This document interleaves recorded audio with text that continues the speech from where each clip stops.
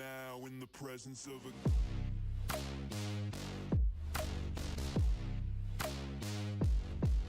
king.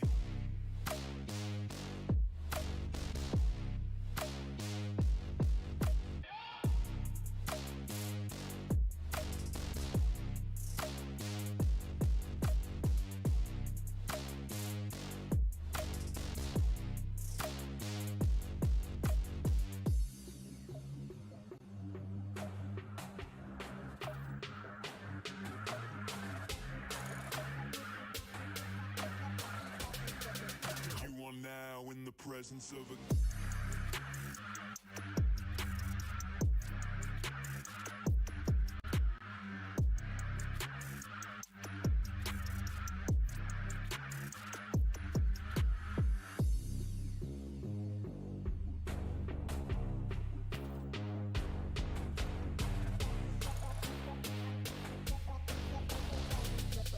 You are now in the presence of a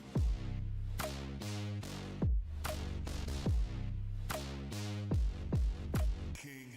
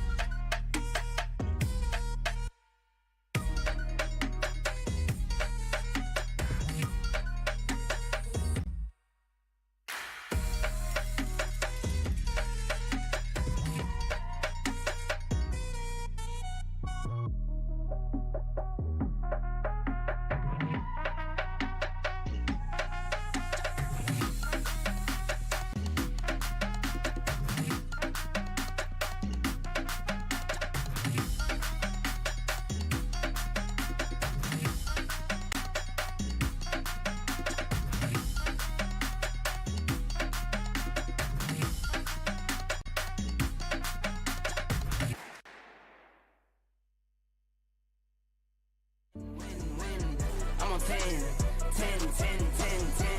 Green light, let's get it. I'm the future, I'm in it. Check score, I'm winning. Green light, let's get it. I just win, win, win, win, win. I'm on 10, 10, 10, 10, 10.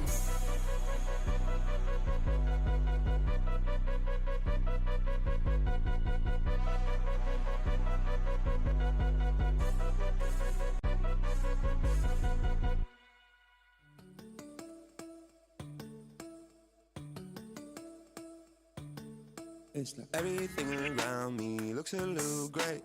Ever since you found out, worry about my brain. I just need a time out, probably just a sprain. It's okay, baby, it's okay. Got a lot of words you don't know how to say. Pull out all your big ones, tryna flip my face.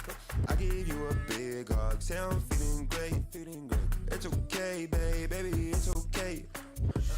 I don't wanna see you worry, but if you come around too early, if you make my toes too curly, and if you really, really have on me, baby, get hold that roll, how to get it so wrong.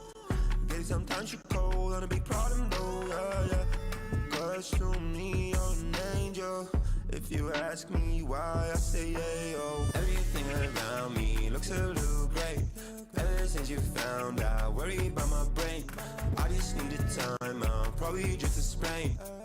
It's okay, baby, it's okay. Got a lot of words you don't know how to say.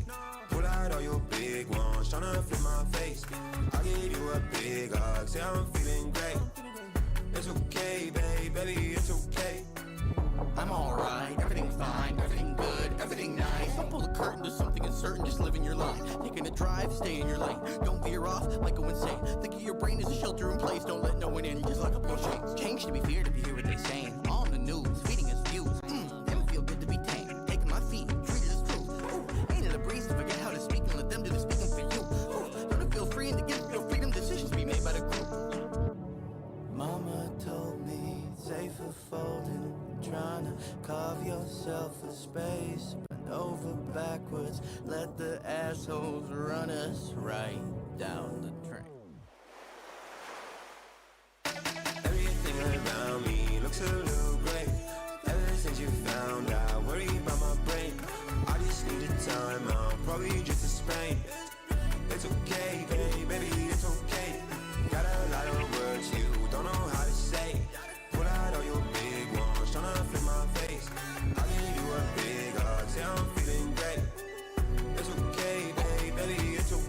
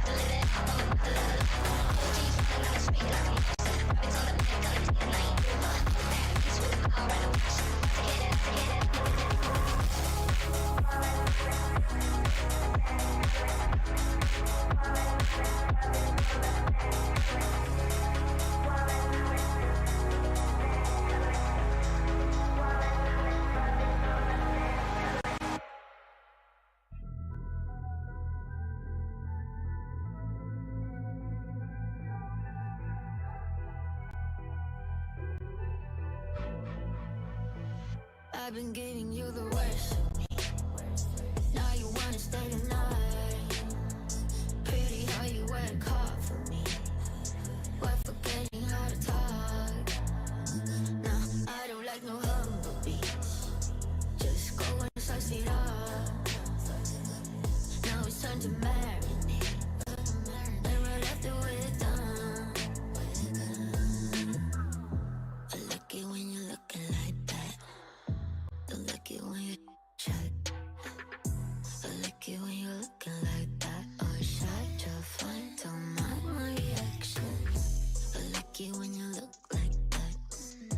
Don't wanna watch a bugger with a white mouth. Just like it when you're looking like it. Like no sweets, no rush, can't my attraction. Don't think twice, I'm here for a moment. No, I like him better. I got a church place somewhere and I'll make it last forever. I've been giving you the worst of me. Now you wanna stay the night. Pretty how you work hard for me. Why forgetting how to talk? Now I don't like no humble beats. Just go and suss it up. Now it's time to marinate. And right after we're done, I've been giving you the worst of me.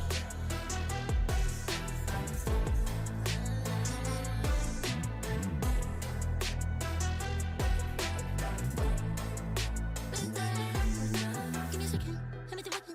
I'm no vegan, agree. I'm off the leash. Go down on your knees. I got PhD. I'm all that you need. Just give me those. I've been giving you the worst of me. Now you wanna stay the night. Pretty how you work hard for me. Why forgetting how to talk? Now I don't like no humble beach. Just go and suss it up. Now it's time to marinate. And right after we're done,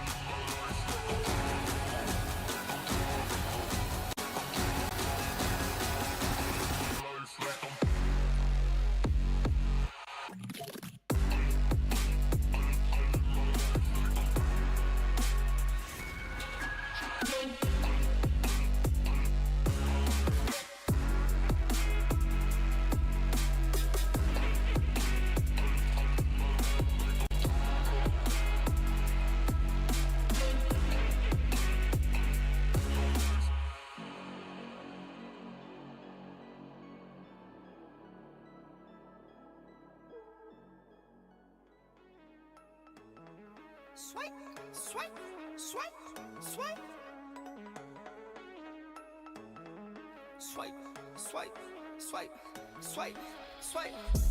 Just picked up some bands, come again, come again. They do what I do, I'm like Simon Says. Yeah, I'm the running man, rapping rubber bands, rubber bands. They do what I do, I'm like Simon Says. They do what I do, I'm like Simon Says. Swerving, making plays, Ferrari red. Never out my zone, touchdown in my hands. Only fam around me, I can't have no friends. Had to cut you off, you left me out for dead. Ever since I was a teen, had prices on my head. Had to cut you off, you left me out for dead. They do what I do, I'm like Simon Says. Just picked up some bands, come again, come again. They do what I do, I'm like Simon Says. Yeah, I'm the running man, rapping rubber bands, rubber bands. They do what I do, I'm like Simon Says. Just picked up some bands, come again, come again. They do what I do, I'm like Simon Says. Yeah, I'm the running man, rapping rubber bands, rubber bands. They do what I do, I'm like Simon Says. Yeah, ballpoint on the beat, ballpoint make them dance. Yeah, we came up from nothing, now we're making plans. Yeah, just picked up some bands, just picked up some bands. Tell her ask it questions when I come again. On the run like a runaway. Only way is the money way. New chain, no jewelry. No games, don't fool me. 21, been a boss. Play the game, pay the cost. Heard your rolling TikTok. Need to get another watch. Just picked up some bands, come again, come again. They do what I do, I'm like Simon Says. Yeah, I'm the running man, rapping rubber bands, rubber bands. They do what I do, I'm like Simon Says. Just picked up some bands, come again, come again. They do what I do, I'm like Simon Says. Yeah, I'm the running man, rapping rubber bands, rubber bands. They do what I do, I'm like Simon Says.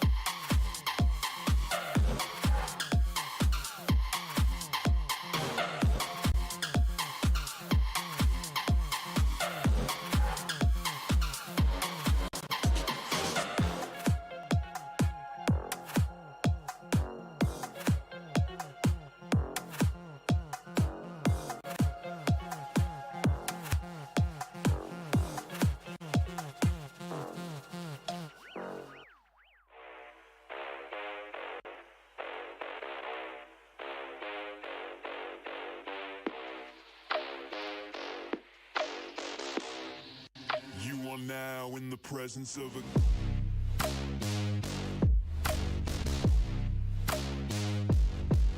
king.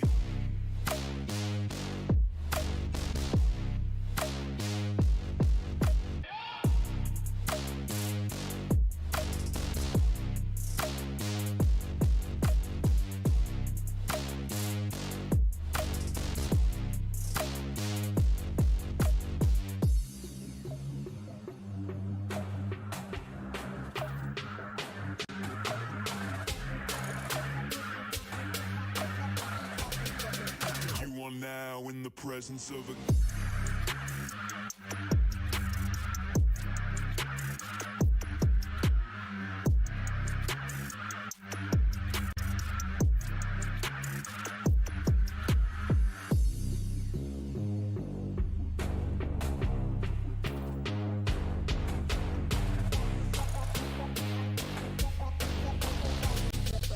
You are now in the presence of a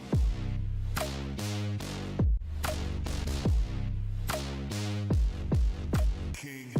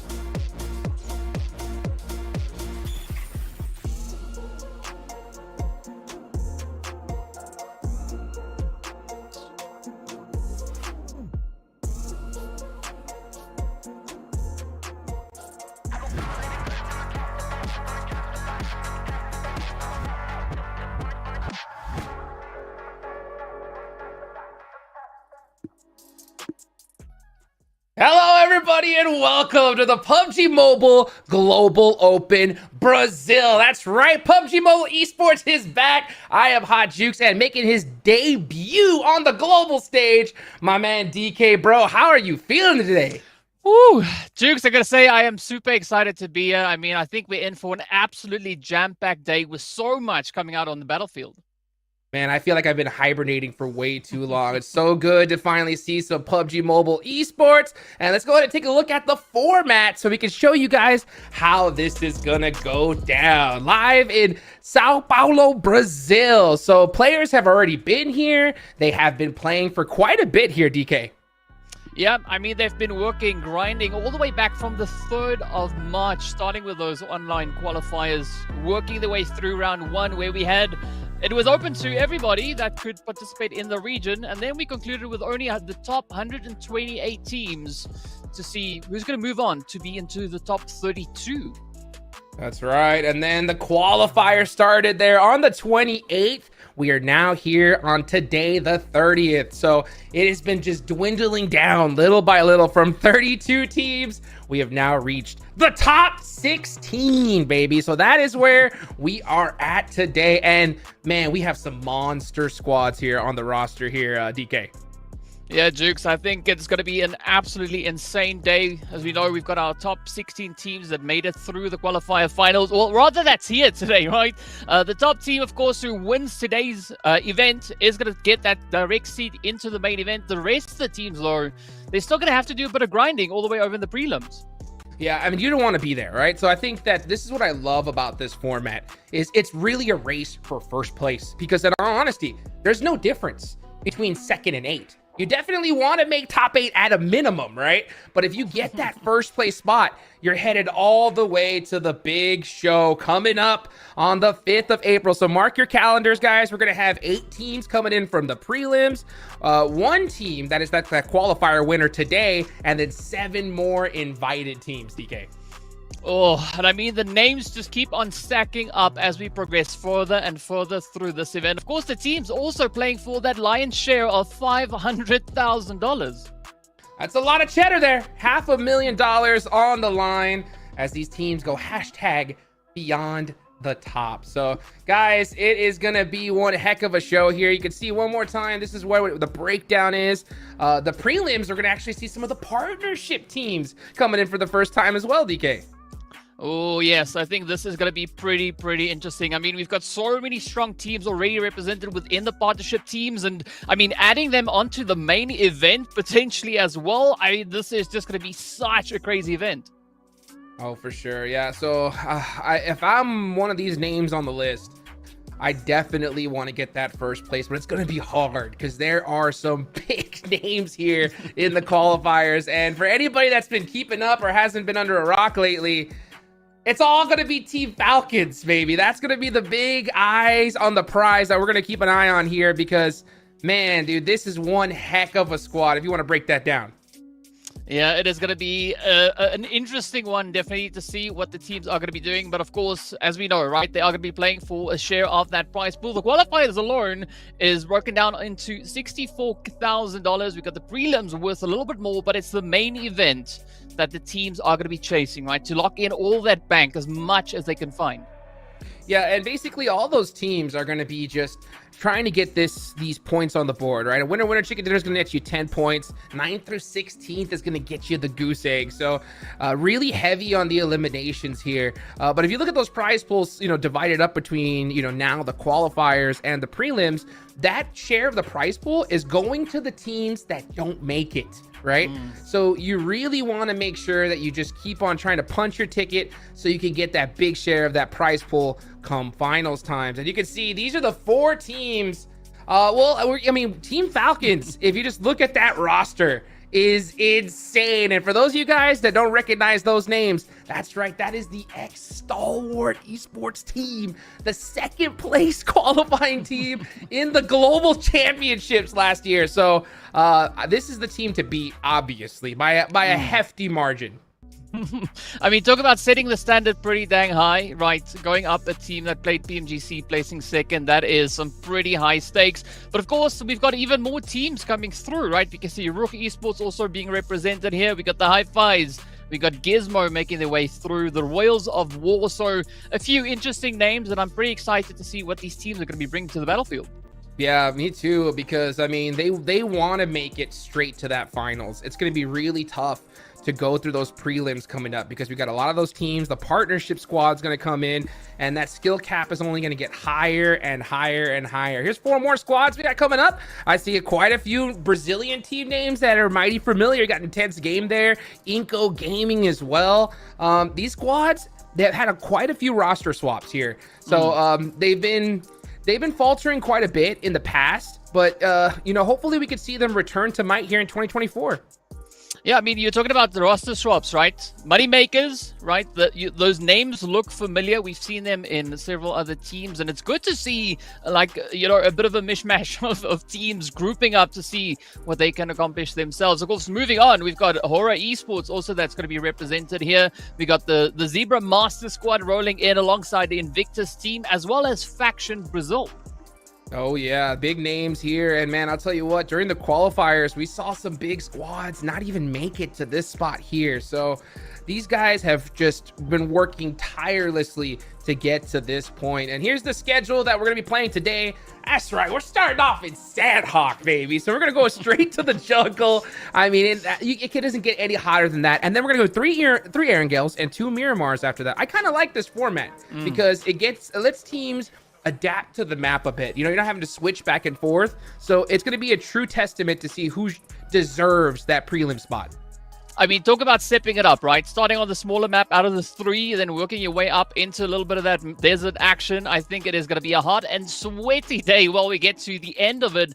But first off, of course, it is going to be that rumble in the jungle to see what the teams are going to be bringing in. And just looking at the players, you can see them now just trying to get that focus locked in. Oh, you see the knuckles are cracking. You see players staring back and forth. And look at that squad right there. These guys are just looking calm and relaxed, ready to go here today because they know that they got this. And as far as for those teams that you guys didn't see, during the qualifying matches, we did see Team Falcons end up the top team in their group. So they ended up with the most points. A lot of these squads have had some time to be able to research each other. They know their drop locations. They know what's up. But at the same time, this is the first time we're seeing this group go together at all, DK. So it's going to be really important, I think, this first match to set the tone for the rest of the day. Yeah, and I think it's no better map other than doing it on Sanhok, right? You got to get up close and personal, maybe even a little bit sweaty. I mean, these teams, these players, they are sitting opposite each other. So I think that just adds to somewhat of the pressure that they are going to be experiencing here. But of course, look at this, you know, it's all chill. It's all chill back in Brazil. You can just see every single player's just like, hey, play it cool. Play it cool. Right? I'm not nervous. I'm fine. I'm ready to do this. I mean, this is tough. I mean, the hardest part about this tournament, or at least this qualifier finals, is that it's only one day, right? So there's no, you know, multiple weeks to get used to other squads. It's really just time to put up or shut up for these squads. And that's hard. That is really hard here. I'm going to ask you this question. In this scenario, I want you to see if you can just pretend to put your coach hat on for me, DK, okay? So we got Coach DK here. If you're one of these teams and you know that these other squads are nervous, do you think you tell them to play aggressive off the rip to take advantage of these nervous squads, or should they just play it calculated, considering that it's really only 6 matches that's going to decide your future?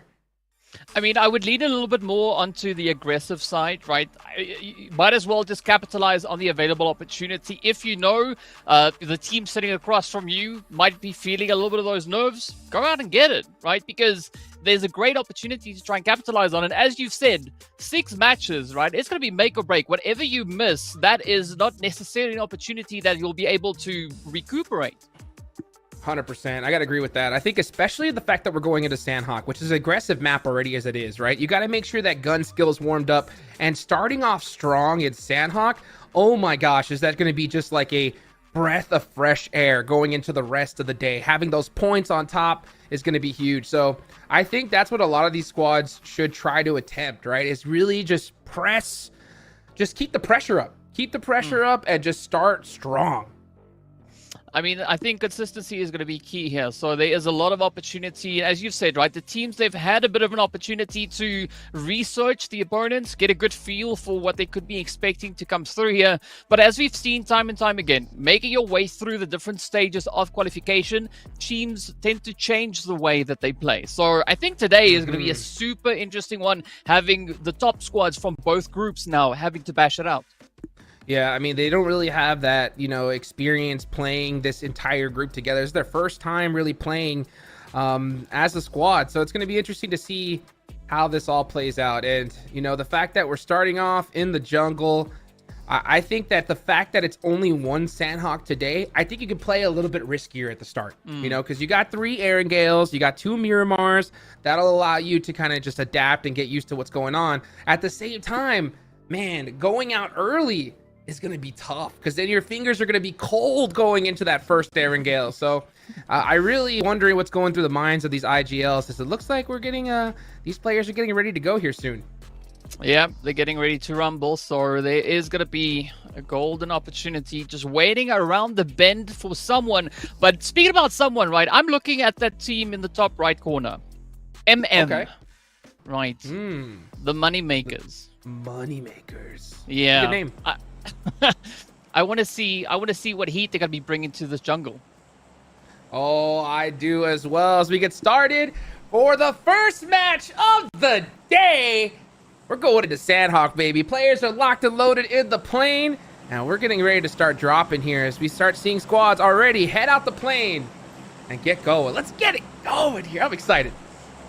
Well, Jigs, I gotta say though, this is looking like a very decent start though, coming out here. I mean, the flight path nice and central. The teams, as it is on Sanhok, can pretty much access just about any point that they would wish to get themselves situated. So I'm curious to see if we're gonna have any potential hot drops maybe coming in, looking into our usual suspects, like up into Paradise Resort, maybe a little bit over here into the boot camp, right? Expecting Lobster maybe to get hot. Oh, well, you know what? I doubt that, because guess who's there? It's Team Falcons, right? Team Falcons dropping dead center. And I did say it'd be great to play aggressive, but not even I'm stupid enough to try to hot drop this squad right now. And, that's what's so huge is there's a big mental factor inside of PUBG Mobile Esports. For as long as I've been a part of this game, it's so huge. And, the great part about dominating the qualifying positions and just being such a strong name team, you create that fear surrounding you, right? And when you're in a game where, look at that first zone, we'll get into that in a second, but we're looking at a game where tenths of a second matter, right? If you delay even a little bit, your whole squad could be wiped out. So if you're Team Falcons coming into this, and if you're in a different team and you knock a player from Team Falcons and you realize that, hey, this is that squad after you maybe get a thirst one or maybe they thirst you, you're going to be like, oh, it's Falcons, oh my gosh, be careful. And that little hesitation is all it takes for them to capitalize on you. And this squad, they do not mess around. If they see even a little bit of gap, they're going to go ahead and jump right over it. I mean, they've got the confidence, right? They showed that all the way back in PMGC. So I think a lot of that prowess is going to pull through into how they're going to be performing out on the battlefield. And as we said before, right, they know what's at stake. There's that top spot that's going to be taking them straight into the main event. And, well, 2 to 9th place is going to be yet another battle, even more opportunity just working their way through the prelim. So, yeah, definitely going to aim for the top slot, yeah. Absolutely. We got a nice northern circle here. That's going to be a little bit tough for the likes of Intense Game, who landed on that northwestern island. So they're going to have to start really hurrying up and going here to get across that bridge. And it's going to be tough because there's already quite a few teams gatekeeping that position. Well, let's see if anyone is going to maybe be able to slide on through. I think another interesting spot here is what we are seeing with the hi-fis. Nice presence that they've got up in towards Paradise. I don't really see anybody looking to contest just yet. So I think this buys them quite a bit of an opportunity, right? They can get themselves properly set it up, get some good gear going here, and then once we see where the next phase is going to be taking us, they can make that call. Yes, they can. So let's see what call they're going to make. So right now we're in that looting phase, and this is definitely the calm before the storm. So no hot drops, and that is what you want to avoid at all costs. What I do want to see is I want to see some rotation camps. I want to see some teams get looted up, try to be able to get into position to camp some of these teams on their way in, and we're starting to see that happen. We see Falcons already, trying to get up and going and leaving boot camp as soon as possible because they know they got to get to that northern circle pretty quickly here. Now, we do have some teams all the way on the south side. They're going to have to make that rotation on up. And you can see them just being very patient right now. Nobody wants to go out first. Yeah, I think it would sting a little bit being the first team to get their ticket punched. And I mean, definitely going to try and play it for the long game. So I'm curious to see if anyone's going to potentially try and maybe rotate up towards those northern sides. I mean, looking at Gizmo that we have all the way on that far western edge, they've got pretty decent access, at least to the immediate bridge, and then maybe rotation up into Cow. Okay, well, let's see what the play is going to be. We're starting to see just some teams trying to get some intel here. Falcons are going to go ahead and drive on away, and it looks like they're going to be able to make that rotation safe. So no worries on their end, as this is definitely that calm before the storm. I do like seeing this kind of gameplay because every single time we get to a global stage, this is the place to look at. So there's teams, players from all around the world just glued to their screens right now, trying to learn from some of these guys here, because this is truly the best of the best going at it. And I also like the fact that we have such a strong Brazilian presence here. I mean, yeah, sure, it is happening in Brazil, but still just looking at, as you've said, players from around the globe participating in it. And I think this is also a good opportunity for a few of these teams really to kind of measure themselves against a team like the Falcons, for instance, right? To see how they'd be able to cope, and maybe they could learn a few strats along the way as well. Yeah, Brazil is looking to finally put that belt around them, right? That global championship belt. And, they've been able to secure so many different positions and top placements in almost every single region. But that PMGC is where it can get just harder and harder, as we're looking at the first battle here. Moneymakers on the push, Insanity Esports on the defend. A nice thirst there. Here comes Silence, trying to get the second knock, barely misses it. Oh, no. Moneymakers quickly just trying to patch themselves up. Talent, though, getting picked up. Beautiful S12K hit. Up comes Biscay. Risky play, and that is a clean wipe, though. Wow, then that is the first squad wipe here for our first global event of the year. And it's going to be Moneymakers. You were talking about this team earlier. They do lose one, but heck, picking up 4 points at the start, can't go wrong with that. Yeah, it's going to feel pretty nice at this point. So it does set the standard, or the bar, at least to some extent. But of course, you still got to look what's happening over on towards this western side of the zone as well. And this is where we've got a nice little bit of a lineup, right? We've got Gizmo slowly just creeping their way on forward. And as you can see, Bro trying to see if there's maybe a bit of an opportunity across into the compound. 100%. So you can see them on the move a little bit. Every single team saw that finish there. So we're down to 15 teams looking to continue on here. I like the fact that we did see that battle early, because Sanhok is one of those matches that's just so unpredictable, right? The zones move so quickly, and if you just get in the wrong position, no matter how good you are, there's nothing you could do. I mean, it's so difficult to run in the open against 16 teams in front of you just blazing shots. So I think the fact that you could just really hustle and try to get those early eliminations just to kind of hedge your bets is definitely the right strategy. What do you think? Yeah, I agree. I mean, especially on a map like Sanhok, you got to try and hustle as best you can, right? I mean, things can go south really fast on this game, so you got to try and bring up as much as you can. I mean, even looking at Insanity Esports, at least they went out with a point, right? They got that elim, so it counts. They're not going to be sitting with a donut or bubble on that leaderboard, and now hopefully they can bounce back in the remaining matches of today. But first up is going to be down to where this next phase is going to be taking us. Yes, so let's see where it's going to go here. As we're now in stage 2. Zone will be closing in 1 minute. Invictus team looking to get on the move here. Trying to press up really close on the top. This is in Cow. And let's see. Oh, the DBSs are out. Locked and loaded. 7 with a nice little shot there. Ooh, gets popped in return. trying to get this initial first knock, and he gets it. Ooh, wow, that was a quick response coming through, but Inko not exactly out of the woods just yet. Still have quite a bit of work to do. Here we go, Nene now. Trying to knock on the door, try to see if they can find the opening. But for Nene, this is a very risky play. Though super low on the HP, but Nunez comes in clutch. Beautifully done there. And we're going to see Martinez try to be able to throw that nade off. Doesn't get it in time. His whole team's down. I think he's going to try and make a play here. He's in a 1v1 situation. He goes for the push, trying to get those pre-fires with that DBS. Oh, great play from Inko, realizing, hey, we got one isolated player. Let's not try to get into a 1v1, but they do it anyway.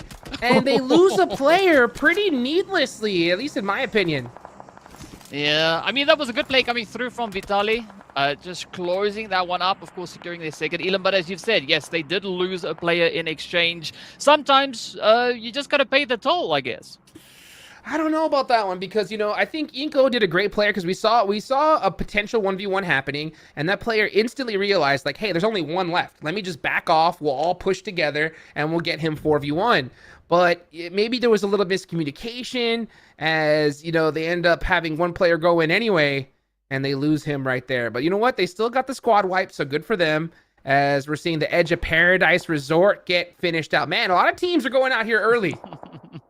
I mean, it's called Paradise for a reason. So, yeah, they still, I think, a little bit of that sweaty play that's going to be cooking down in towards that southern side. But speaking about the south though, I mean, we've got the players here from Rug also trying to pick up a little bit of the trade, going up against the Zebra Masters. Ooh, Atsu getting taken right on down. Let's see whether or not Zebra can line this one up. Maybe even get a quick finish on Rug. Was the bank open? Looks like it is. Oh, actually it isn't. Okay, so it doesn't get that finish, but goes and gets that knock there. And oh man, it's so difficult to be inside the building in this position because you know you're gonna get so much utility thrown at you. It's really, really tough. So Zebra Master definitely have the edge here, but they don't want to take too long. The longer this fight goes on, the bigger chance a third party's coming. Yep, now it's going to be the opportunity to push, and I'm pretty sure that Rug is expecting that kind of play to come through from the Zebra Master. So I like the spread, a little bit of the awareness coming through here. Ooh, Tsegnov, good nade. But now, are they going to be able to find that last bit? I mean, looking at Zebra, right? They just chilling. They just taking their time. Yeah, they're taking their time here, but they're out in the open and not in a very safe spot. They're luckily that they're so far on that edge that with this zone shift though, it can get hit, it can get dangerous. So I think if you're Zebra, yeah, you can see them on the move, looking to finish this out sooner than later. Well, now it's all still down to the final push though. I mean, we also did see the Death Wolves getting sent away. Oh, come on. It's so close. Oh. Right. Oh, he gets one. He might get the thirst. He does. Oh, and we're seeing this happen quite a bit, DK, right? Where we see a player pretty much all done and looks done for, but is able to steal a quick elimination before he goes out. I mean, it's all about timing, right? You might get the first initial few shots, but if you find yourself in a slightly vulnerable position going up against these teams, I mean, you know what's coming your way. For sure. I think that once these teams are fully like warmed up, you know, we're not going to see those mistakes where players are getting lost like that. But, you know, the problem is that you only have 6 matches today, right? And it's going to decide whether you keep on going towards that big prize pool or you go home. And that is not what a lot of these players have worked so hard for here, as we are seeing Bold in a pretty good position here on the edge of the map. Yeah, I mean, quite some distance out into the blue, but I mean, it's still stage 3, so the blue's not going to hurt all that much just yet. But they do have, of course, the players there from Hurrah just positioned up ahead. Faction Brazil, though, they're going to be camping out these compounds. Great opportunity up onto its Gizmo. Let's see, is the follow-through going to be there? Hoping for just one of those pixels to be out of place. I think if you're Gizmo, you do not want to open up this opportunity for a knock. I think play it safely, try to get some angles. Ooh, that peek was so dangerous. It's just not worth it at this point. They're on the edge of the circle. You know they're coming anyway, so I think just suppress a fire, wait for that zone to come on over, and you'll be good to go. And look at this. Falcons on the buildings in a excellent spot. They have so much vision, and they are just trying to lay down the law here in the first map. I think they saw the hashtag, you know, go beyond the top, and that's why they got themselves on the roof, trying to see just how far they can actually take it. But in the meanwhile, We do have a few of those casualties now starting to line on up. Gotta say, Faction Brazil, though, is still looking nice and steady. Not such a big fight over on towards the edge of the zone here, but I think there's a lot of ground for them to try and make up here. Yeah, let's see how they decide to do it here. Is this stage 3 can definitely start to spice things up. Stage 4, though, is where it's just an all-out war. Ooh, okay, there we go. I'm just always talking about Gizmo just leaving themselves out a little bit too open. In this kind of position, a team like Faction Brazil is desperate, right? They need that knock to be able to get, a shot open here. So if you're Gizmo, you have to be extra careful. Just let the zone play it out. But getting that one player knock is going to make things difficult. As we head on back over to Paradise, though, we see Intense Game looking to do some gatekeeping, but no. Well, this next zone, they should still be in, so they can definitely wait a little bit. And I think that's part of the process, working your way through Paradise. There's so many nooks and crannies to just hide in and gatekeep teams as they start pushing forward. I think there's going to be a lot of pressure now, especially looking at the players from Gizmo and, of course, Faction Brazil. They have to try and find a way forward. For Gizmo, the big threat is going to come through from Falcons, just lurking on the edge of that zone. You can see Faction Brazil. Yeah, they were able to make it out alive, and they're going to start trying to creep through Paradise here. And it looks like they do have a little bit of an angle to sneak their way in. Meanwhile, Zebra Master down to 2. They do have 4 eliminations, so that's going to help a little bit. But they know that's not going to be enough, because at the end of the day, we're looking for that first place team. Because if you are first place at the end of the day, you're going to get an automatic golden ticket to the finals. And with the rosters that are going to be coming up here, that is what I want. I do not even want to deal with the prelims at all, because it's going to be all-out war. I mean, unfortunately, we have to see what the prelims have in store for us, right? We are going to be adding even more amazing teams into the mix. But yeah, the stakes are going to be pretty high for whoever makes it through. But for now, it seems like we have a little bit of that silence now creeping up into Sanhok. I mean, good play coming through here from Faction, slowly just pushing in, clearing compound by compound as they push up, maybe even getting a little bit of that parkour action going here. But this could be a golden opportunity onto Hi-Fi's now. Yeah, you can see them set up for the gatekeep. They're very spread out, though, not in really good positions to support each other. So that's going to be tough. They got to play this carefully. That's why you see them kind of playing very kind of hidden positions where they could leave, but not in the spots where they're at, they can't get knocked at all. Yeah, I like that from Dream. He realizes that, you know what? It's just not worth it. Yep, almost gets shot in the back and leaves perfectly on time. Great instincts. So we might see another player get knocked, and he does. And this is what I was talking about. Oh, actually, great support through the wall. Smokey with a perfect shot. I mean, you gotta love the plays, though. Monkey just on the point with that play. Now it's up to Snowix and Dream to see if they can survive. Well, they do find yet another pickup, and now this is where Faction Brazil is going to be feeding all that pressure, right? It's going to be a 2v4. Scratch that. It's going to be 8 elims going straight to the Hi-Fi's.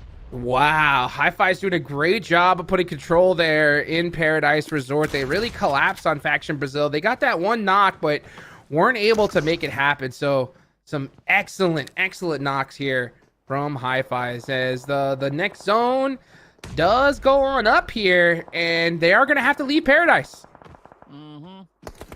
Gotta give it up. Gotta give it up, but not before going through quite an intense fight, right? As you can see, Zeus. Ooh, nice shot. Quick pickup, though. Man, Hi-Fi's so good with those return knocks instantly. And where's the rest of Intense Game? Yeah, they're going to have to come and collapse and take this team out. Good thing for Hi-Fi's, though, these guys are warmed up and ready to go with 8 eliminations as they're trying to sneak some shots through those elephant legs there, but not able to find the angles. So looks like, man, Hi-Fi's doing a great job here, getting those knocks, returns, pickups quickly. And Intense Game doesn't seem to have that same level of synergy because these guys are still spread out. They're going to lose a player now. Ooh. Let's see whether or not there is maybe a little bit of hope here now left for Hi-Fi's. I mean, starting to move, they don't have all that much choice, really, because as we can see, the zone is going to be closing up in less than a minute, but I think there's even more pressure getting added on, right? Falcons, they're getting closer. Zebra Master, they're getting closer. So whatever Hi-Fi's are going to look to do, they really need to get to it right now. Oh my gosh, Rafa needs to get it done here, but you're so right. As we see Falcons putting so much pressure onto Intense Game, getting a bunch of knocks from their backs. And now it's just Rafa. Oh, that nade should do it, though. Oh, it's a stun. He hits a headshot with the DBS some way, somehow. But it is not enough as Hi-Fis are continuing to steamroll players here on the edge.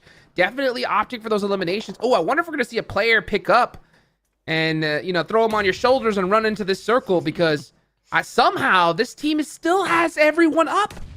Wow. I mean, this is a fight that I've been wanting to see. Moneymakers going up against Team Falcons. Both teams now fighting for possession of at least that western edge, but the zone is going to move up. So this is going to force, well, the Moneymakers to make a very difficult choice. They have to move in. Oh, but Biscay taking so many hits now to the face. It's going to be up to top to try and close it up. And there it is. Falcons swoop in for yet more eliminations. I mean, these guys are ridiculous. I mean, look at the confidence, right? Literally running out in the open, even though we see one of the players from Moneymakers has the cover with the rock, it doesn't matter. Top realizes, hey, we have to finish this here and now. We got to clear this side out.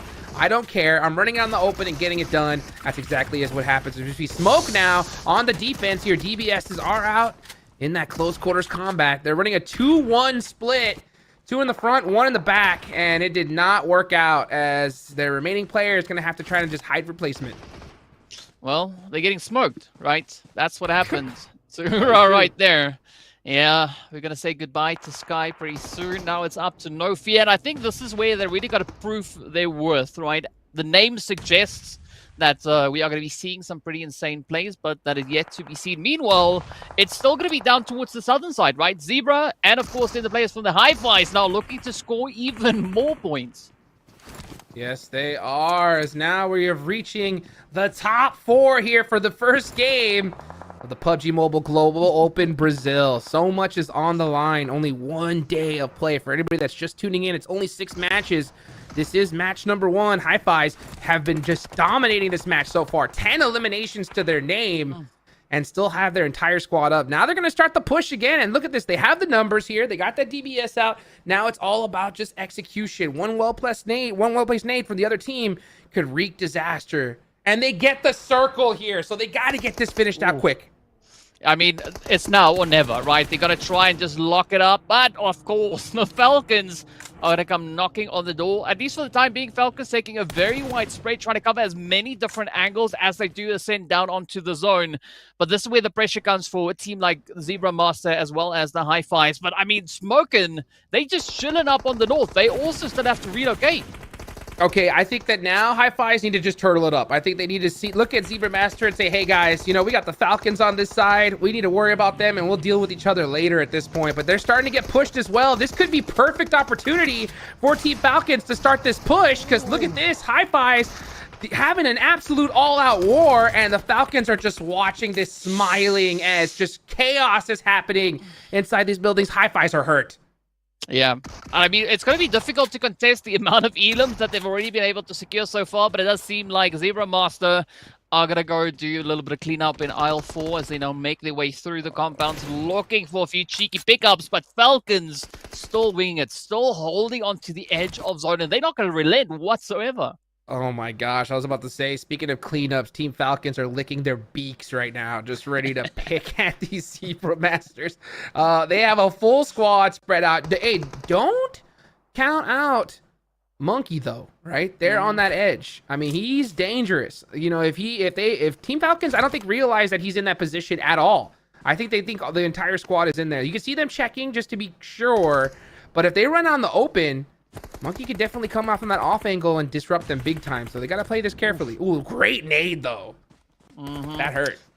Yeah, that's a very uncomfortable tickle that's come through on that one. But now, of course, Icy still trying to do the due diligence here, just trying to smoke it up. Does he know he's there? Not yet. Not yet. No, Zed also just gonna be got looking. him. Ooh, come on.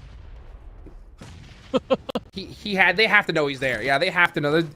If not, then they got that fifth sense going. You can see them starting to push out now. Oh, he does go down. So that's Hi-Fis out. Here we go. Top 2 teams. Falcons do go down, though. It's a 2v1 out in the open. He's going to have to hit some crazy shots. But guess who's on top, baby? It's Team Falcons winning the first match of the day. The most hyped squad coming into this. Second place in the global championships. They're on that new roster and ready to go beyond the top here. I just gotta ask you one thing, right? What sound does a falcon make?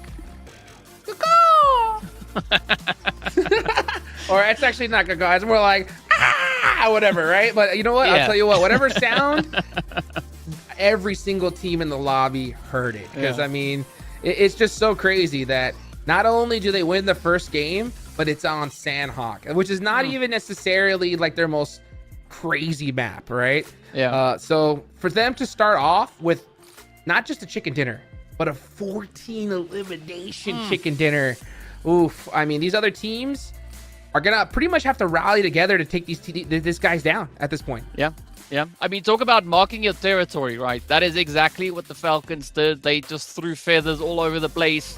They claimed the spot, right? They said Sanhok is ours for the taking. And it's no surprise, really, to see them perform like this, right? We did see them back in PMGC also performing exceptionally well when it came to the map of Sanhok. So, yeah, I'm super excited as for the outcome of this game.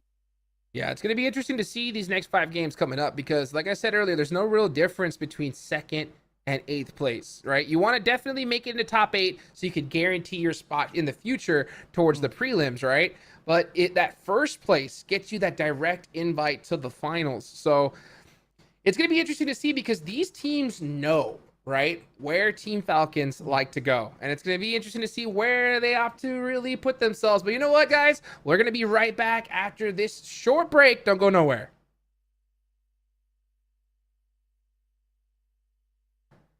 And we're back here as we got the highlights so we can see how this game went down. And you can see the Moneymakers getting some great shots. It was beautifully done. And man, I'll tell you what, this Falcon squad, they are ready, locked, and ready to go. Yeah, but I gotta say, this was a really good start, though. First match of the day, everybody turning up with the aggression. We did see so much carnage coming through here. And I mean, you said it before, right? Good warm-up, teams really getting those fingers all nimble and ready to rumble. So, yeah, expecting some pretty intense gameplay to come further as we progress onwards. But Hi-Fi's really good possession that they had up in Paradise. Oh, yes, they did, dude. The Real Me highlights really showing what they can get done, especially against intense game. It's so crazy to see them last all the way to the end as a 4-man squad. Yeah, they got taken out, but that's because they were in the most dominant position, just getting shot from every single way. So I think they definitely need to hold their heads up high and just get ready to start some good old Erangels coming up soon. I mean, we've got a heavy dose of Erangel coming through here today. 3 matches back to back. So there's going to be a lot of opportunity to bring in quite a bit of change. Oh, yes, indeed. So you can see here the damage that was done. Oh, my goodness. 2,500 damage, 14 eliminations. Hi-Fi's were definitely working for it. They got that dozen, which is a great game, right? And the way that this format is, I can't stress it enough, right? It's all about first place, so they could definitely not let off the pedal at all coming up.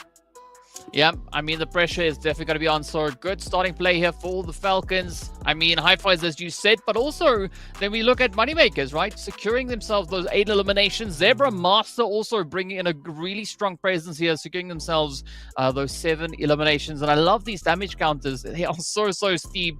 I mean, 4 teams hitting an excess of 1,000 damage. So that already speaks a lot to the aggression that we've seen out on the battlefield. Yes, sir, indeed. It's time to go ahead and see who is going to be that actually the match rankings here. Let's take a look here as it is going to be, Hi-Fi's in second place with 17 total points. And it's going to be Team Falcons on top with 24. So I was kind of alluding to it a little bit earlier, DK, is the fact that, you know, since first place is so desperate, teams are going to know where the Falcons land. So I wonder if at a certain point, a bigger stress for multiple squads are going to be to try to take them out, so that way they can still have a chance for that golden ticket. What do you think? Because they're now, I mean, in my opinion, there's a big target on their back. Yeah, I agree. I 100% agree with you on that one. I mean, especially being a team like Falcons, as you've said, right? They are a well-known team. There's so much footage at looking at how they play, where they drop. So there's a golden opportunity for teams to try and contest them. But I think Falcons, they also up for the challenge, right? They just sitting around and, you know, almost like begging the teams like, I dare you, push me. I want some Yeah. free elims. For sure. And honestly, I think, you know, even trying to get into a fight earlier on can be dangerous because they're just so good. But maybe just trying to land near where they land, try to take them out on their rotation. I know I know a lot of these teams did their homework. Anything to disrupt them. And if you could do that earlier on, right? Let's say if you just go into this first Erangel, you know where they drop, you camp their rotation and make them second guess themselves, right? That could disrupt them for the next 2 matches. So I'm interested to see if that will happen. But, you know, at the same time, when you have so much pressure, only 5 matches left, I wouldn't be surprised if we see every team just kind of stick to what they know. But I think at least having a triple Erangel lineup is going to provide a golden chance for teams to kind of rectify whatever didn't go exactly according to plan, either in match number 1 or the first Erangel. So there's going to be several opportunities. As we know, of course, the zones are going to go in different places, but I think Erangel will definitely be the map in which we see the teams really start to lay a super solid foundation moving through for the rest of the day. 100%. You can see here the MVP, of course, it's going to be none other than Team Falcon Zed, getting it done there. 6 eliminations, only 53 healing. So, man, this guy was just running around having fun at this point as you look at his highlights. Crazy shots here, just coming up on. I mean, he just was chilling, and that's the crazy part is we saw like Hi-Fi's just having to push every single squad, and Team Falcons were just in the perfect position, just taking down point after point after point. I mean, it's going to be pretty tough competition, right? Sanhok now done, dusted. Now it's time for a little bit of the bread and butter, right, that we are going to be taking a look at. And I'm curious to see whether, as you suggested, right, teams are maybe going to try and, test their luck when it comes to the Falcons. Maybe we could see an early game disruption happening. I want to, because honestly, I'm so tired of seeing teams just kind of stick to that, you know, same level of play, constantly just doing the same thing over and over. When you know what's at stake, you have to be able to adapt, in my opinion, right? Because you know that, hey, if we get top 8, that's great. But we need first place. So if we could do anything we could do to get that little extra edge or make that even a possibility, that would be huge.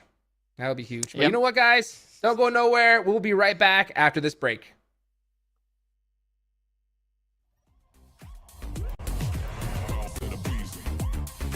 One, two, three, yeah!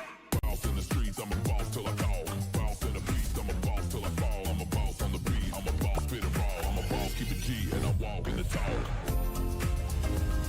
I'm a boss.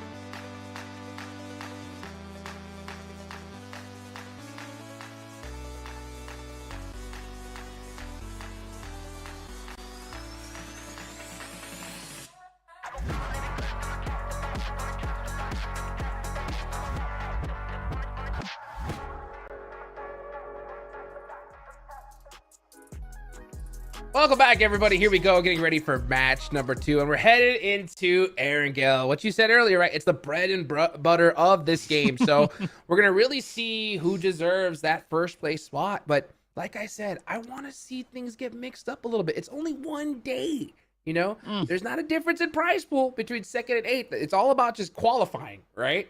The only prize pools given is to those players that don't make it, and that's not a prize pool you want. You want to get that big boy money coming up here soon. So hopefully we see some teams mix it up here soon. Yeah, you definitely don't want to go for the consolation prize. You want to go for the big one. So, yeah, also got to give a big shout out for the Realme 12 Pro. It elevates your photography experience with the 120x super zoom and performance in games. There we go. How to be a portrait master.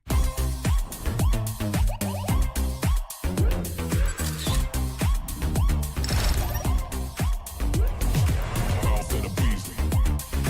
1, 2, 3, yeah. Bounce in the streets, I'm a boss till I call. Bounce in the beast, I'm a boss till I fall. I'm a boss on the beat, I'm a boss, spit it raw. I'm a boss, keep it G, and I walk in the talk. I'm a boss.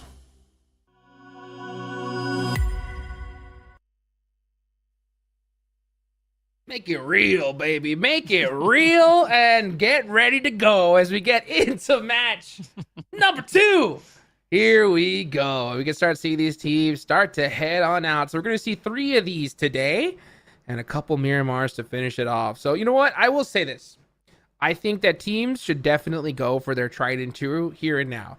I think if you're feeling a little bit spicy, maybe try to camp the Falcons rotation. Maybe if you're nearby. You know what I'm saying? But I think right now you just try to get those consistent points, get a feel for what everything's going on. If the Falcons do well in this game, I think that you're going to have to try and stop them sooner than later. Yeah, I have to agree with you on that. It's going to be your cue, right? I mean, if you've ever wondered when would be the right time to step up, yeah, it would be, especially after the Falcons, if they have a good game here. Speaking about good game, though, Insanity happening right here in the early game. First Elam already secured. You can see Marlon not wasting a single moment. Surprising enough, though, the zone actually relatively spread out. Sure, there is a little bit of contention over here up in towards Rozhok, but looking at the rest of the spread, I mean, the team's pretty well situated. Yes, they are. So let's see exactly. Well, we're going to start seeing some knocks already, and that's going to be all of the hi-fi. So this is going to be up in Rozhok here. Let's see how they opt to play this one. Silence is stuck at that tree. Like he's going to try to get this nade off. If he gets it, it'll be huge. And it does come on in, taps him up a little bit. That is going to allow him to be able to push up to this building. And here we go. It is a 2v2, extremely undiluted. This is really tough fight here. He's going to have to hit all these shots. One shotgun blast and he's gone. Oh. But I think this is a super important play, though, for Insanity, right? They had a little bit of a bumpy start over on Sanhok, so this is the opportunity. Ooh. I was about to claim. I saw that push and I just like, I closed my eyes for a second and I started, you know, saying goodbye, because I saw that shotgun. There's not much you can do when you don't have a vest like that. So yeah, I like the fact that, you know, Insanity are staying true to their name. They're just like pushing, playing aggressive, but this is going to be 2 games back to back where you go out really early. So I think after this, you definitely got to have to calm things down a little bit and put some points on the board. Well, and I mean, they are going up against a pretty aggressive team, as we saw in Sanhok, right? Hi-Fi is coming through with those 12 Elams, so they've already set quite a bit of a standard for themselves. Insanity, pretty much on par with what we had over on Sanhok, but now, are they going to be able to kind of wiggle themselves out of the situation, right? I want to see all of them just try and apply as much pressure as they can onto Dream and Monkey. Hopefully, they could secure themselves those Elams and even more playtime here. Yeah, let's see what the plan is. They're definitely on the move, and you can see Dream. Trying to catch some angles. Yeah, Insanity with that knock, gonna be pretty huge here. They go for the push, and again that pump shotgun, just destroying the dreams of Insanity for now. They're gonna have to get this knock though really quickly. He's gonna go over the open hardcore pre-fire. But high fives! That pump shotgun is just too deadly. Oh, well. Oh, little taste of your own medicine, huh? How's that feel? I mean, the best response to a shotty is yet another shotty to come on through, but it's not over just yet. Well, now it is. Beautiful throw there from Snowix. Whew, threaded the needle. That was beautiful indeed. So, a beautiful play. Unfortunately, gonna lose 2 in the process. I wonder if Inko is gonna push this. They could. They definitely could, but I think that this is always a difficult push because you know you're going wide in the open. You don't have a lot of intel. You know what's at stake. And it looks like it is only Vitaly here in this position. So, yeah, I think he's just going to hold it and try to see if he can sneak a shot off. Well, it doesn't seem like the rest of Inko are going to be looking to reinforce just yet. We do see something on the horizon coming through from that southern side. So maybe Vitaly is just going to be waiting for reinforcements, a little bit of that backup before they look to apply the extra pressure.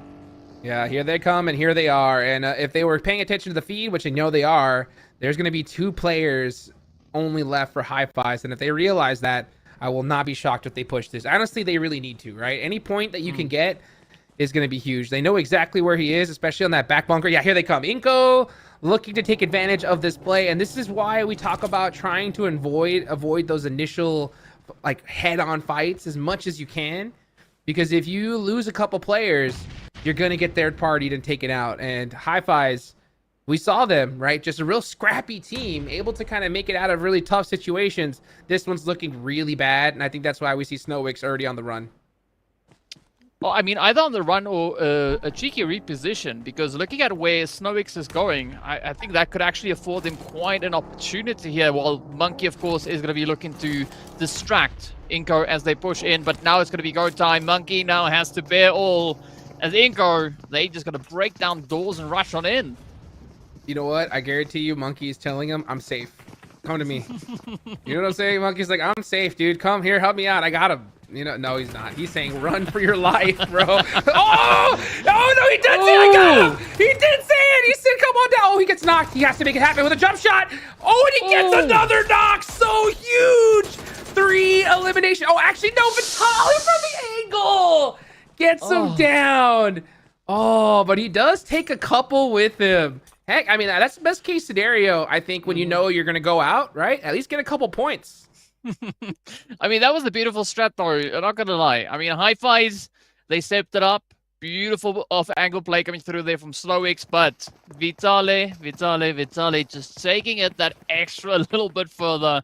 I mean, what a change-up that was. And, well, speaking about change-ups, we're going to be looking over onto Zebra Master to see if they can maybe bring something in here onto the side, of course, of the opponents, right? We've got even more players just hiding in the wings up ahead, and the pressure keeps on building. Faction Brazil not going to be feeling any heat just yet. Yeah, they are not, but I'll tell you what, man. That was the play so far of the tournament. That 1v3 was beautiful. And if he was able to get that finish, it could have been, you know, it's solidified as the play of the tournament so far. But you know what? We'll see what happens next. Hi-Fi's did go out with 6 eliminations, so that's pretty good. You know, at least to make it into top 8. But that's not going to be good enough for first place, because we do see Team Falcon still alive and well. So we'll see what's going to happen here as we're looking at Faction Brazil right next to Pachinki, trying to just hold this position for now. Nice little central zone, so nothing too atypical. Very centralized here on the map. So no surprises here for these teams. But this is where I think the position of Zebra Master might be a slightly better one that we've got here for Faction Brazil, because we've got all these high grounds surrounding Faction's current positioning. And I mean, if you look over onto Zebra, they can just peer in all the way from up on that church hill and just bring so much pressure into whoever's going to be looking to contest, especially coming in from this eastern side or western side. Oh, nice little shift on over towards Gatka. That's going to be an interesting one there. So let's see, as the Ted's game are going to get pretty blessed in this position. This could be a good opportunity to put up some good points on the board. Meanwhile, the squad that we were looking at, Team Falcons, right, are all the way near Novo. So they're going to have to push on up. Meanwhile, Faction Brazil just waiting to see which teams are going to try to run out in the open. And that was going to be Zebra Master losing 2. That's going to be tough.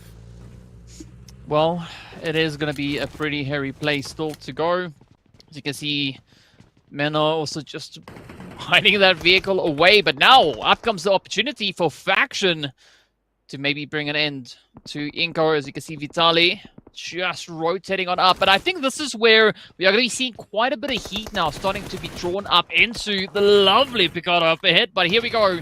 Faction, gotta watch these angles though. Yeah, they gotta watch them, but they're pretty safe here, right? Slaughterhouse is such a great position to hold because, you know, you're surrounded pretty much by all open air. You can see any team pushing at you from any direction. That's why you see them a little bit split up. The only real weak spot is this garage right here. So if that warehouse, if it does get pushed on, they're gonna be in trouble. But if they're able to hold it down, I mean, it's a really, really solid position in this map. It's kind of hard to leave though, if the zone does shift in the opposite direction. Yeah, that's going to be one to see, though. I mean, we're still some ways away from our stage 3, so a lot can still happen in the meanwhile. As you can see, Gizmo is starting to spread out. Zebra also now trying to utilize as much of the available space, but looking over onto the players here from Royals of War, they're going to have a little bit of company knocking on their door, potentially. Yeah, right now they're just going to be holding down these blues, staring to the sky and hoping the zone comes to them. I mean, the great part about this place is that, you know, if the zone does shift in any direction, you have a pretty good rotational path to try and at least get there. So they're not in a bad spot yet, but they don't want to move unless they have to. As you can see, Be Bold just trying to find their best position here. A little bit late to this rotation. Actually, pretty late. They are way on the edge of the circle, so they are still rotating on in. And little do they know that they got the Falcons creeping up behind them. And this could be a strategy for the Falcons, just knowing that, hey, you know, we already got so many points in Sanhok. We know what we're capable of. Right now, let's just be consistent. Put some points on the board. Yeah, I mean, nothing wrong with a little bit of that shock and all play coming through. But I think a big challenge also then for Be Bold is going to be Ruch. That is going to be applying pressure from on the edge of that zone. You can see Ruch also now starting to push up a little further down towards that southern side. So it actually opens up a great rotational pathway now for the Falcons to get themselves established. Yeah, let's see how they opt to play it. Oh, and they get a pretty good solid zone for them too. So they don't really have to go too far. You can see them just trying to get healed up, prepare for their battle, playing it very, very cautiously here. And this is what the advantage of having such a strong first game really gives to you, right? You could just kind of just play it out, put some solid points on the board, and just continue to just hold on to that first place for the rest of the day. But Jukes, then talking about holding on, right? I think for Smoke, also that southern hilltop that we just saw them on, that is also going to allow them quite a bit of a vantage point, especially looking at the sheer number of teams we have that are yet to rotate on forward. I mean, speaking of it, here we go. It is going to be Miyaki just packing in some heat. You can see him there trying to hit that Car 98 shot out of the vehicle. Meanwhile, we got Myth popping him out. Indeed, you can see them trying to head to that little pipeline right there on the edge of the map, but they are just getting picked apart.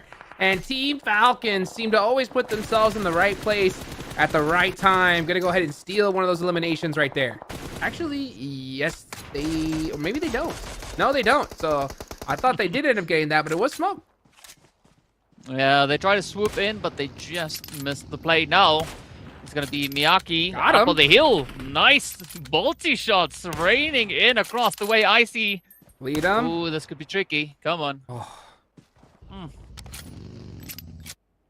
Buff the bolt actions. Come on. Yeah. We need it. We need that bolt action buff because that would have been so hype if he got that knock there. Oh, goodness gracious. Meanwhile, you see Top and the Falcons go ahead and starting to take that pipeline position. Intense game. We're going to be spreading out right here just on the side of Gatka.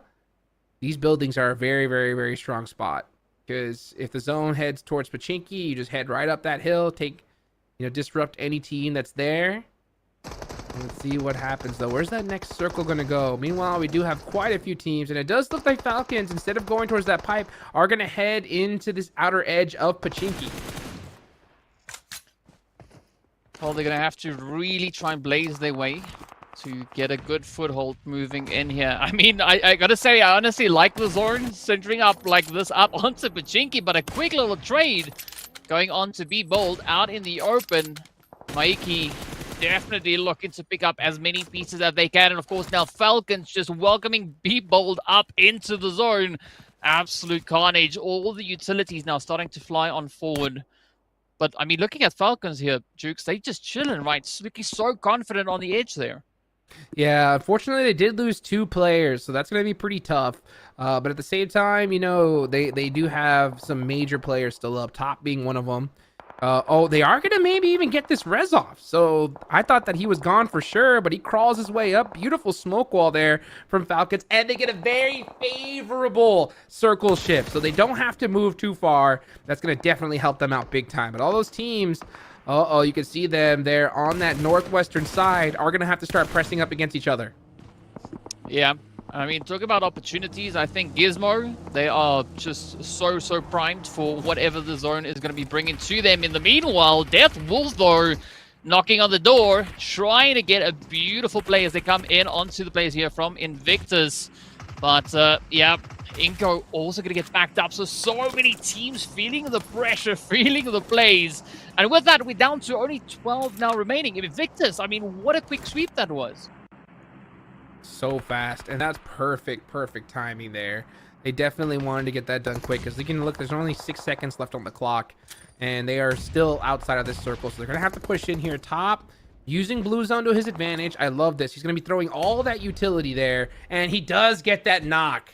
So just apply that pressure. Let the Blue Zone do the work for you. But it's really up to him to gatekeep an entire squad.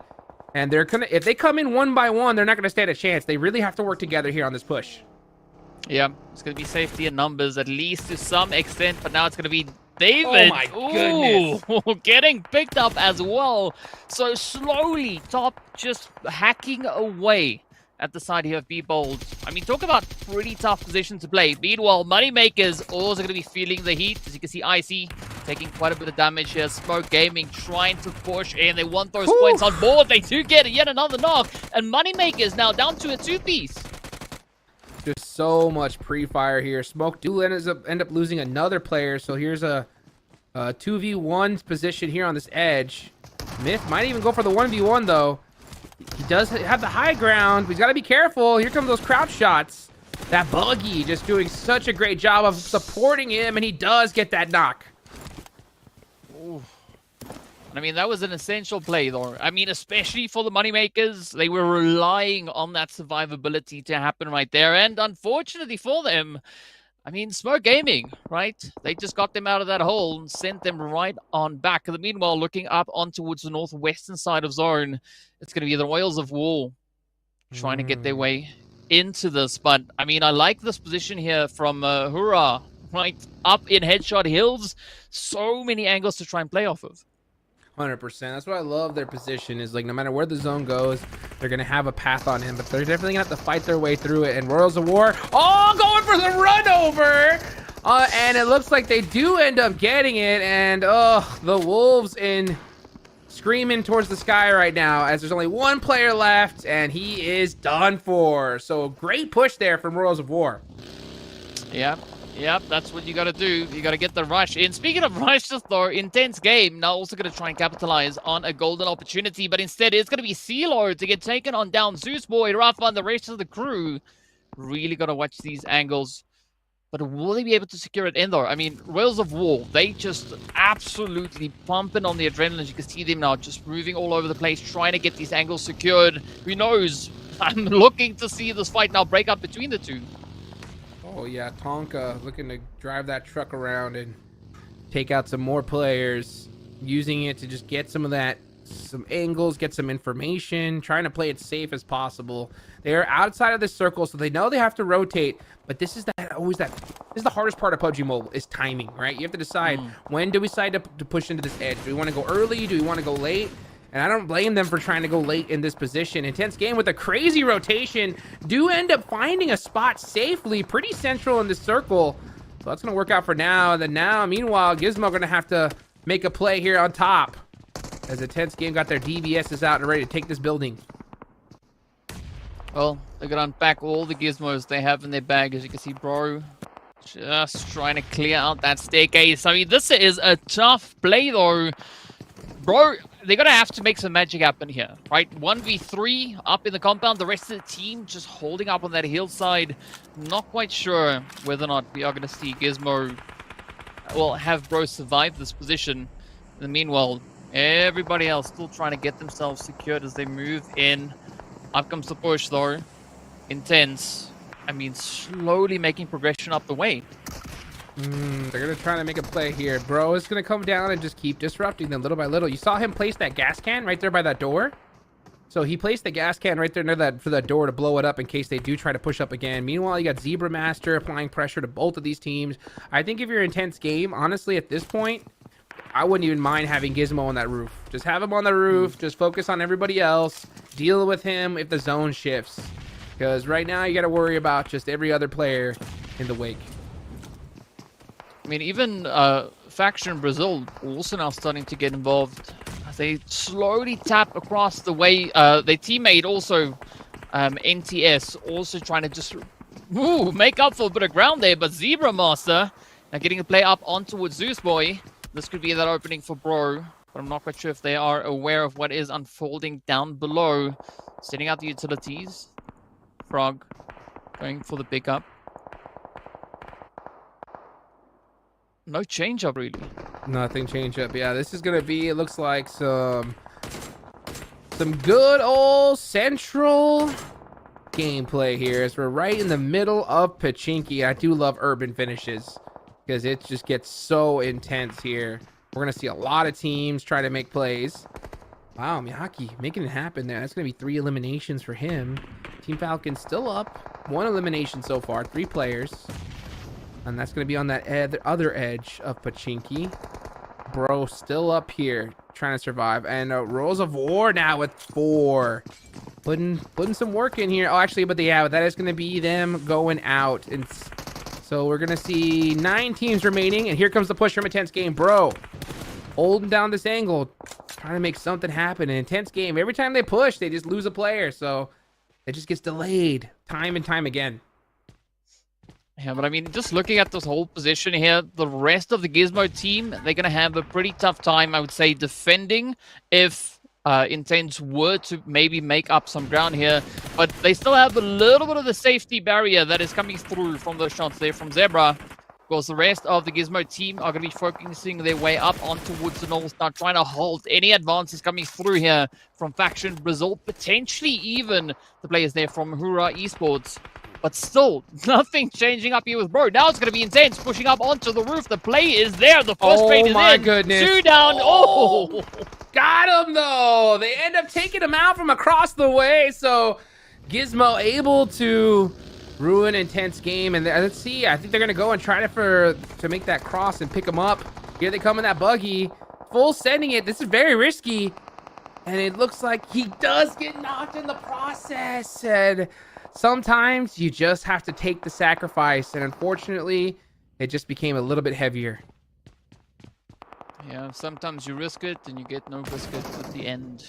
Now, of course, Ruch also still having to push through here, as they are going to be looking now to just inch their way through, sneaking up from that southern side of Pachinki. The rest of the team's pretty focused on all the carnage we've heard now, just erupting close towards Center Zone. But this is where I'm getting a little bit worried, though, looking at a team like Smoke, right?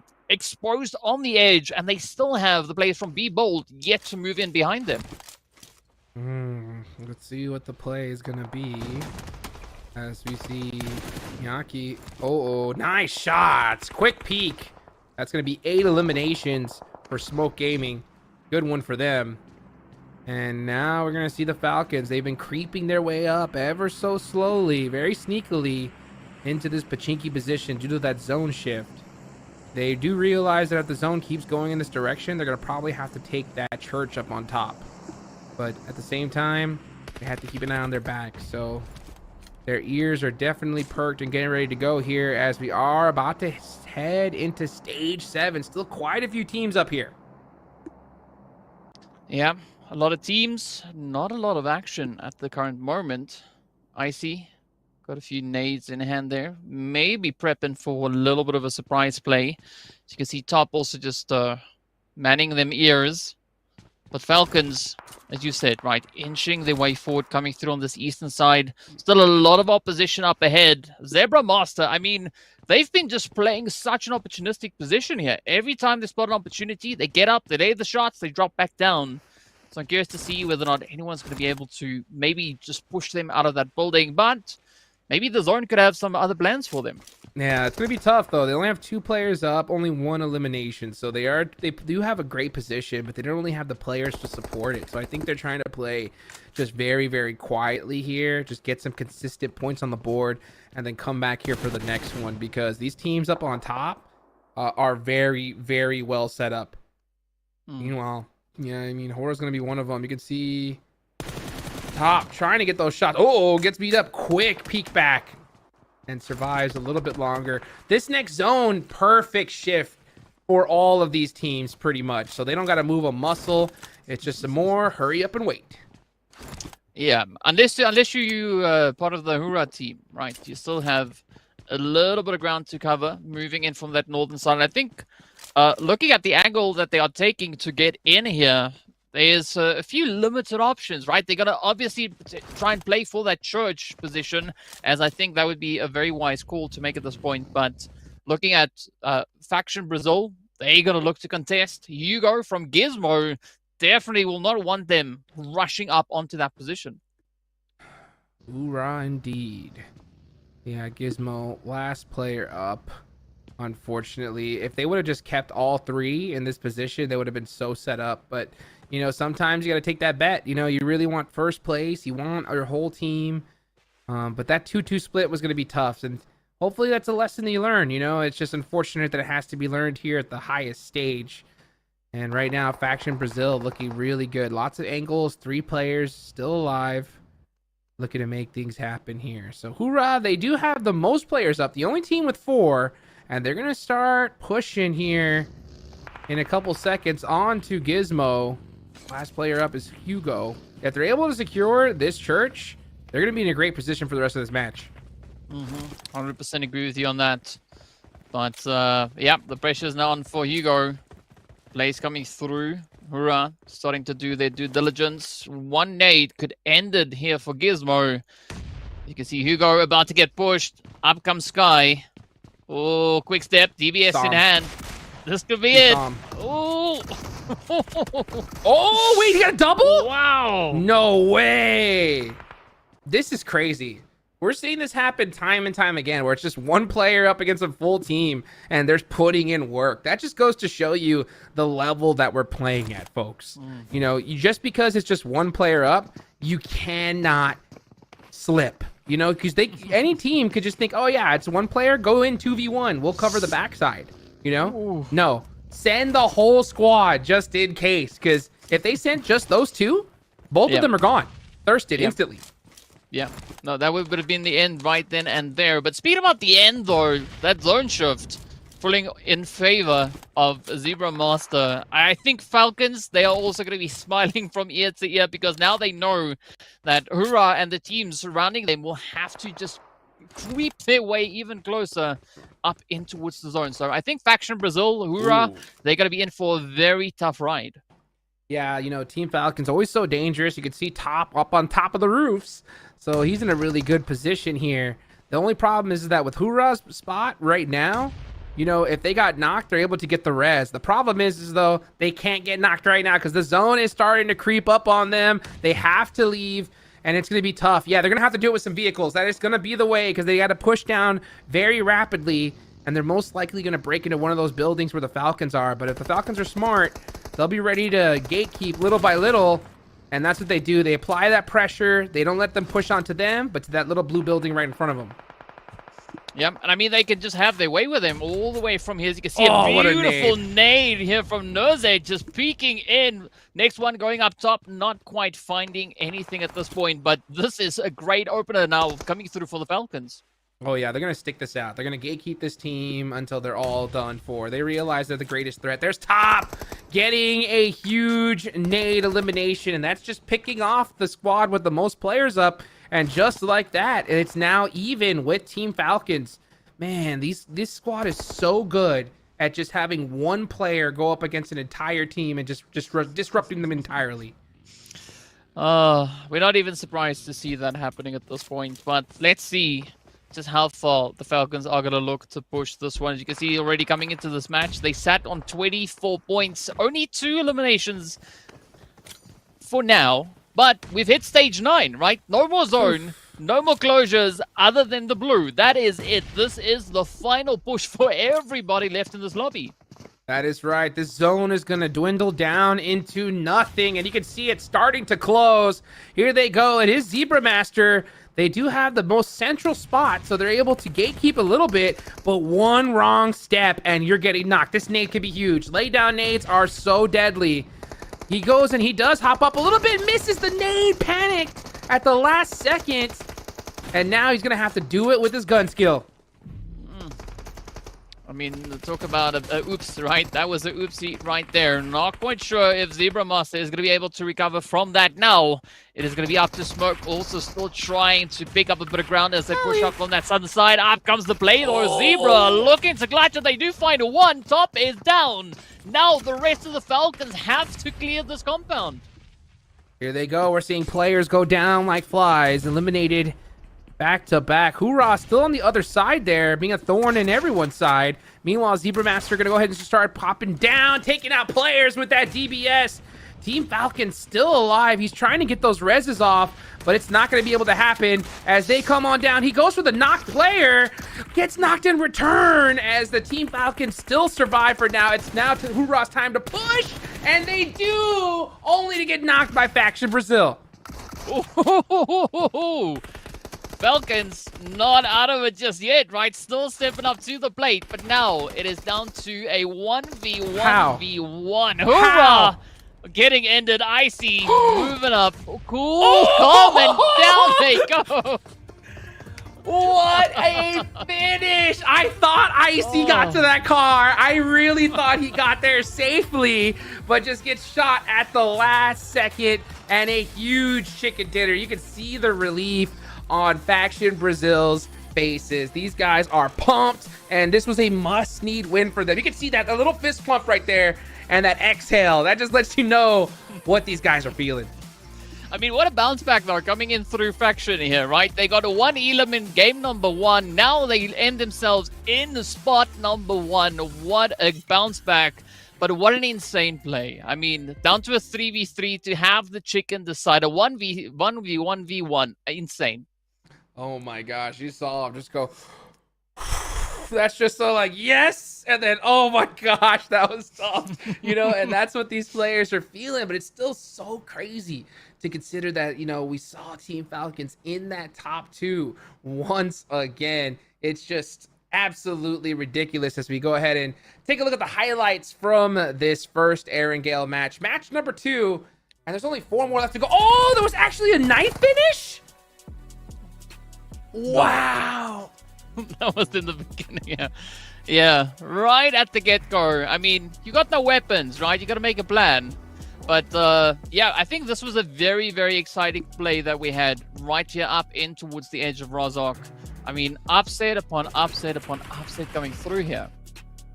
Absolutely. You know, we saw iFies do a great job of just making things happen. Beautifully played here. Perfect timing, right? To get that knock from the side and instantly run out. Monkey with that 1v pretty much 3 in that scenario. It was a double, but then Vitali cleaning him up with that DB right at the end. It's beautifully done. That DP so powerful. Meanwhile, Team Falcons, we saw them just pushing forward. It's so hard to take this team out completely. Yep. I mean, it requires a lot of blue zone damage near the end. Gotta say though, Smoke Gaming also really stepping it up this match, right? We did see that super aggressive play that they made over on towards Moneymakers. A little bit of run me over action also then coming through here, as we did see the Royals of War having their hand in a little bit of an upset. Yeah, I did think Royals of War played that pretty well as in that position. You know, they were pushing it out, getting into some fights, getting some nice eliminations. This was an interesting one for me. You know, Gizmo, they decided to go for this 3-1 split, and I think sometimes that can be a tough position because it's so difficult for one player to hold that spot, especially when you have vehicles you know that are going to push in that direction. They go for that res, lose a player, and then just got taken out bit by bit here. And then here's that final, that end gameplay where it was just absolute madness. Oof, and the madness didn't stop there. This was that play, right? Icy coming so close. Quick pickup over on towards Malik. There we have it. I mean, if it wasn't for that extra bit of blue zone damage, I mean, things could maybe have come out slightly different. But, I mean, looking at the damage graphs, right? This was a super active match. Oh, 100%. Look at that. Faction Brazil ending up with 1,500 damage. Hoorah! Ending up with 1,700. 8 eliminations between 3 different teams. Very, very good division, I think, amongst eliminations when it comes to you just looking at this graph and that last game in general. Yeah, I mean, a few teams also chomping on some bubbles, as we saw there. Invictus still managing to find a little bit of damage along the way, but Hi-Fi's, again, backing in some decent elims, right? Picking up the 6 there and also amounting all the way up to 1,136 damage. 100%. I can't wait to look coming up here at the standings because I want to see where everyone is. I mean, Hi-Fi is doing a great job at trying to solidify themselves in that top 8. As you look here at that match ranking, they get some good points. I mean, it just goes to show you, right? Those early eliminations, even though they went out so early, they still ended up in that top 7. Yeah. I mean, eliminations definitely is going to reward the teams quite a bit. Speaking about rewards, though, right? You gotta commend Faction Brazil. Phenomenal play here. Absolutely. 8 eliminations, 18 points in total. And that's going to add on to, you know, the points they got back in match number 1, which was 1. So 19 points going their way in total. Yeah, very well done. They put themselves in a great position. The zone just started going towards their way, and they were able to finish it out. I was a little scared for them towards the end. I think if Icy did make it to that car, they could have gotten really interesting. So really heads up play for Faction Brazil to finish it out before it even got to that. Yeah, and of course, as we look a little bit further down the board here as well, Invictus, unfortunately, going to go back with a bag full of donuts, not finding anything this match, but we still have 2 more, 2 more matches to go for them to try and potentially maybe make up a bit of ground here. That's right. 2 more Erangels, 2 more Miramars coming up. So that's only 4 more matches. And we're going to see where everybody lines up here at the end of this. It's going to be huge. And you know, we do see some good points there early on. But I'll tell you what, Zebra Master actually ends up with the MVP spot. All right. Miramar beautifully executed there. He had 3 eliminations. Just overall, just great stats across the board. Yep. I mean, you got to say, though, I think what helped quite a bit here for Zebra Master was that position that they were holding right just here. I mean, such an angle to work off of. Yeah, as you can see, so some of his clips here, his highlights, using those nades to his advantage. He was playing that outer edge of that circle, just disrupting that fight. Oh, that nice little jumping 180. Yeah, I remember this. We saw the edge of that during the game. He just did a great job of just soaking up all of those points.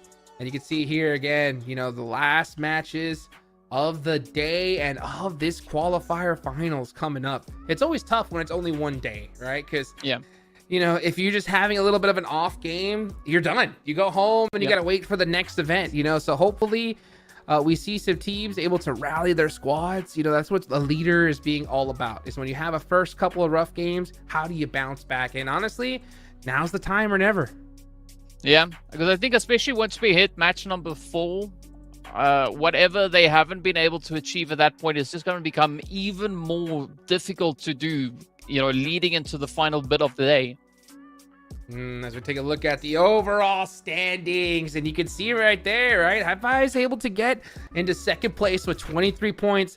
Team Falcons with 36 is huge, considering that's only been 2 matches. They're now in that position to where all they got to do is play consistent for the rest of the day, and they're walking away with first place. So if you're any of these teams, literally any of these squads, you have to shut them down this next game, I think. Yeah, because if they have another good game here, they're going to run away with this thing 100%. Yeah, I mean, one of the teams that I think has great potential could maybe even be Faction Brazil, right? We just saw them jump 10 slots all the way up in towards that 4th place. So there's a lot of potential cooking on the horizon here, and I'm curious to see exactly how the teams are going to be approaching these final 2 Erangels. Yeah, it's going to be really huge here. You know, you cannot afford any slip-ups, any mistakes, because any little thing and it's all over. So, again, for anybody that's just tuning in for the first time, it's first place. First place gets an automatic ticket to the finals here of the PUBG Mobile Global Open. So, if you just look and you see how well Team Falcons are doing, they are already looking like a lock for that ticket. And I think if you're being realistic, knowing how well they're playing, you got to shut them down here and now. So I want to see something different from these squads coming up. Yeah, there's going to be a lot to look forward to. But of course, we are going to be hopping into a very quick break as well. So be sure to stay tuned. And we'll see you back in a short few moments.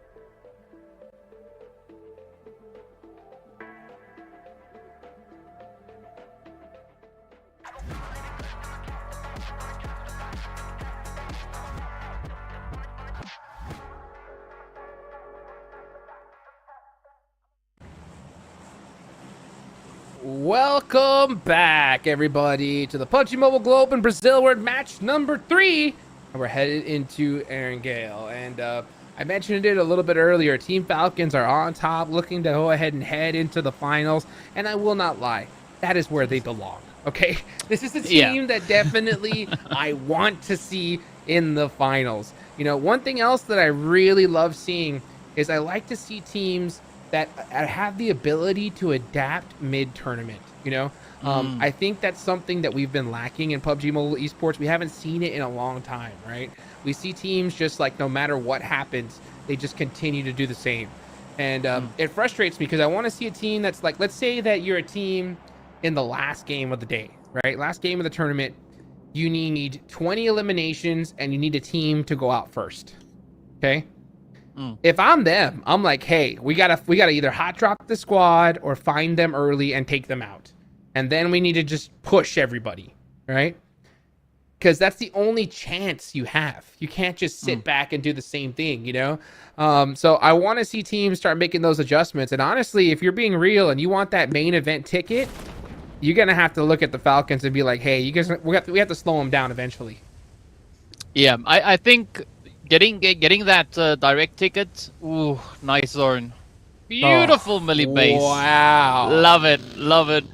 But what I'm saying is getting that direct invite into the main event itself, right? It's gonna be earned. It's not something that's just gonna happen all by itself, right? You really gotta get down to it if you want to be the team to be awarded that position.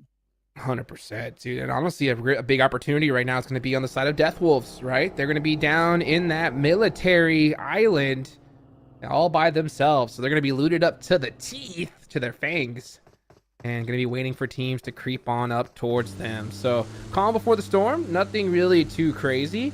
We do see Team Falcons, right, due to the playing path, dropping in a different location.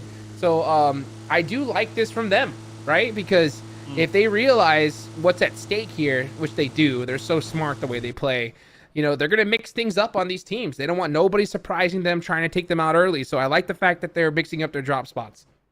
I think it's safe to say that the Falcons are definitely not going to wing it, right? Oh, yeah. They're not leaving anything up to chance. That's for sure. But, well, in I the mean, meanwhile, that's what it takes, right? Especially to be a second-place team in the global championships. I mean, speaking of that, that was pretty intense to watch, though, right? I mean, sitting there in the audience, watching these teams just go at it, it's insane. So I can just imagine, you know, all that expertise now coming onto the battlefield here yet again. Speaking about expertise, we've got a lot of exploration also now happening. A lot of teams already starting with a rather early rotation down to that far southern side of the map. Oh, yeah, that's what you got to do, especially when you see a good old Sanhok circle. You got to get looted up very quickly, and you want to get to that island as fast as humanly possible. And you're going to see Rook start heading in that position, but I believe that is going to be Zebra Masters already going to hold down that bridge. So instead, it looks like they're going to try to take this edge of Milta, creep up little. Oh, actually, they're not looted at all. So they didn't loot up. They just said straight up, we're gonna head towards Milta, loot up there, and then try to head to Sanhok right after. I mean, that's a brave decision to make, especially looking at what we can see from the map, right? There's 3 teams now looking to converge down onto that Milta position, so it is going to be pretty hot and sweaty. It's not going to be whatsoever hot and sweaty over in towards Millie base, at least not for the time being, as we did see the players there from the Death Wolves, right? Having the full base to themselves, they can go about, get themselves looted up. It's over on this bridge where the heat is going to get dialed up. Yeah, you know what? Speaking of heat, look at that. Be bold, being very bold on the early rotation. These guys are also completely naked. They don't have any, you know, no loot at all, no vest, no helmet. They headed straight towards Novo, and they're going to be the first ones here. So, I mean, heck, fortune does favor the bold. So they're going to be there nice and early, going to get nice and looted up and ready for the rest of the match. Yeah. See, I think like the whole saying of, you know, fortune favors the bold, I think I took that one a little bit too literally. But, you know, looking at B-Bold out on the battlefield, they looking pretty good. I mean, this is a good startup, especially with the zone being so far towards the southern side. But I'm curious as to whether or not they're going to have some company maybe coming in a little while. Totally possible. So they got to get looted up pretty quickly here. They're staying early on, maybe to try and catch somebody on that rotation just in case. It didn't go like all the way to the outer edge of Novo and start looting backwards. They stayed right up towards the front, maybe to try to prepare for that situation because they know teams are going to try to get there as early as possible. So really interesting to see. We are starting to see, I think that's Hoorah on the move. You know, Rook just trying to get a couple headshots. Oh, gets a nice little hit marker there. He said, I'll take that one to the bank. But they are going to be holding the edge of this bridge. And honestly, the longer they do, the more dire and more desperate it's going to get. I gotta say though, the bass sound in this game is that ding that you get. Ding. Oh yeah. Yeah. I mean, it's almost as good as the Falcon sound, but I would say, you know, the headshot is just like, it's magic. Oh, especially if it comes from a suppressed M24. Ooh. Oh. Yeah. Music to my ears. Music to my Yeah. ears. Maybe I have a bolt action sniper headshot on my bingo card for today, so hopefully we'll see it. Botate though. That's one of them. Yeah. We'll take that. Here we go. Botate is done and dusted from Gizmo Esports. Heading on over. I believe this is from Primorsk, right? Yeah. So they're gonna be they busted down one of them boats from there, and they're gonna head down over to the island. Ooh, but looking at the trajectory, they potentially going to be aiming for a southern positioning over on that island. So that could be quite interesting because we don't really have anybody there. We might potentially have a little bit of hoorah if they decide to rotate that far down towards the southern side. And speaking of rotations, though, Falcons, they still have a lot of work to do trying to get themselves close in towards the southern side. Yeah, it's going to be a hard game for them, for sure. They're going to have to fight their way in, but honestly, this is what they do best, right? They really do a great job of these outer rotations, pushing on these teams that are going to be late, because usually the teams that are late on rotations could be some of the most like nervous squads, the most hesitant ones. And if you're looking to soak up points, if you're Team Falcons, that's going to be your main target right there. I mean, it's almost like they've engaged the janitor duty, right? They've unlocked the janitor skill, right? Clean up aisle 4, aisle 5. They're on it. They're right there picking up all the pieces they can find. And speaking about pieces, though, it's going to be a little bit of pressure now coming onto the players here from Insanity. Right? We've seen a few attempts in the first 2 matches on their end, but now they're going to have to contest against, well, the big wingers here, the Falcons knocking on their door. I mean, these are some of the best teams. These are the best teams, right, in the region. And, you know, Insanity, they are such a great squad. They've obviously earned their position to be here. The problem is that they just went out so early in the first 2 matches. So I'm talking about hesitant squads. I mean, they have every right to have that, right? Because they're just so down on the leaderboards. They know they need a monster game. So they are in a position to gatekeep. I like the fact that they're playing it a little bit more passive. Actually, a lot more, right, than their past couple of games. They realize that, hey, we got to put points on the board here, so let's go for a bridge gatekeep and try to soak up these eliminations. Unfortunately, it's most likely going to be against Team Falcons and Royals of War, so good luck to them. Yeah, I mean, I'm also looking over on towards that eastern side. That is looking pretty interesting now, but we do also then see the moneymakers making their push through up towards Pachinki. There's going to be a little bit of action there between the players coming through from Intense Gaming as well as Invictus. Ooh, Invictus just trying to find the sprays wherever they can. Very damaged side though on the Invictus players. Oh, Intense Game, just looking to get those points because they know they're going to need it. Yeah, they need to get these knocks because, and you can see him trying to take them out if he can. Because they know that, oh, it's going to be so difficult to get into this island. If you can just get some points on the board just in case, that is going to be your best case scenario. But they were able to steal 3, so that's pretty good. Let's see how they opt to play this, though, because they are very, very late to the party.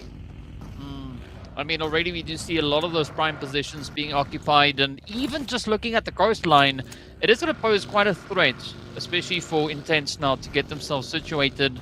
But to see how they look to play this one out. Meanwhile, we are going to be jumping down to the western edge of zone. Well, quickly. A quick taste of what's happening towards the side there of the Millie base. Ooh, nice air though.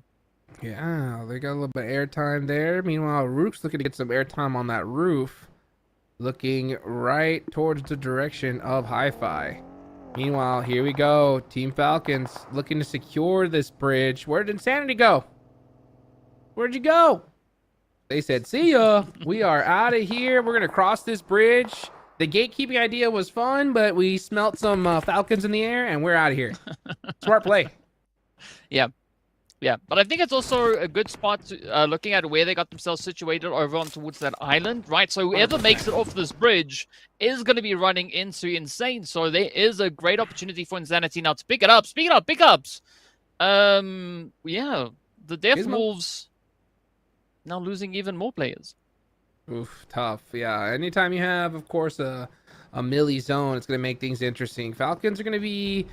They know they're going to be going this pretty late, but it's still early in the game. They can't afford to eat a little bit of blue zone here. Now, they are going up against Faction Brazil. This was the team that won that last match. So they're in a tough spot, too, because Insanity, after that rotation, they are in a great position to gatekeep both of these teams now. Yeah, we did see them backtrack ever so slightly back onto the bridge. Speaking about crossings, though, it's all the way down on that southern side. Gizmo now having to share the position here with Hurrah, and Moneymakers also holding all the way down to that far southern side. But then, of course, the rest of the Death Wolves also moving into the territory. So it's going to be heavily contested down on the southern side, but nothing changing, though, up towards those bridges. Let's see, the next zone does go on up, and it goes south here. So, oh my goodness, let's see what the play is going to be.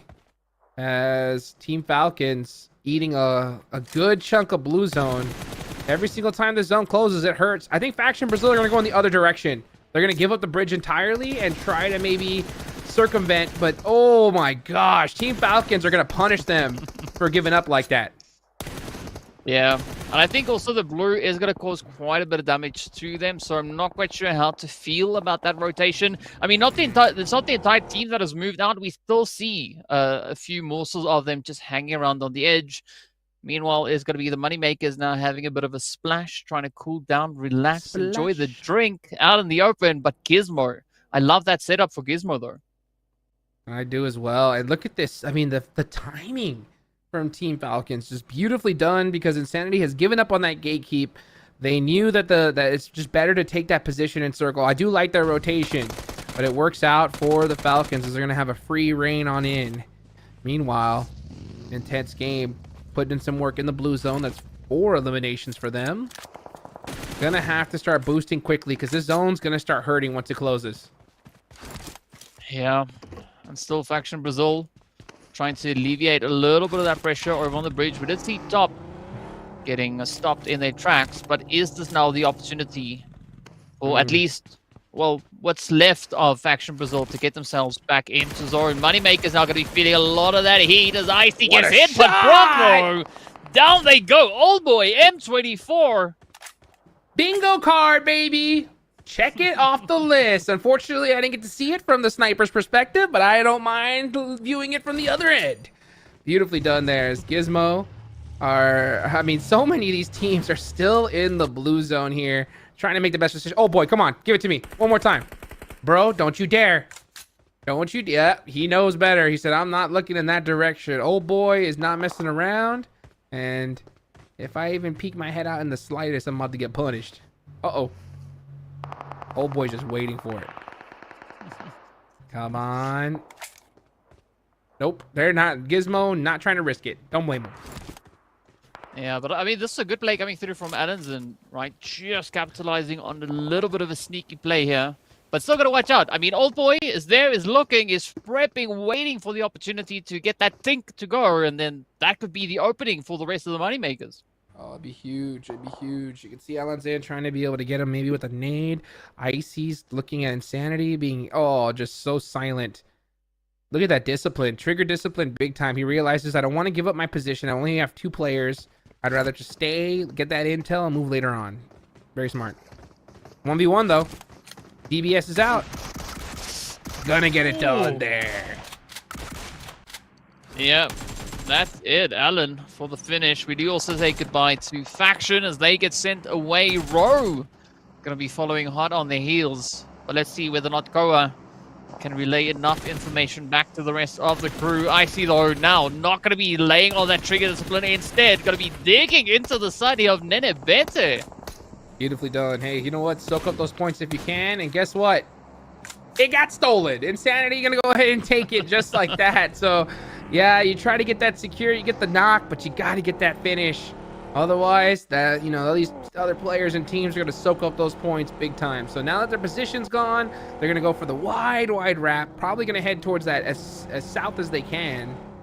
And they're actually just going to probably just creep up right here, right towards the edge and stay. I wouldn't doubt it. Never mind. I'm going to set it a little bit further. Pretty risky. Yeah, it is going to be a little bit risky. Good play, though, coming through here from Sky. Ooh. All right.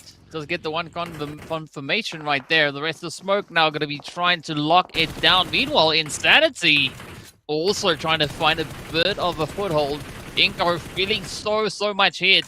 I mean, Gizmo, right? They're not even in zone, but they definitely trying to blaze their way forward, right? Trying to create any vulnerabilities or potential angles to push in.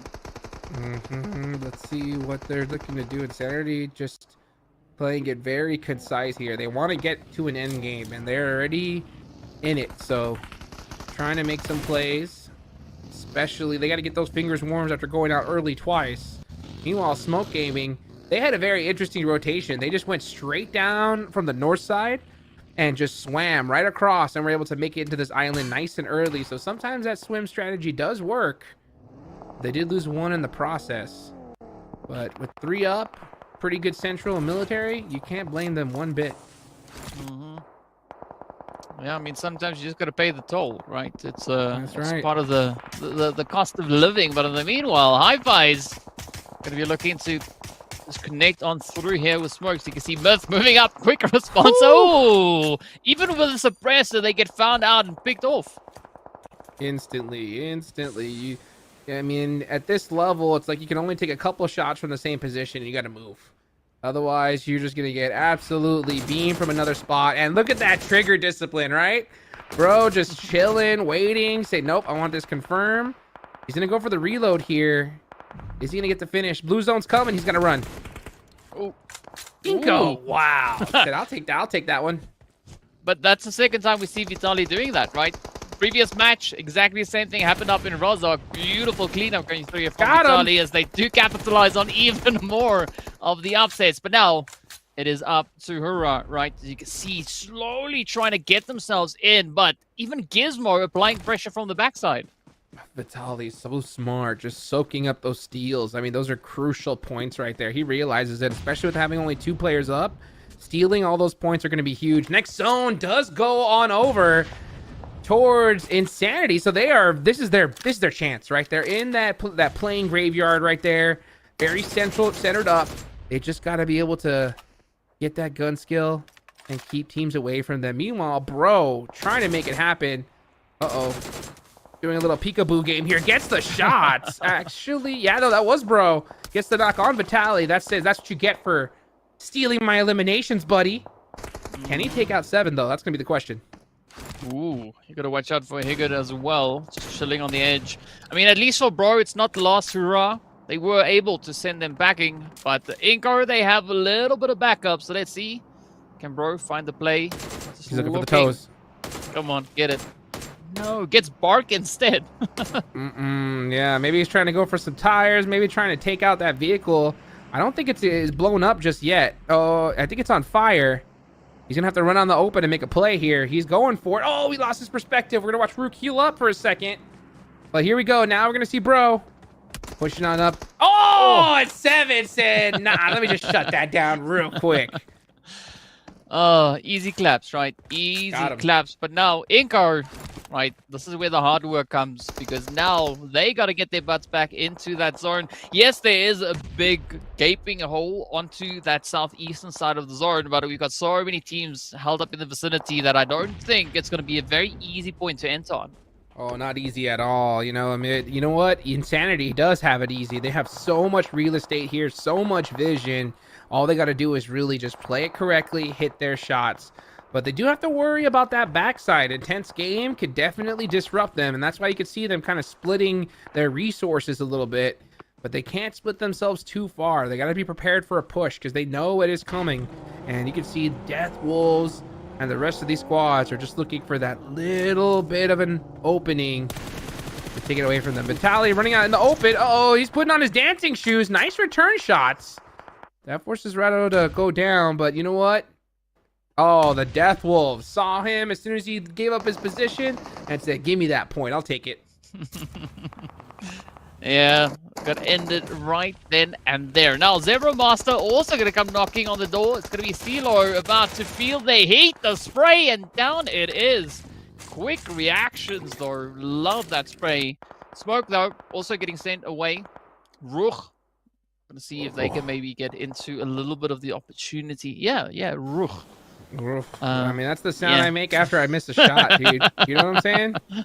So I think that's the sound they're making in the position that they're in right now, because it's not too solid. Yeah, they're holding it down. They're just hoping that zone stays where they're at, because it's nothing but open field surrounding them. Meanwhile, you can see Hi-Fi just trying to get those single taps. Insanity doing a great job. This is what they need to be doing, right? It's just applying that pressure, because it's really only just him looking at the south side. So Silence has a very big job on his shoulders.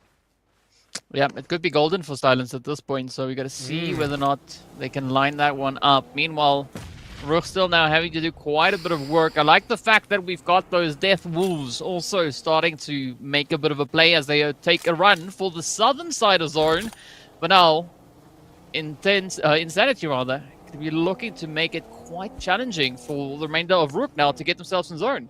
Oh, let's see what happens here, because right now this zone does favor Be Bold. Be Bold, very, very fortunate to be in the position that they're in now. And yeah, you can just see them turtling it up, ready to take some shots downfield as the rest of these teams are starting to make that push. This is zone number 6. You don't want to get caught in this blue zone at all. And Death Wolves, going to make a very bold rotation. Possibly even going for that res. Very risky. Well, I mean, moving into these next few phases, you definitely could benefit from having more numbers, right? You could go for a duo play, but it is going to be ever so much more challenging. Meanwhile, Be Bold trying to see if they can reach in and get that pickup, but Hi-Fi is also now going to try and assert their position up towards the north as the Zebra team makes the play. Up they come. Let's see whether or not the Zebra Masters can find that play to swoop the Hi-Fis under the rug. Oh, under the rug, under the wing, and you can see them try their best effort, but it's not going to end up where... Actually, no, this is a different team, so this is Zebra Master there in that position. Hi-Fis holding it down at that edge, looking to press on two Zebra Masters as Monkey... They're barely in this circle right now, so they're trying to get as much information as they can to try to get some of these knocks. It's all about timing. If they can catch a very good, fortunate third party, they're still in this. Yeah, they definitely would still be in this. And I think this is a really good play coming through here from Be Bold. Right, so far, this is the best positional play, right, that we've actually seen in just these past 2 matches. So things looking pretty positive here. Let's see whether or not Be Bold can be bold enough to claim this territory. Yeah, you know what, DK, though? You know who it's really fortunate for? Hi-Fis. The reason why is because they're so high on the leaderboards. Team Falcons went out with only 1 elimination. So this is their chance. They realize it. They only have 2 players up, but the pressure's on. They can't afford to go out. They need to close that gap if they want that first place finish and even be in the running against this monster squad that is Team Falcons. They open the door. It's up to them to walk through it. It's going to be hard, though. They're not in the best position, and they are being gatekept by Zebra Masters. You can see them in that buggy trying to figure out what to do in this position. They got to play it very carefully. But, I mean, even for Zebra Masters, this is a good play, right? They just trailing by 2 points behind the Hi-Fi. So this is essentially the fight to see who will be allowed to try and chase the Falcons. So there's so much riding on that play. But again, we are prepping for that zone to shift. Is it going to favor any one team in particular? If it goes south, oh, it doesn't. But this is now the play, right? Insane, they need to move up here. Ugh. This next zone's going to be brutal. If it goes even just a smidge more south, it's going to be literally white out in the open. So I think a lot of these teams realize that. You can see Be Bold running out in the open. He decides to take those shots, trying to steal some eliminations. Runs out of bullets out of that DP, switches guns. And we can just see him trying to put in some work here as Be Bold are applying that pressure to the Death Wolves. One more shot and gets some. And that's Death Wolves gone. Top 4 remaining. Pretty dang crazy, but now, right, if you thought it was crazy, it is going to get even more insane moving forward. We've got 4 squads. Only one of them still has everyone in play, right? That is going to be Insanity holding up on towards that northwestern side, but they're still going to kind of rub their shoulders up against Zebra Master, High Fives, and then, of course, Be Bold holding steady on that southern edge. Yeah, it essentially it was still anyone's game, right, to get that first place. But they needed to have a good game here and now. And those teams in that bottom score need to have a monster game. And Insanity is that team. They only have 4 eliminations. They need to win this game and eliminate everybody if they want to stay in the game here. But, you know, you got teams like Zebra Master and Hi-Fi so up high on the leaderboard. They want to get that first place position here and now. And let's see what happens as Insanity are playing this very, very carefully. Maybe a little bit too careful. It's gonna be hard though. Silence throwing that nade through the, oh my gosh, he threaded that needle through the gate, and that worked out perfectly. Beautifully done there from Silence. That was beautiful play. But now, I mean, we're down to 3 teams, right? 3 players on average on either end. So let's see. Ooh, that nade's getting close. Oh, finds a little bit of damage. A little bit, but not enough. Let's see what happens. Oh no, Monkey going down to blue zone. I think they realize it. Yeah, nothing they can do. Papa Blue coming in the works. Take it down, Hi-Fi. So now here we go. It's Be Bold versus Insanity. Insanity going out so early in their first 2 matches. I was telling you how they needed to play it slower, right? They needed to put some points on the board, and this is how you do it right here. And especially to get that rotation nice and early, secure this position onto military base. Very, very good game for them. They don't have the circle, though, so it's not over yet. Be Bold have 3 players. Might as well call it 4 because Papa Blue's on their side. I mean, it would have stepped up, though, for both these teams, right? As you said, Insanity not having the best run of the first 2. Be Bold, I mean, they made it up into top 10 for both of the previous matches, but this time they've made it all the way up into the top 2. So let's see. Can they be bold enough to claim that winner chicken dinner? The position looking super favorable, but now it's going to be go time as Insanity starts to roll on up. Oh, what a knock there from Silence. That was so huge. Now they have a 2v1, but they lose it. Be Bold. Oh, what a play right there. Lorenzen clutching it up. Gonna get another knock right here, most likely. Yes, sir, he does. He said, you know what? Don't even worry, man. You guys are insane. I'm insane myself. I'll take down this whole squad. Oh, the confidence just looking so good. Let's see whether or not Insanity can pack the talent they need to try and clutch this winner chicken dinner. But if I'm being honest, right, it looks like Be Bold has got this one in the bag, so much so that they are down to 1 opponent left and standing between them and that chicken dinner. Let's put it this way. They have it so well in the bag, I put my whole house on it. Here comes an absolute red zone. And he said, you know what? I'm not going towards that red zone. I'm going to stay in the blue zone here. Take the chicken dinner. We'll take that 2nd place. But man, Be Bold clutching it up right there at the end. You can see him put his head on his arms because that was a stressful one. I mean, that was intense. Yep, you gotta get it done. You gotta get it done. But what a performance. 7 elims and 1,817 damage being packed in here. Absolutely phenomenal comeback here from the Be Bold squad. And I mean, wow, game number 3, what a way to wrap it up.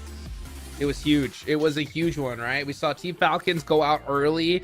They tried that really, really late rotation into the into the island, and it didn't work out there. So let's take a look here. Man, it's so crazy. It's so crazy to see how these leaderboards are going to shake up at the end of the day, because it was a perfect case scenario, right? You have Team Falcons dominate the first two. They go out early here. The second and third place teams put up some good points, and teams at the bottom, right, clutched it up right there at the end. I mean, it's going to be a pretty tight competition all the way through. And I mean, I think it's the beauty of these battle royales, right? You never know who's going to be the next team to step up. I mean, we spoke about this off camera, right? You might be the best team in the world, but if you don't have that zonal positioning, there's not much you can do about it. Yeah. And that just happens, right? The way that I say that in order to make a championship game is when you don't get that zone, you got to put up some points, right? You got to have some consistent ones. But when you do get that favorable position, you not just have to win the game, right? You have to win the game and get a ton of eliminations in the process. As we take a look here at the highlights from that last one. And the thing is that we saw the Falcons, every time they got a good position, they won with double-digit eliminations, right? Now, we didn't really see that here in this next one, right? We saw the teams that ended up getting those top placements, not getting those double digits, but they put some big points on the board that they desperately needed, so you can't take that away from them. Yeah, I mean, 100% agree with you. It was about time that we see a little bit of a shift in that dynamic come through, but I think a lot of the pressure for this phase and for this map in particular was all the challenges that we saw erupting over on those bridges, right? Both the east and the western bridges. 100%. So, we'll see that. One play in particular was that one we just saw a little bit earlier, right? What did you think about that rotation from Faction Brazil? I mean, talk about an upset, right? Definitely trying to sneak their way on through. It was quite aggressive over on towards Intense, but, Intense, they were there ready to just lock it down and keep anybody from gaining ground on them. Yeah, I think that they realized that it was Team Falcons on the other side of that bridge, and they say, you know what, we don't even want to take this fight. Let's see if we can sneak away, and they got punished for it. I think sometimes you just have to commit to that fight, especially after having such a solid game that they did in that last one. But you know what, things do happen, and we talked about it earlier, right? Fortune favors the bold as they end up winning match number 3 here. Be bold, getting that very favorable position, and they executed on it well. Yeah, I mean, you can't fault them for that. It was a phenomenal play, but also got to give credit up to Insanity, right? Just holding so much ground here, moving into the end, but as we saw, Lorenzen, it was just a quick, swift move, stepping up, picking up 3 of the players here from Insanity. Yeah, you know what I say? DBS OP. You know what I'm saying? DBS so strong. I think I heard that it got nerfed, but I don't believe it. You know what I'm saying? It's still putting in so much work, because we look at the top 5 players, and of course it's gotta be Lorenzen. Look at that there. 4 eliminations, 3 knocks, 800 damage. 2 of those in that little 2v1 that we saw earlier, and that was the one to win the game, because honestly, if he goes down there, I think we would have seen Insanity take it. Yeah. I mean, well, it's tough to beat a nade barrage getting sent in your direction, but if they were able to survive it, things maybe could have changed out, right, moving forward. But also good representation coming through here from the Hi-Fis, right? Because Snowix, Monkey, both picking up a decent amount of elim, some decent damage also then to follow suit. 100%. So we saw a good solid amount of points coming from Hi-Fis. That's going to definitely make the leaderboards probably shake up a little bit. I'm interested to see where that ends up. Hopefully we'll see that here soon. But I mean, a great performance here in match number 3. We only have a few more matches left to go here, DK. It's 1 more Erangel and 2 more Miramar. So I think teams, it's crunch time right here, right now. If you're in that bottom 8, what do you think they should do on this one, right? You think they should just, should they go in hard here, try to play the same? Because, I mean, players like Lorenzen are making it happen here in clutch time. I mean, if you're in the bottom 8 and, you're going to try and play it the same as you have, obviously it's not been working too favorably. So I definitely would go for a bit of a change up, right? Shift into a different gear, right? Try a stat that you might not have considered in the previous 2 matches. the hard part is that this is only one day, and not to mention they didn't really have time to adapt to the lobby, right? Because you have the first Erangel match was a very normal one, but the second one was a wild card, right? You have a military island finish, which really makes things tough. So in match number 3, if you're in that bottom side, I think you got to play it so carefully. You got to put some points on the board here no matter what. Yeah, I mean, speaking about putting points on the board no matter what, right?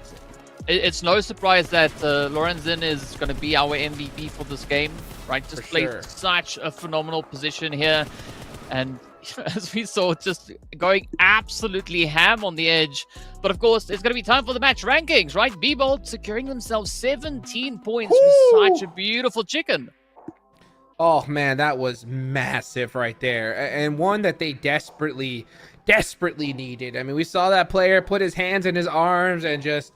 oh, I mean, that was huge. So beautiful for them. Very big for Insanity, too, especially of how they started those first 2 matches. So they put themselves in the running, and that's what's so important, right? It's like the fact that they got themselves a mathematical chance here. As we take a look, Team Falcons still on top. They're with 37 points, but Hi-Fi's and Zebra Master are not too far away from them. But look at that jump from B-Bold. Yeah, big jump. Wow. I mean, it's beautiful to see these things happen, right? It just shows you that it ain't over until it's over, right? Even Insanity also climbing up 5 spots all the way up into that 9th position. So I'm expecting still a little bit of a back and forth, a little bit of a shift as we're moving into the latter half of today's matches. Of course, as we know, 3 down, 3 more to go. Oh boy, it's gonna get intense here as we're going into our final Erangel match, and then 2 Miramars, and it's all over here. So obviously there's only 2 things we care about, folks. First place, because they get that ticket to the finals, and top 8. That's it. Everybody else goes home. Second place is the same as 8th, right? They're all gonna go to that same prelims, you know, and it's gonna be hard to play there. So I think if you're these teams like, you know, Hi-Fi's, and you know, you really want to push the envelope and try to get that ticket. You want first place no matter what. I think this is one of the few instances where finishing in 9th place is still going to be a viable spot to push for, right? I mean, as we know, first slot going out, the remaining 8 spots then still open for the taking. So I'm expecting a little bit of friction now to start heading towards that lower position on the leaderboard. But of course, as we saw now from B-Bold, right? They just play a monster game, and you can still make such a big move on the leaderboard. Absolutely. Speaking of big moves, of course, we got to give a big shout out to the Realme 12 Pro Plus. It elevates your photography experience with 120x super zoom and performance in games. Go check it out today. How to be a portrait master.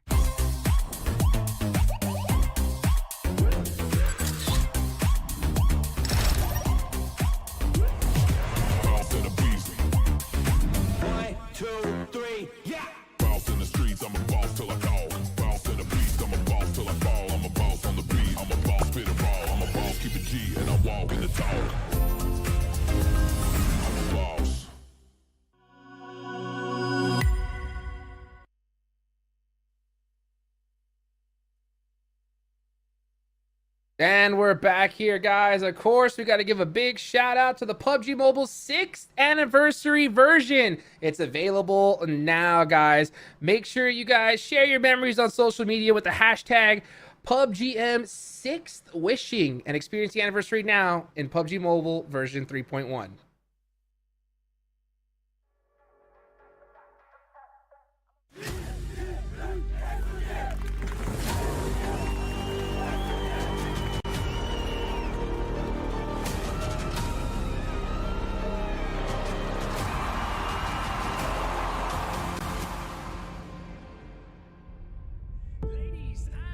Gentlemen, 200 players, 50 teams, $3 million, and 1 trophy.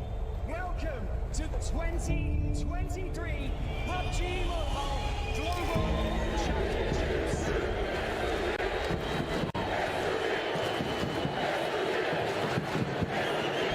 Hometown heroes and reigning 2022 PMGO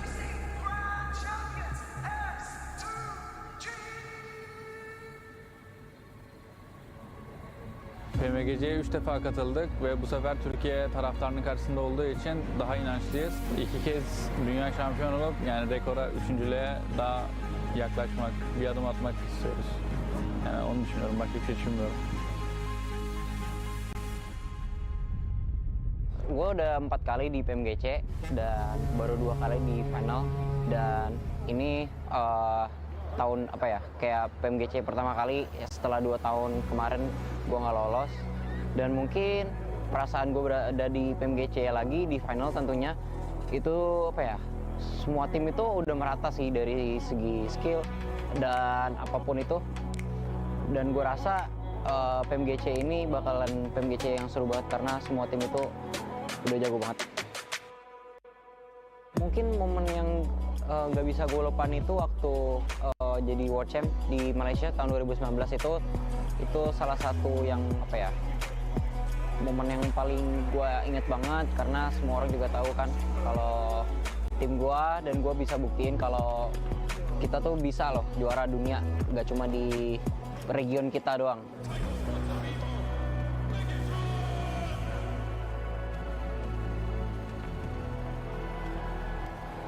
Karena juara itulah tidak pernah menyerah. За миний хувьд тэгэл одоо 4-р хичээлдээ мэргэжлийн төвшөнд тоглож байна. Тэгээд ерөөсөө энэ хугацаанд өөрийгөө хансан гэж бодохгүй байна. Яагаад тэгэхээр дэлхийн аврагт дээгүүр байр эзлээгүй учраас ерөнхийдөө болоогүй л гэж харж байгаа. Top has emerged as the MVP of South Asia Championship. Your MVP, Stalwart Esports. Give it up, Jakarta, for top. За ямар үед бууж өгөө гэвэл одоо тэгээд багаараа хичээгээд амжилт үзүүлэхгүй байгаа цагт л бууж байна. Feast your myself, Jack. That is absolutely They came to the insane. cliffs late, and then at the very last moment. Sekarang gue ngerasa buat tahun ini dan lebih tepatnya buat turnamen ini PMGC final ini gue udah balik ke prime gue, dan ini saatnya gue buktiin kalau gue tuh masih layak di di tahun ke-6 ini. Türkiye karşısındaki ilk offline burada bize çok desteklemeleri lazım. Destekleyenlere çok teşekkür ediyorum. Yani her şey için konuşalım, tekrar alalım. Her şey için cömert ederim ama.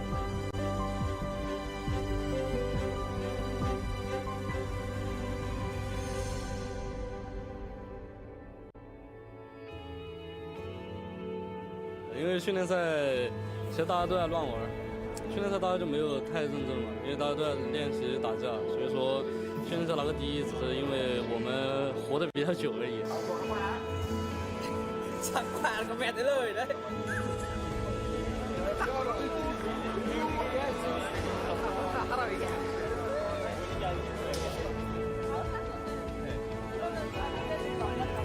만약에 거기 오면은 그냥 비벼버릴 거라고. Wait, that you will not protect me. Estamos preparados para ganhar, estamos muito felizes, já chegamos aqui, agora o objetivo é ser campeão e go loops. Hai, kami dari Malaysia, kita orang akan buat yang terbaik untuk Malaysia. Malaysia boleh, Lonely Alliance. E aí galera, a gente está bem tranquilo, bem animado, treinamos muito e vamos ser campeão dessa PMGC. Tamo junto. I can't wait.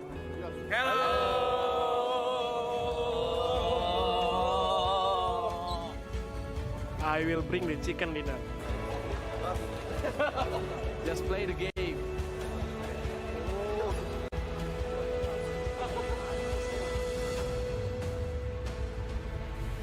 It's like if you ask what you're doing to anybody, then they will have all different answer. So maybe people easily think pro players are playing their best for money, prize pool. I don't think so. I think prize pool can be one reason, but each player will have another different reason. They may just want to show off themselves to audiences or other people. Somebody wants to take the fame or reputation as a pro player representing their country. So all players will have their different target and goal, but I believe anybody playing here, their first and most important goal will be, chicken dinner.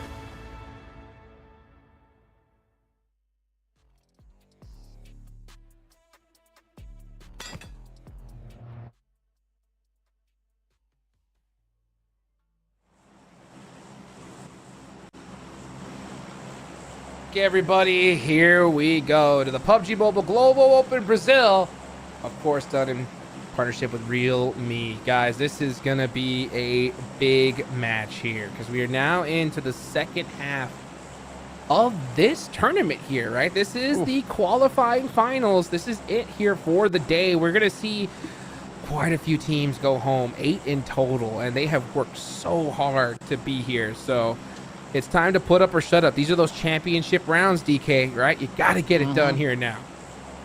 Yeah, I mean, there's so much at stake here. And hopefully we're going to be seeing a beautiful change-up coming through into this latter half here. So the pressure is riding pretty dang high at this point. I mean, you don't want to be one of those teams that gets sent home, right? You want to either get the pole position or still make it over in towards the prelims. So let's see what the teams are going to be bringing as we look to take our second breath and get into the final Erangel here for the day.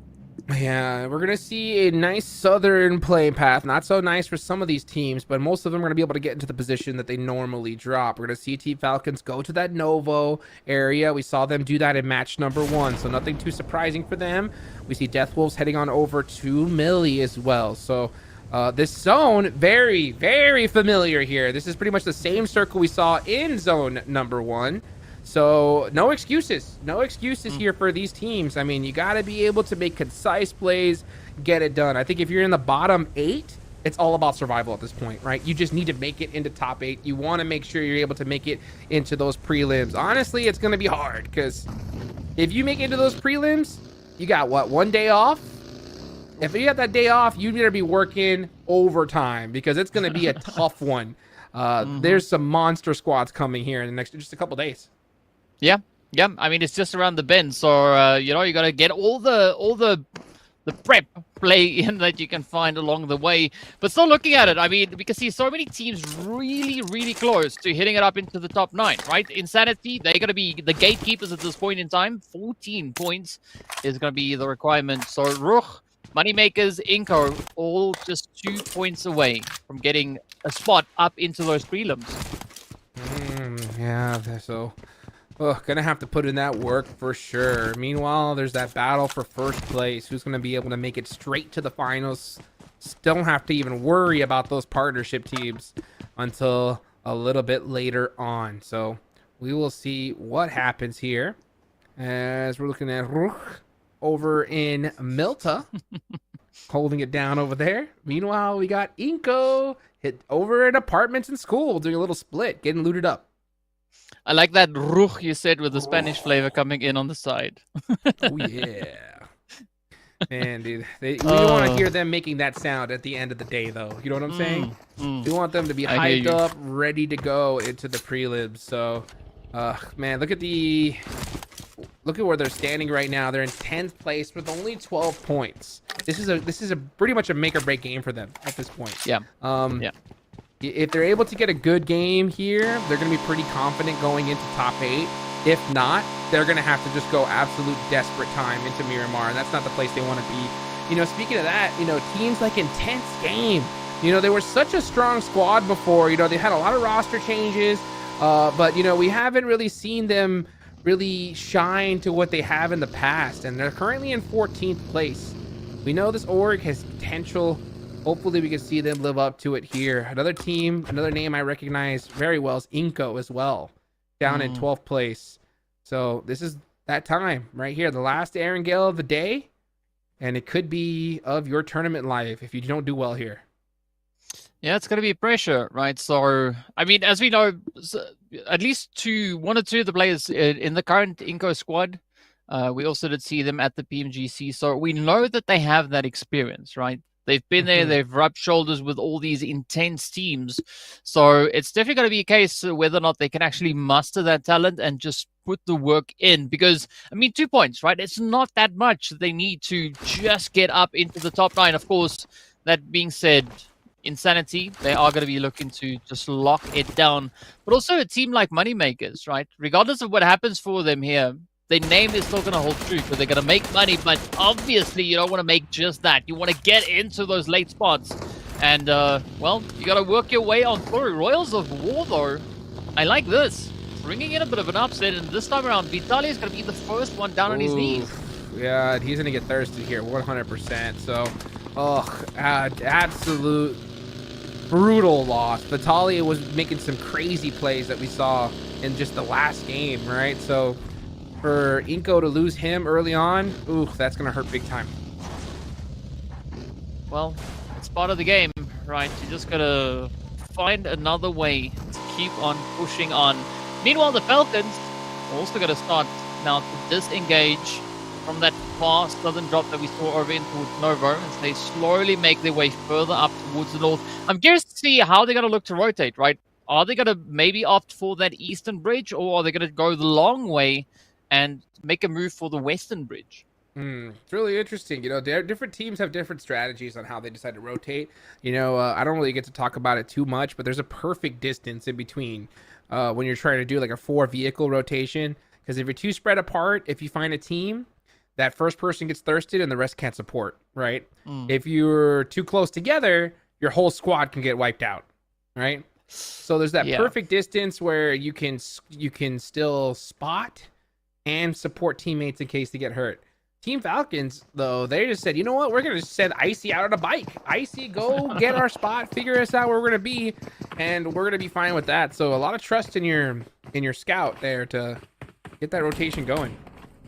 I'm happy to see that Icy at least was able to change that the 2-wheel for 4 wheels, right? It just gives a little bit more manageability when it comes to moving on through. Speaking about manageability, though, look at what we've got cooking up in center zone, right? It is going to be the players there from Faction Brazil now having to fend off so many teams that could come into contest. I mean, we've got Inko in the mix there. We got the Zebra Masters as well knocking on the door. Hi-Fi is up to the north, so it's going to be a pretty sweaty spot to play on.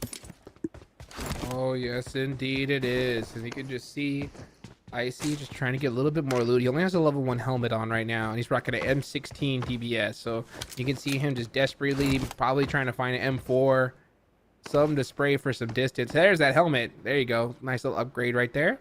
Meanwhile, Hi-Fi's, they know where they're at. Yeah, Hi-Fi's is one of those teams that's so high on the leaderboards. They're just going to continue to play their own game, right? Just play, survive, get some points on the board, maybe hope that the Falcons slip up a little bit or we have a bigger game than them and try to fight for that first place. Yeah, I mean, there's so much opportunity available for them here. It doesn't seem like they are going to be too phased just yet. In the meanwhile, Faction Brazil going to see if they can maybe find the Cookie Monster around the bend. I mean, Inko starting to move up. 7, I like the fact that they just on the opposite edge of that ridge. We're going to watch out. I mean, such a great awareness coming through here from Faction. 100%. Yeah, they don't want to make that same mistake they made in that last game there. That one really, really hurt them. So they got to play consistently. They got to put in that work. Next zone is about to pop here soon. Again, this is very similar to that last one. So, you know, the Falcons did a great job in that last game, working their way through Pachinki. Oh, they get blessed in this one, though. This is a very solid circle for them. They don't have to go too far at all. They can just stay in their home area. Potato Hill is going to be a very big spot of contention coming up very, very soon. And we can already see teams on the move immediately.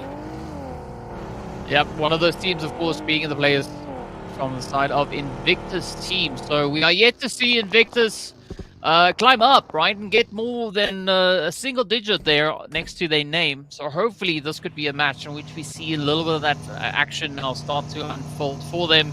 Meanwhile, Zebra Master again coming through with a very, very sneaky angle. Come on, there we go. Picking his head up little by little. He said, should I? Nope. Should I? Yep. And unfortunately not able to get that. Oh, he looks like he's going to get one right here, though. He sure does. Actually, it was from one of his teammates from that off angle. So, wow, they get that secure real quickly. Zebra Master put in some work on this Pachinki side there. And that is Faction Brazil getting another player knocked. Ooh, nice little shots, though, there. Good angle. Trying to just slow them down a little bit, but it isn't enough to save their teammate. So, they're going to lose 2 players. Faction Brazil having a rough one after that last game.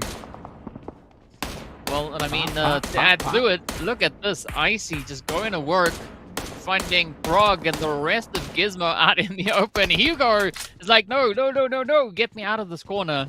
But I love the suppressive play, or rather aggressive play coming through from the Falcons. Be bold in the meanwhile. still got quite a bit of that recovery to do, as they do find themselves pretty far out of zone. Falcons, though, I mean, they're just going to try and lock it down. Yeah, I mean, they're in a weird position on the leaderboards. They don't have too much of a lead to where they are, you know, they're comfortable just playing passive. So they got to be able to put some points on this board here.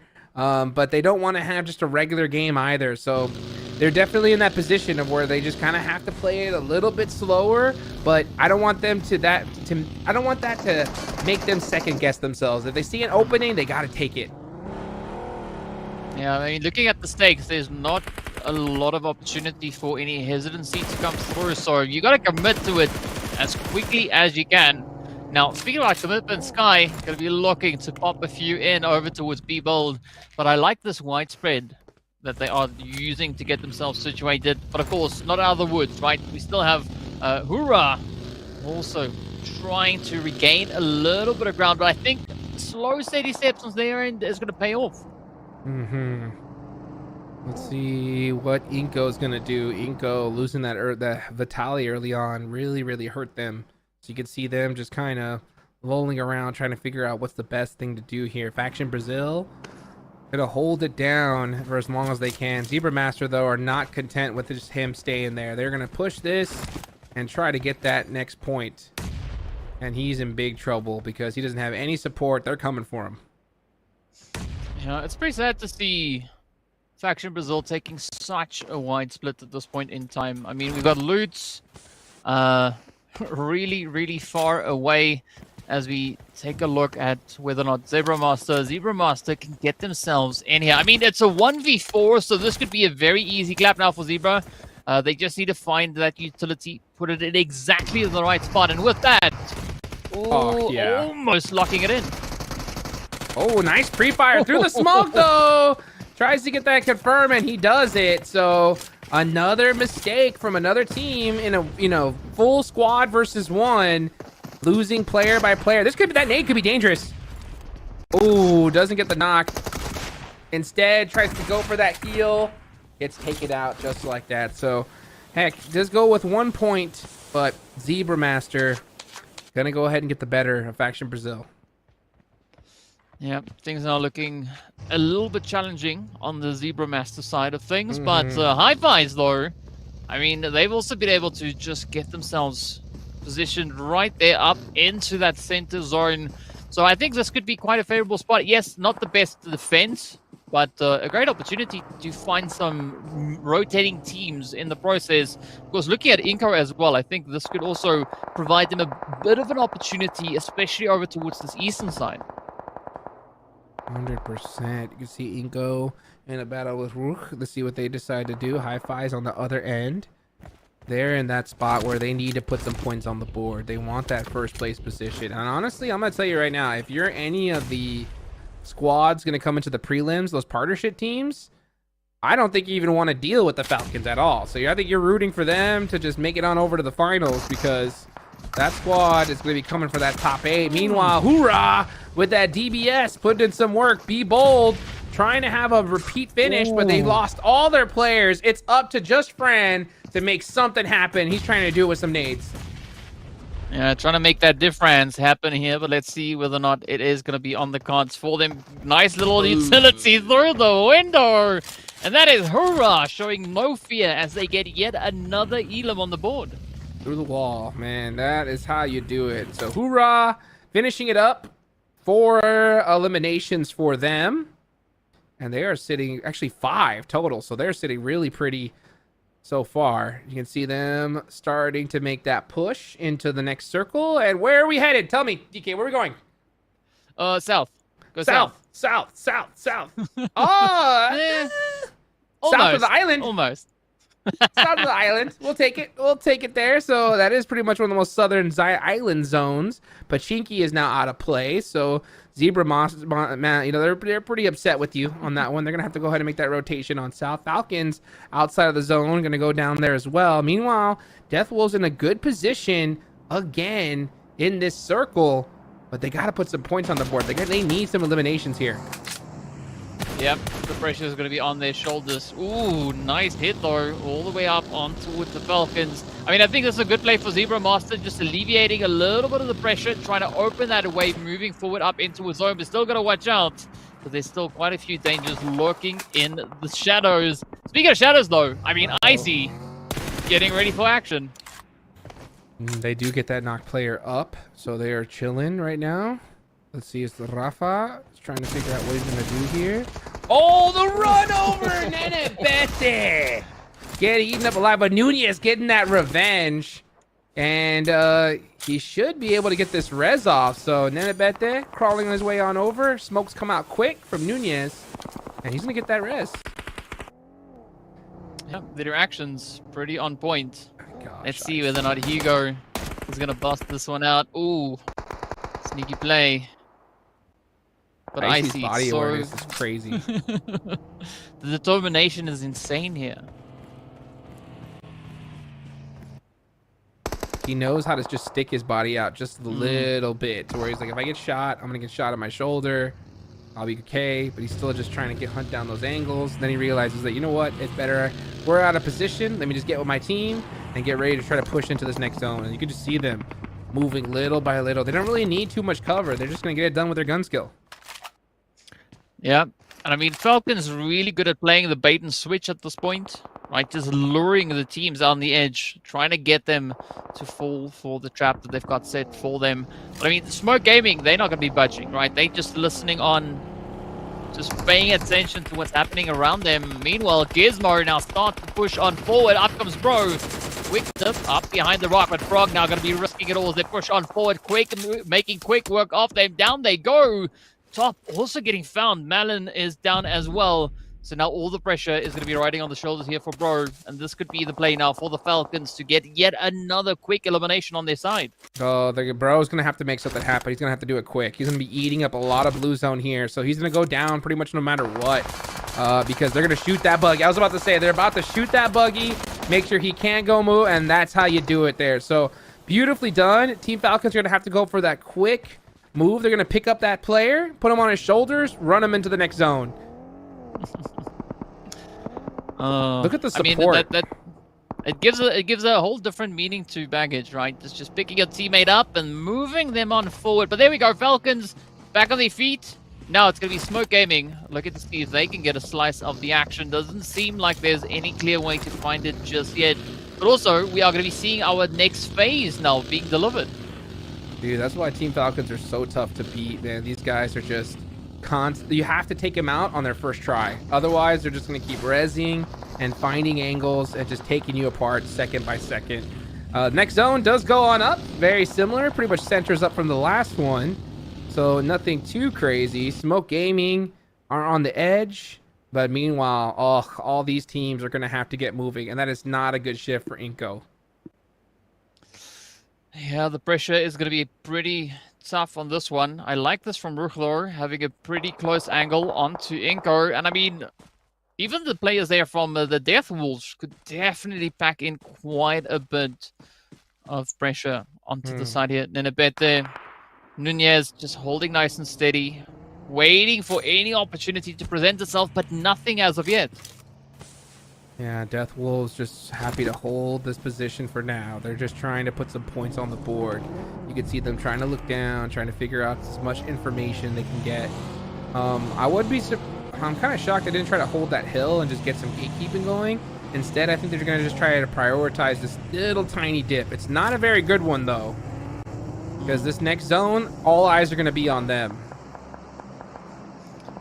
I mean, sometimes you just got to do what you got to do. Speaking about which, though, look at that play up onto Icy. Quick confirmation coming through from the players there. Now, where will this next shift take us? Victor's locking in more points on the board. Inco also trying to clear a bit of a way. Gotta hop in those vehicles because the big bad blue zone is on its way. Smoke now facing off against the Falcons. A quick little reposition here from Ninho. Hoping to find a little bit of something, but Rook doesn't make it into zone. He doesn't. And you can just see right now the rest of Invictus on the rotation, trying to find a spot, but there's teams and players everywhere. Here comes the rotation. Maybe he's going to try to go for him for a run over. That's exactly what he's doing. He tries to catch them while they have the nades in their hands, but they're able to salsa their way out of that one. Maybe he goes for it again. Nope. He says, nope, one time's the charm. I'm going to stand back, try to throw some nades, see if I can catch one of these players from Intense Game off. That one's going to be off the mark there. But the rest of Invictus, they're in a good position to gatekeep. They have 3 eliminations here, and they need them all. Yeah. Oh, he's going for it again. He's going to do it again. Nope, never mind. It's like... Ooh, beautiful angle. Oh! Oh! Yep. The rest of his team, they need to come quickly. That was a little bit too bold from him. The timing could have been a little bit off. Maybe he called the push, and the rest of the team said that they were there, and just a little tiny miscommunication is all it takes, guys. And just like that, Invictus falls apart. Hey, though. Silence came through with M24. Nice. A little bit of bolty to seal the fate there, but now it's still going to be down to Smoke to see if they can get the heat in onto the Hi-Fis. Up comes the Death Walls, because he goes super low, but gets the pickup, and that's the Hi-Fis. Oh my goodness. High five, Zebra Monster, a bold all out. So Team Falcons in a huge position, right, to further that first place dominance right here. They have 3 eliminations, 37 points. Nobody in the lobby is even near them here. So, man, this is going to be a tough one to swallow for teams like High Fives and the rest of the players in that top 5. But a big opportunity for these teams at the bottom to put some big points on the board and try to make it into the top 8. Yeah, I mean, well, 2nd to 6th place is down for the count. So, you know, the gates are wide open. So if you want to get the rush, now is the time to play. But speaking about playing, it's going to be Falcons now just playing with their food here as they take aim over onto the plays here from Intense Game. It's going to be Norzed just sneaking through in the grass. You can hear the footsteps. CeeLo might be the first victim. Let's see whether or not the Falcons are going to look to get some of the action going here. Yeah, here they go. Now they're just saying that, you know what, they've been looking at the leaderboards here. Almost gets run over. Wow, down to 1 HP, but does get that run over there. Intense Game, just looking to make it happen with a buggy. Gets taken out immediately there. So, man, these vehicle plays coming in so clutch towards the end. And Intense Game just trying to get those shots through the smoke. They're trying to keep their tournament hopes alive here. They know that they need this game, but Royals of War coming to shut them down, and they do. Well, what a play though. Royals of War picking it up, cleaning house, but now they're not out of the woods, not out of the jungle. As we can see here, Falcons trying to pack it in. Top though, sitting with all the eliminations for the squad, so action needs to make a little bit of that happen here. As the Royals of War, they're mobilizing, getting ready for the push. The Blues are nipping at the heels. Speaking about nipping though, the Moneymakers also getting right down to business as they defend against Insanity. They need a big game right here. They're down in 11th place and they get shut down. Wow, the DBS pump action is just too deadly. Here goes, speaking of action, right? Look at him trying to throw all the utility he can as a solo player. Gets the knock. Goodness gracious. This team is just disgusting. Oh, try to go for the 2v1. He might get it too. Look at that movement. Taking that gun off to get that extra run speed. He's got the DBS out, and goodbye, Royals of War. I mean, that was smooth.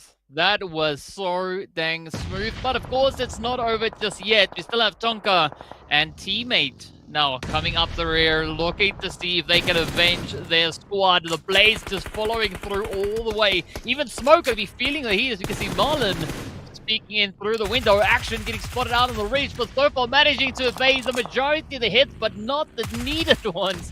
And down they go. Falcons out in 5th. Oh boy, not much you can do, but they still put up some points on the board here. Very tough in the last circle of the game, most likely. Coming right up. Let's see what happens here with Smoke Gaming. Here on the edge, trying to make some plays here. This could be an Insanity win, but Royals of War, we talked about those teams, right? That were so desperate, needed to put some points on here. Royals of War were definitely in that bucket. Let's take a look here as Insanity looking to have a good solid back-to-back performance here at the end. I mean, look at the shift bar. Just playing so favorably here for Insanity. Everybody else needs to push on forward. I mean, Insanity, they've got the only compounds in the zone. They've got it under lock and key, but now comes the hard work. They're going to have to defend it as the Royals of War try to rotate up, pushing over towards the western side. Goldgoat. Oh, Explosion does pick them up, but Tonka still in the fight. Oh, here they go. Tonka still trying to make things happen. They're all trying to push into the circle. Insanity has that zone. They're trying to gatekeep a little bit, make it harder for these teams to rotate on in. Smoke's in trouble. They do have 3 players knocked. It's just Imaki up for their team. And he's not in position to get these reses off with Deathwolf right behind him. Uh-oh, Insanity actually giving them a little bit of a break here. That's really unfortunate for them, as Insanity gonna try to go ahead and take out Imaki. If he's able to do it, they'll have this entire area to themselves and most likely the chicken dinner. Let's see if they can get that play to happen here. Royals of War still holding on to the edge of zone. I mean, I appreciate this play coming through from Insanity, right? Just so active on all the fronts, but they still have quite a bit of a threat to deal with. So you can see Smoke now trying to go in for the pickup, trying to get that raise, but the nade ends it right there. Down to the final 3 teams we go. Insanity look like they could maybe have this one in the bag. Oh my gosh, let's see if they're able to get it here. They need this chicken dinner. They tried so hard in that last one, but that zone going over to be bold spoiled them up here. So they have these buildings locked down. They get that knock there. It looks all but over. They just got to make this last push onto the Death Wolves, where we've seen so many teams get taken out by just one player. They cannot make a mistake here. They have to push together. That's going to be a very essential play now. You can see Insanity trying to find the play to make here. Royals of War still going to be just trying to bring in a little bit of a contribution.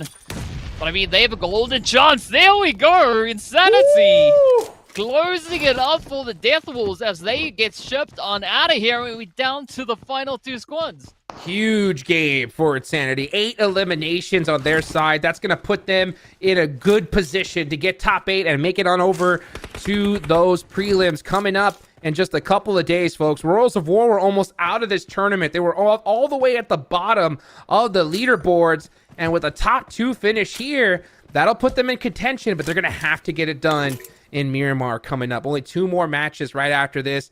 This is an Insanity win. 1000%. The only way that Royals of War win this is with the miracle at this point. I have to agree with you on that one.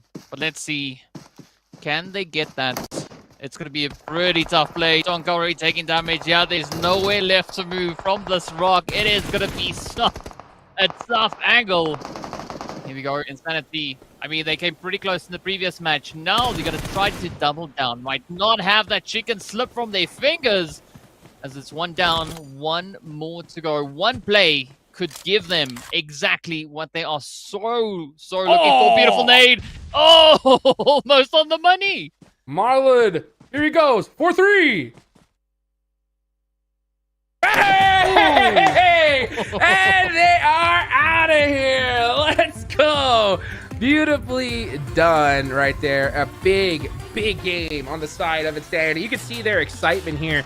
2 back-to-back games. This is what I love to see. I love to see teams that, you know what, didn't have a good couple games to start things off. You know, it's hard, especially with so much pressure. Only 1 day, do or die.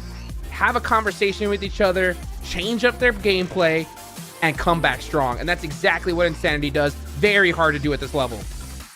I mean, I was waiting for Insanity from group stages. I was waiting for that Insanity to come back, right? And now, well, they did it, right?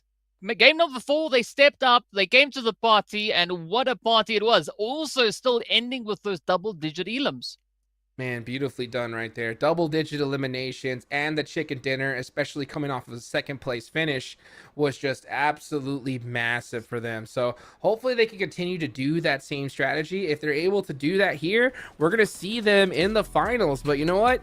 you know, I'll tell you what, speaking of the finals coming up soon, Team Falcons are looking pretty locked in here. If you're Hi-Fi's and you're Zebra, what do you think you do here in these last two Miramars, DK? I mean, you gotta try and be creative, I guess, right?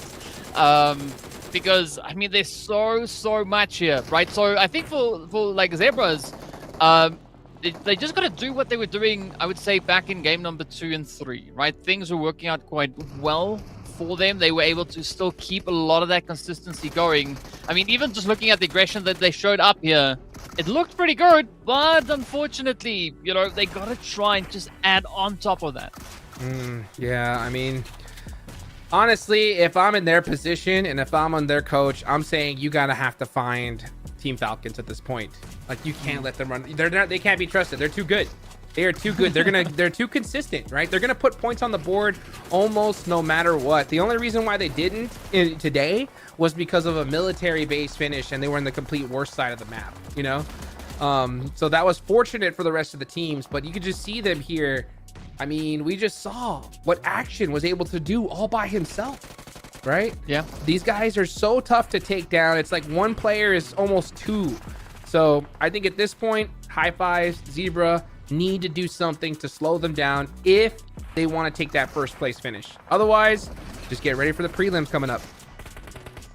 Yeah, I mean, so this is the big decider, right? As you said, you want the tickets, or you want to go the prelim route? I mean, still, either which way, they've made it up into the qualifying positions.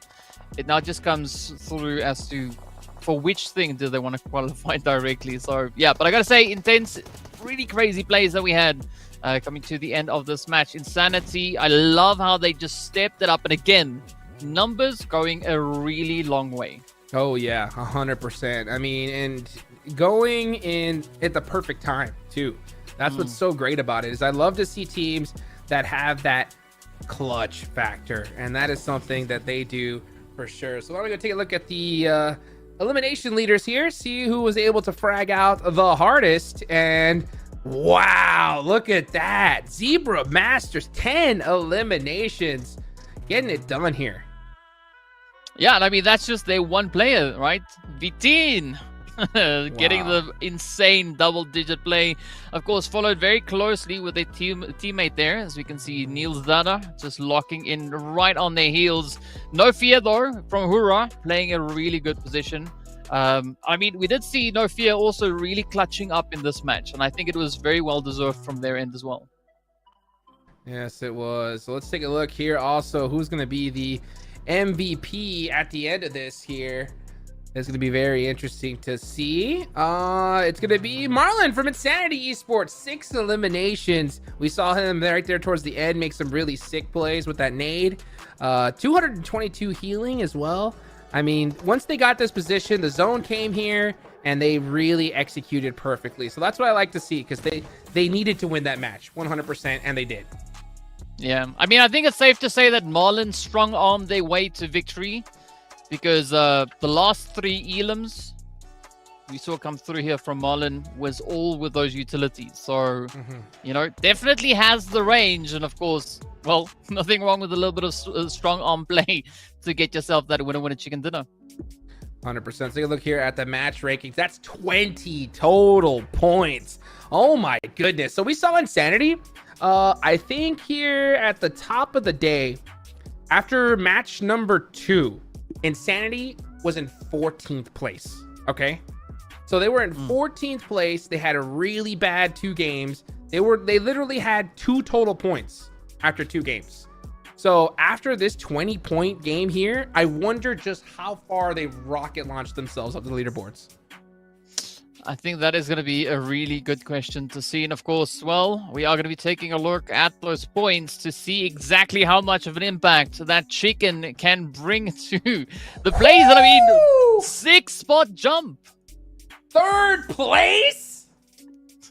Goodness gracious. 2 back-to-back monster games. And these guys are in the run for the golden ticket at this point. There's still 2 more matches. If they have 2 more games like they just did, they could be going straight to the finals. Yeah. I mean, consistency is key, right? And they are proof of that, right? As you've said, started off in 14th position and now sitting all the way up in a very comfortable 3rd place. I mean, yeah, it pays off to be pretty relentless. Yeah, I mean, that's how you do it. They got that clutch factor. They proved that they could get it done during hard situations. Now it's time to keep that energy, baby, right? It's time to even get more clutch. Go beyond the clutch, right? That's what they got to do here. So they're in 3rd place with 34 points. That is a 9-point difference from Team Falcons. So if they do want that 1st place finish, they're going to have to go crazy here because 9 points is a hard gap to beat, especially against a team like Team Falcons. Well, I mean, if they play another game like the one we just saw, it might be possible for them. But of course, you know, it's also possible a little bit of that desert action. So we are going to be hopping into a break. So be sure to stay tuned and see you guys right back in a short few moments.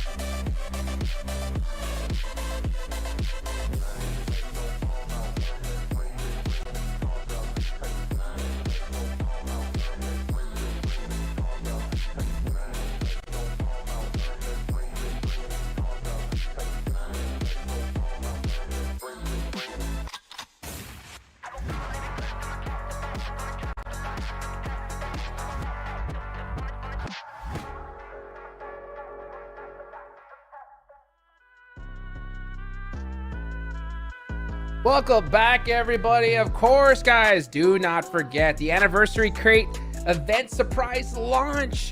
Popular items make a return from the 8th of March, all the way up until the 30th of April. The daily first draw is only 30 UC, guys. There's multiple popular outfits and firearms, including the full set, which I have. It's beautiful.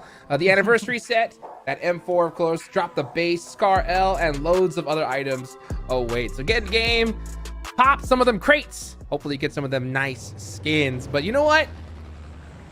It's time for some Miramar, baby. That's right. The last 2 matches of the day. First Miramar. Here we go. This is a very important match here.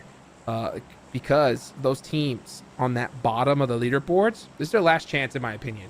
Like, they need to do something huge if they want to continue and make it on into the prelims. I mean, it's going to be now or never if they want to get those seats. So, yeah, they got to go get them. But I'm curious to see where exactly the teams are going to have to head in this game, right? Because, I mean, let's be honest, zones in Miramar sometimes can be quite interesting with what it gives to these teams. 100%. That's why, like, looking at the formula for this match, right? The original schedule. That's why I was talking about playing it maybe extra aggressive in Sanhok, get those early points. And then, you know, in Erangel, you really have to just get that consistency going, because Miramar is going to be a little bit of a wild card. Anything can happen here with these circles, and you don't want to leave it up to chance. And unfortunately, I mean, it does happen, right? Some teams have bad games, bad rotations, a couple mistakes, and then all of a sudden you're at the bottom of the leaderboard. So the teams that are in that position, okay, we're talking about, and even Be Bold is right there on the line. So Be Bold they're in 8th place with 22 points. Faction Brazil is right below them, only 1 point difference. So 22 points is the current cutoff, all the way down to 15th, right? Gizmo has 11 points. So a good game here, possibly a chicken dinner, could put them in the running. But it has to be chicken dinner time for them. And Invictus, with only 4 points in 4 matches, they're going to need a miracle at this point if they want to make it on in. Well, as we know, miracles are not necessarily all too impossible when it comes to PUBG. Even the map of Miramar itself could definitely present a few amazing opportunities here. But, I mean, even looking at, like, Faction Brazil, right? They do sit with a winner chicken dinner under their belt, but they are just barely holding on, right? 3 points ahead of the Royals of War. So, yep, there's going to be a lot of pressure on this match.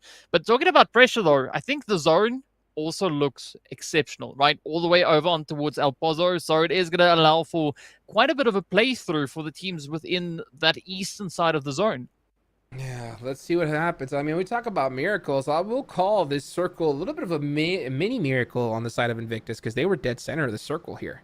So they're going to have a really good position going into this zone. So if they want to be able to clutch up that chicken dinner and desperately, you know, make it into that top 8, now's their chance. And this is the only chance they have. So can't afford to even lose a player early at this point. Like, you know, earlier games, if you had a squad wipe and you lost a player, that could have been okay, right? It worked out for Hi-Fi's. But at this point, you need to make it into that last final top 3 with a ton of eliminations.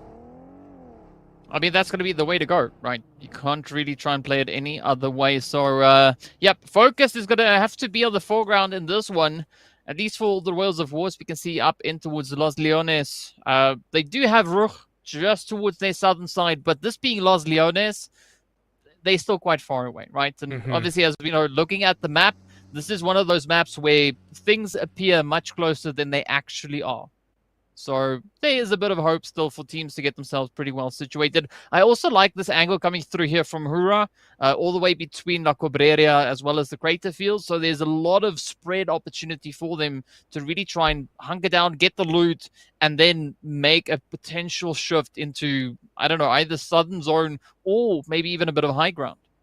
Yeah, 100%. I mean, it's not over. You're so right. It's not over yet for pretty much any of these teams. Any of these teams can still make it into top 8, but there's different levels to it, right?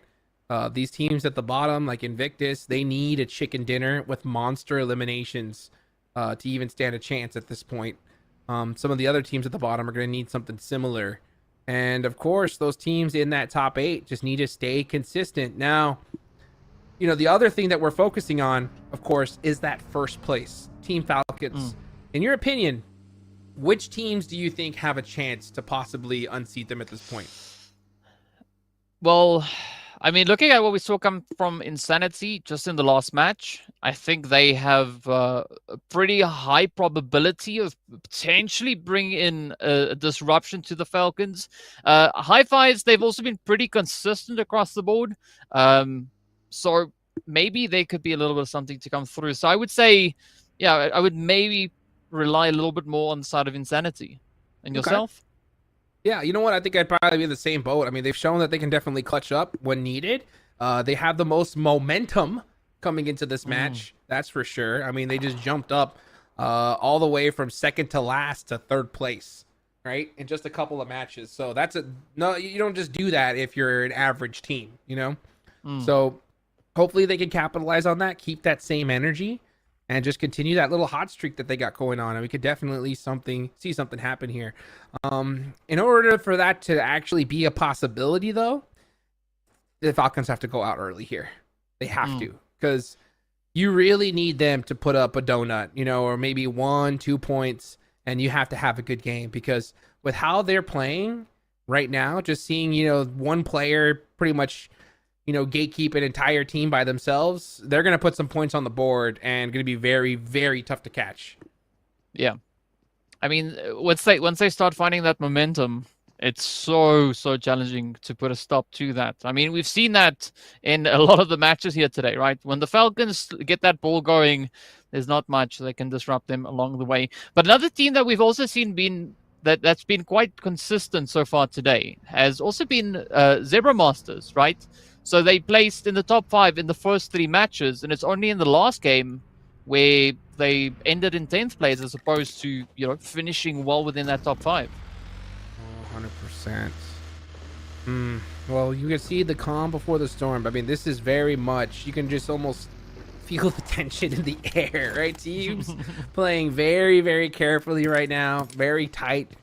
I mean, these are the championship rounds. Like, you have to pull out every single stop. There's no excuses. Your communication has to be extra sharp. Your positioning, you have to just really be extra careful. And you can see Aksha just trying to look for some last second loot. He finds that M4 in DBS, so he's pretty well set up here. And we're going to look at that team, that disruptor, right? Insanity, looking to just try and get as much loot as they can get their hands on. Yeah, well, loot is going to be essential, especially for this early stage of the game. But let's see what is going to happen there with the players from Faction Brazil. Not exactly having a clear line of sight as we saw down on towards the edge here. But again, right, that elevation could definitely benefit them quite a bit. I mean, Falcons also just working their way through a little bit of potential elevation here. Again, looking at the map of Miramar, I think this is where a strategy along those lines could definitely benefit a team if you want to be a little bit of a nuisance and not necessarily get caught in any of these heated game plays in the early stage. Yeah, 100%. Got to play it concise. You got to be on point here. The one thing that's kind of tough, though, in these kind of positions in this game is, like, the longer you go without getting into a fight, it's like your hands almost cool down a little bit. And they definitely fire up, though, when you get a circle like this. Goodness gracious. I mean, this is a southern shift here. So we're going all the way to the south, of course. I mean, hey, it wouldn't be the Global Open without some, shifty circles. And that's going to be a big one right there. So this hard rotation, we're going to see a lot of teams. Like, it looks like Insanity is going to wise up, wrap around, and go to that hard shift side. You know that hard shift side is open, and you can see a lot of teams just rushing towards it at this point. Yeah, I mean, Ladriera, a very, very exciting place to play through. Of course, also Monte Nuevo alongside that. I think it's going to be so crazy. But looking at Intense game, though, again, playing off of the high ground, just veering into the opponents, and no one is safe, right? They can try and rotate up, But, well, if Intense Game has any say in it, they are going to try and stop a few of those rotations. Meanwhile, Inco going to be huddled up here. Good spread that they've got within the compound. Again, this is the trick of the compounds, right? You don't want to be too close together because one well-placed nade, as we've seen in the previous matches, really plays one major upset. You're not messing around. That is so true. One nade is all it takes here. So you got to make sure you're in the right position with your squads. You can see the Falcons. I was talking about that perfect distance, right? When you're driving all together. And they're trying to keep that in line here. Hi-Fi's do spot some players on the rotation. They're going to try to avoid them right now. Yeah, early engagements, especially with the hard shift, you want to avoid at all costs. Because if you get into a fight, there's going to be a team already rotating and looking to third party it. So I don't blame teams right now for trying to play it very careful, especially on a hard shift. Well, speaking about hard shifts, it is going to be Invictus and Hi-Fi's now getting right down to business. A little bit of crossfire happening across the way here as well. But it's no surprise, right? Up in Monte Nuevo, there's already so many positions that a team can occupy. Falcons just going to be a little bit more towards that eastern side, so not immediately involved in the altercations. But as we see action now starting to move on up, there could be quite a bit of carnage just on the horizon. 100%. So let's see what they plan to do here. As Invictus, that team I was talking about here at the start, all the way at the bottom of the leaderboards, it's chicken dinner time for them. They either get a chicken dinner or they go home. And they know that, so they're trying to play this very carefully. They are in Monte Nuevo. This is a tough position. And the reason why I say that is because this is still very early. The zone can go anywhere. And if it decides to go like another hard shift south, for some reason, these zones, when they get a hard shift like that, they just love to go in the same direction. If it does do that, they're going to have a hard time leaving. I think that's part of the challenge, right? Really finding a good exit strategy in and around all these compounds, buildings, and so many angles you got to watch on all fronts. I mean, we've got the players from Faction Brazil still holding nice and steady just north. Hi-Fi is also trying to see if they can maybe find a little bit of an opportunity. But, I mean, Smoke, surprisingly quiet up on the high ground. Yeah, just playing it carefully right now because I think they realize, too, that the zone could definitely come up. Wow, beautiful spray there from Invictus. That's going to get the thumbs nice and warm. They're not going to be able to get the finish, but still a nice knock in general. So just some players poking at each other. You can see Invictus. You know, I like the fact that they put that bike inside the house. That's how important those vehicles are. Yeah. You know what I'm saying? I mean, that's the first time I think I've ever seen a team do that. So, you know, respect to them. That's yeah. You gotta take care of your vehicles. I mean, a garage is one thing, but you know, just park it indoors, lock it behind a proper door, and you know that nobody's gonna mess with that thing.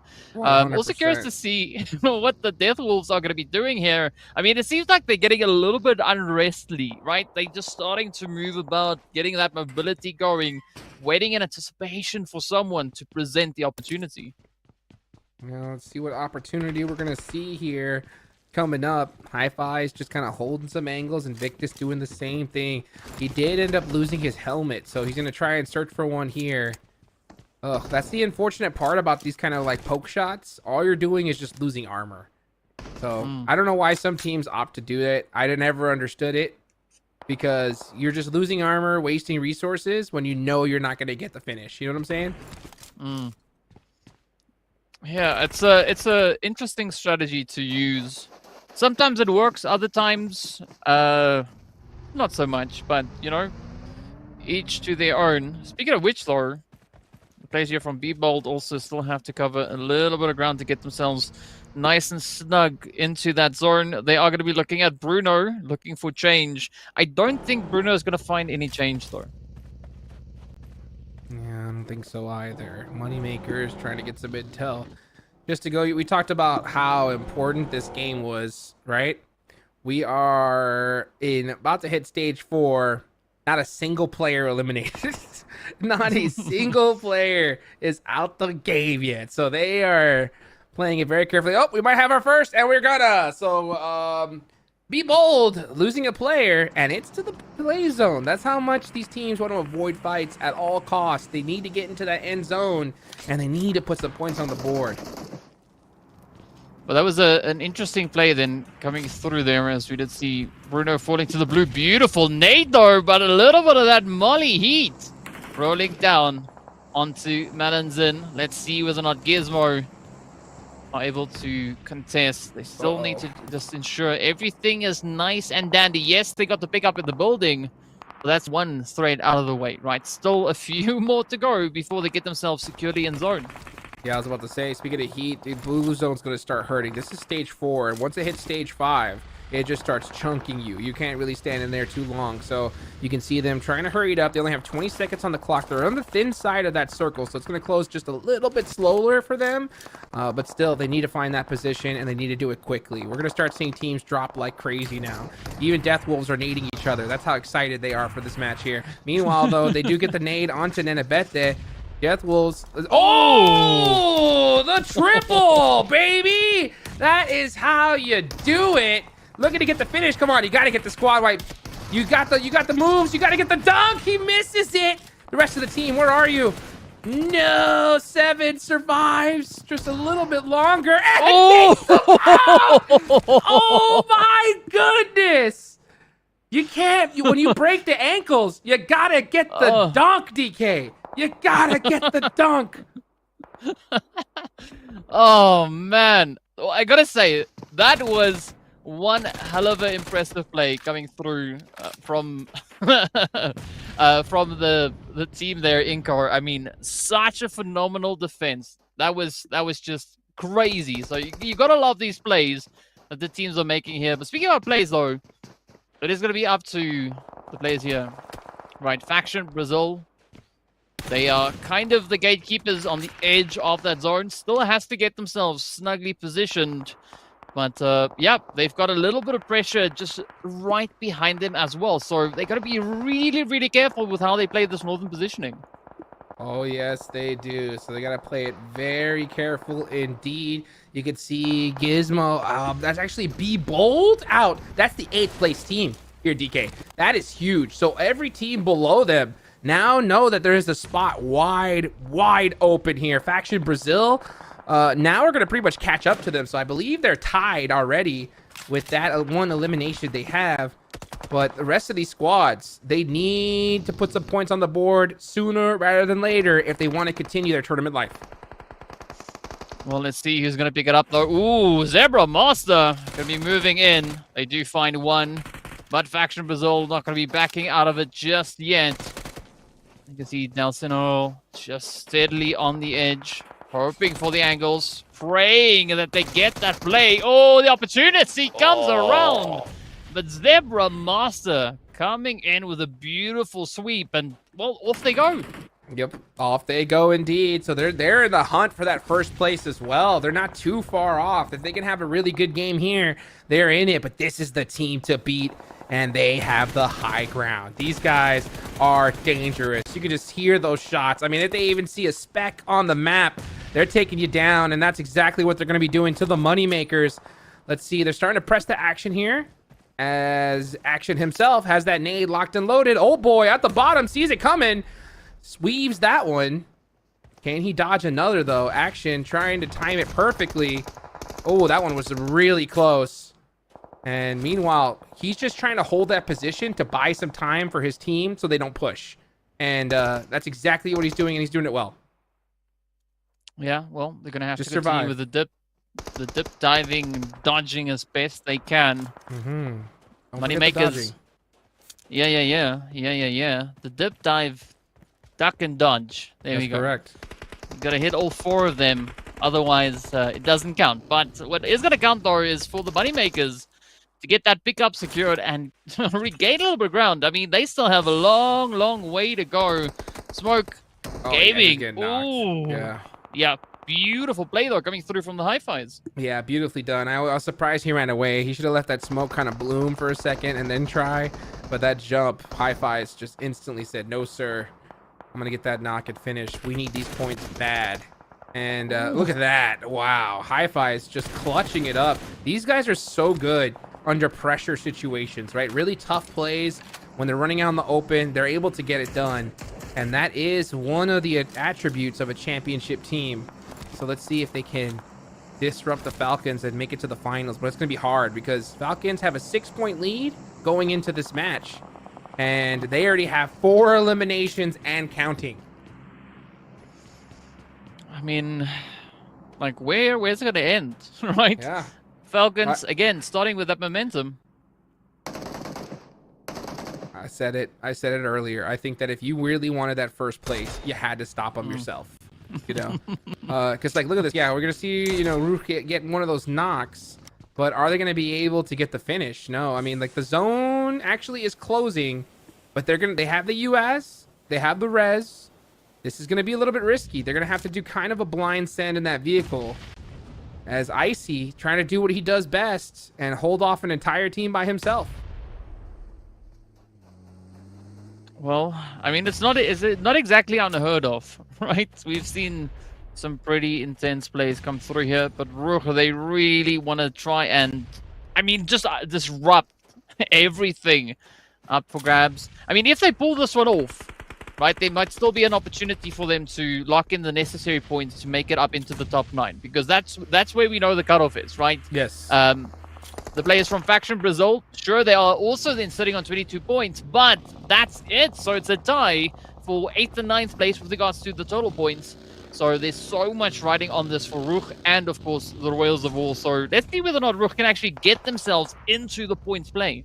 They need to. They really need to do it here and now. They don't want to wait till the last game, because the last game, you're always going to see some shenanigans, right? Because you may see the top 2 teams, you know, just go for Falcons at this point just to stop them. They have nothing to lose, right? Nothing to lose if they do that. And sometimes you have teams at the bottom who realize there's nothing that they can do to make it in, and they might just go and disrupt people as well. So now is the time. High fives. Definitely not trying to leave things up to chance, as they're going to get another elimination there and try to catch Team Falcon's Dream with a lay down on that vehicle, trying to get some spots. But I believe they're at the edge. Invictus, this is what kills me, right? They had such a dominant position, but guess what? First place isn't good enough. You need first place with double-digit eliminations. You got to stand up and you got to get to work. Yeah, 100%. 100%. So let's see who's going to be doing the work, right? Doing the mosters right here when it matters. So much on the line here. I mean, we've been seeing these teams just cracking it out over the past 4 games. Game number 5, no change, no difference. Just even more pressure being added to that. See Invictus there looking for some headshots, just trying to put some points on the board, but those shots are way too far away. Rook getting knocked there is going to be pretty tough. It's starting to get shot from all different sides. And I believe that's high fives, right? Yes. Ooh. Just putting in. Actually, no, that's Royals of War. These are these 2 teams right next to each other on the leaderboards, trying to hunt down that 8th place position. If one of them gets a finish and they realize who's going against them, they're going to play extra hard to try to take him out here and now. And I think the key is also going to be to try and make it at least to that 8th position at the minimum, right? Because that's where placement points also start to play in this. Because going out in 11th, you're not going to be awarded anything other than the eliminations you've been able to secure so far. Hura also going to be trying to at least defend the edge of the zone here. I mean, looking at the players from Invictus, they know what's at stake. They know that they're going to have to hustle, as they've not yet hustled in this day. So there's quite a bit of pressure starting to build as we get deeper and deeper. And we're almost in stage 7. Yes, they are. So here we go. Stage 7 about to happen. Falcons going for that res. Action has to give it up. He sees them coming. Trying to spot those headshots. Top right next to him. DBS is out, but they're getting picked apart. It's Sanity knows it's them, and they get the finish. So a huge, huge win here on the side of Insanity Esports. You talked about one of the teams you thought that could disrupt them. You said Insanity, and they just did it. Wow. What a play, though. What a play. There is still a long, long way to go. Invictus Now, looking to see if they can pick up the pieces. Hoorah just up ahead of them. I mean, neither team really having to defend much of a position on zone, but that is with the current phase, right? We are waiting to see where that next shift is going to be taking us. So if it moves to that eastern side, it is going to spell disaster for Invictus and Hoorah. I'm going to say it right now. Invictus is done. That's it. It's over for them. They did not play this one the way they needed to.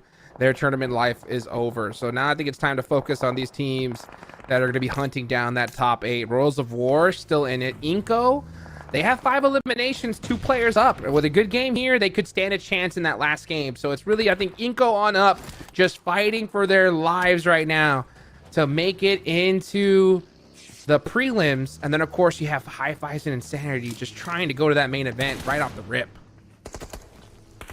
Well, let's see who'll get that secured, as it is going to be Invictus.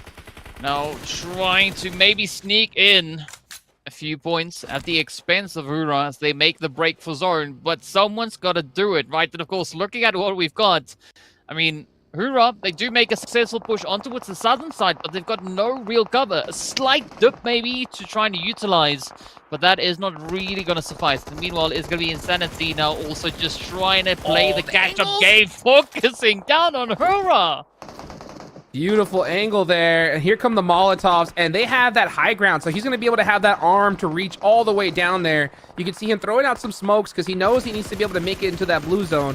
But right now, all he's trying to do is apply so much pressure onto them. I'm surprised. Does he have any more? No, he doesn't have any more smokes. If he did, throwing them on to Hoorah would have been huge to allow him to push up.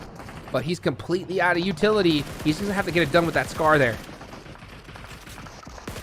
See if they can find the play now. Ooh, quick jump over on towards the Wheels of War as they also start to take aim over on towards the western front. Now it's up to Malik to defend the honor of Hoorah. Insanity not going to be relenting anytime soon, continuing to push on forward. Romulus up they come, DBS in hand. I love this weapon. I call it the don't be silly, and for a very good reason. If you get too close, nasty stuff happens. What did you just call it? Don't be silly. And that is what just happened. Insanity feeling themselves after taking down Team Falcons. Go down to a nade. You said it earlier, right? One nade can spell disaster. And right now, I guarantee you, there's nothing but silence on the side of Insanity. He's got to have to make a play here. Can he do it? Oh, the shots are too good for Malik. He's feeling himself. Goodbye. So that is Insanity done with 7 eliminations. You know that Hi-Fi's is so excited here because they have a chance. They have a chance to try and make it happen and dethrone the Falcons. Oh, it's going to be close though. Oh, he gets knocked. Vitaly! 2 knocks! 7 with another! Oh, this is brutal. Now it's only 1 player up for Hi-Fi's. They go for the push. They wanted this win. And Inco Gaming, 7, the last one up. It's DBS versus DBS. 7's going to go for the res. Does he realize? And that allows Intense Game to push up for free. Here they come. Yeah. Ooh, gotta watch out. Tonka. Oh, he's getting Vitaly. Dick. Oh, he got the res. Pickup. Yeah. All right. Okay, I can't so Wheels of War. They still in this. I mean, Inco, they just playing some super insane gameplay at this point. And of course, it is going to be Rafa and what is left of Intense Gaming now knocking on the door. I mean, Dream still holding steady, not moving an inch, but Vitaly, though, getting traded up. Cielo getting that nade off right there. Meanwhile, Rolls of War trying to keep their tournament life up and running. They have the angles here, and they're going to get some more eliminations. Beautiful shots there from that UMP. From that distance, too, you can't even see the shot markers, so especially while it's suppressed. So good shots there from Tonka. Invictus still alive, right? I mean, yeah, they survived, but it's not enough points. Not enough points at the end of the day. So it's really up to see how many more we're going to get from Royals of War, Inco, and Hi-Fi's. Man, dude, I'm not even playing in this. My heart is like beating in my throat almost. It's insane. I mean, we just did the prelims, right? The qualifier, well, not the prelims. We're in the qualifier finals. There's so much at stake here. Let's see whether or not Rafa can make something happen. I mean, an interesting play coming through from Dream, right? Dream has not moved an inch. Rafa is going to be falling to the zone. That is going to be intense gaming down and out as we are left with only 4 remaining squads. 7.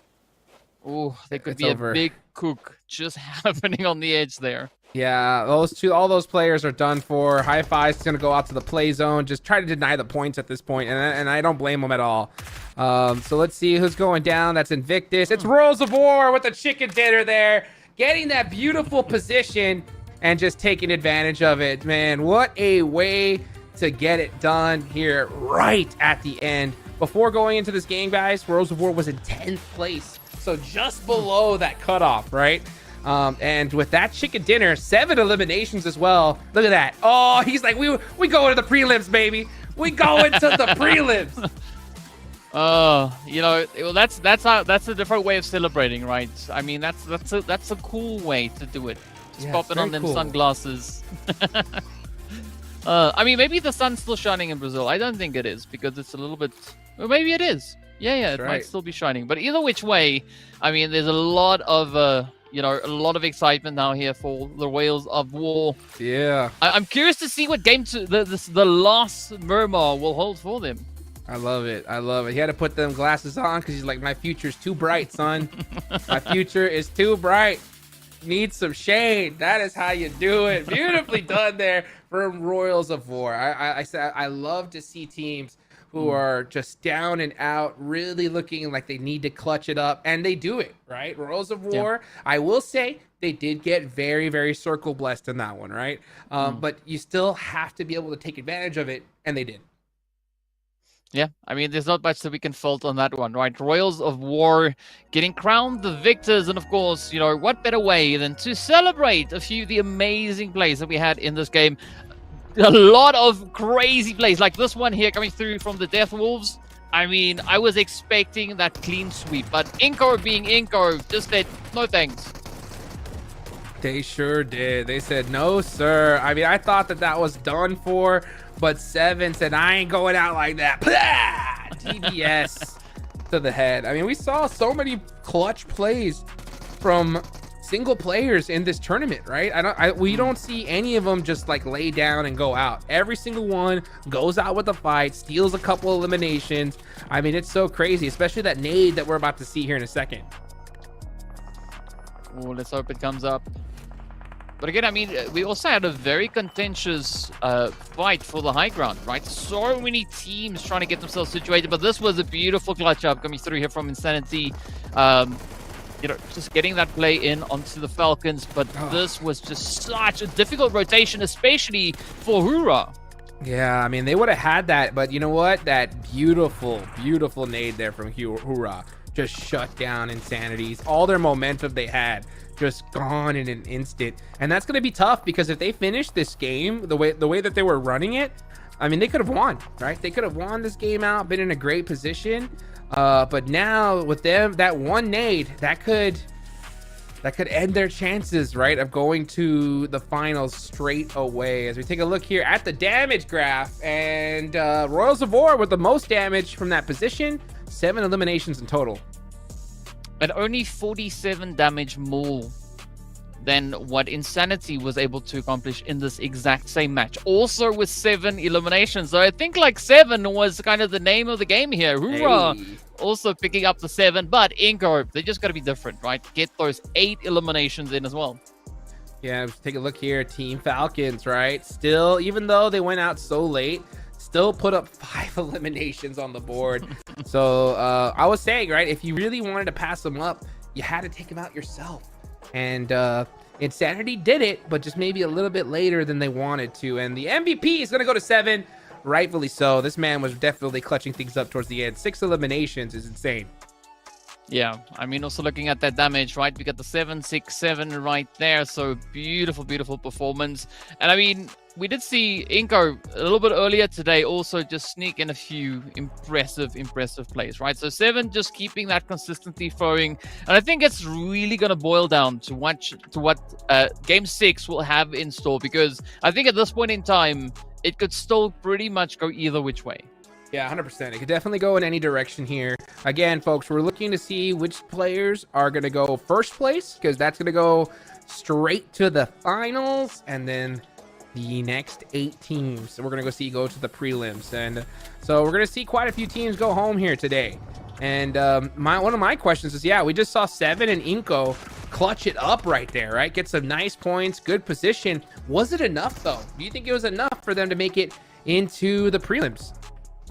I mean, that's going to be the big question, right? We'll only know when we get a good, decent look at those rankings. But first up, it's going to be match rankings with the Royals of War walking away with 17 delicious points. 7 of those, of course, coming through from that winner chicken dinner elims. And then if we look at Inko, sitting with 14 points up, I mean, it's going to be close. It's going to definitely be close. Again, folks, Royals of War, prior to this game, was in 10th place. They did not make the cutoff, right? They only had 18 points. A 17-point game. They basically doubled their entire day's worth of points in just one game, and it couldn't have been done at a better time, especially right here towards the end. Oh, clutching it up. Yeah. Yeah, I mean, there's no better time other than when it matters. Oh. Of course, speaking about what matters, look at this leaderboard. A 6-slot jump coming through there from Royals of War. As you said, doubling down on the points, sitting now on a very comfortable 35 points. Looking solid, right? I mean, by that, they should now make it into the finals. But that's not too hot, because you look right there, 10th place, 22 points, you know? 13 is a good advantage, so they should make it into the prelims, right? But at the same time, we got to look towards the top, right? One match left to go. You saw it there. The Falcons are on top with 50 points. Hi-Fis are right below them with 47. Insanity next with 42, and Royals of War next with 35. What's going to happen here, DK? What's going to happen?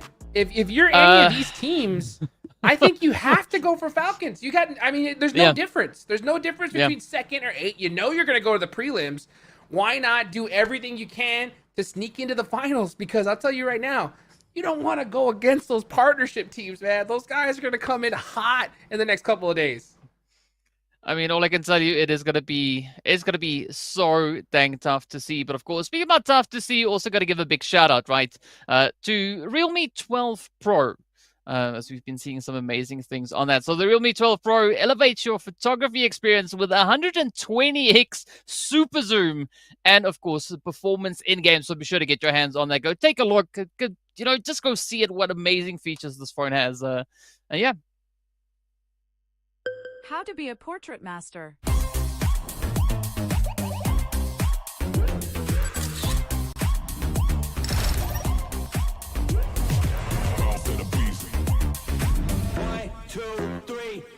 Boss in the streets, I'm a boss till I call. Boss in the beast, I'm a boss till I fall. I'm a boss on the beat, I'm a boss, spit it raw. I'm a boss, keep it G, and I walk in the talk. I'm a boss.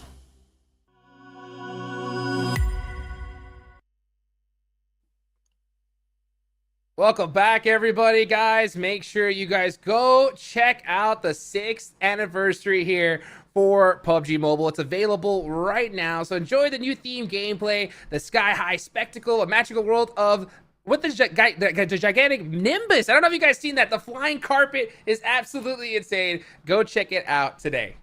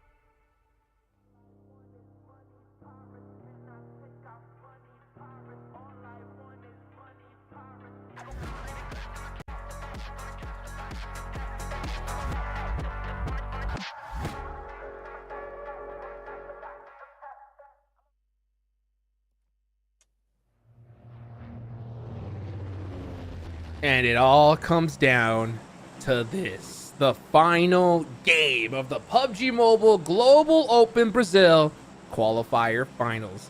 It's in Miramar. Here's the story, guys. It's up to who's going to get first place. First place is going straight to the finals.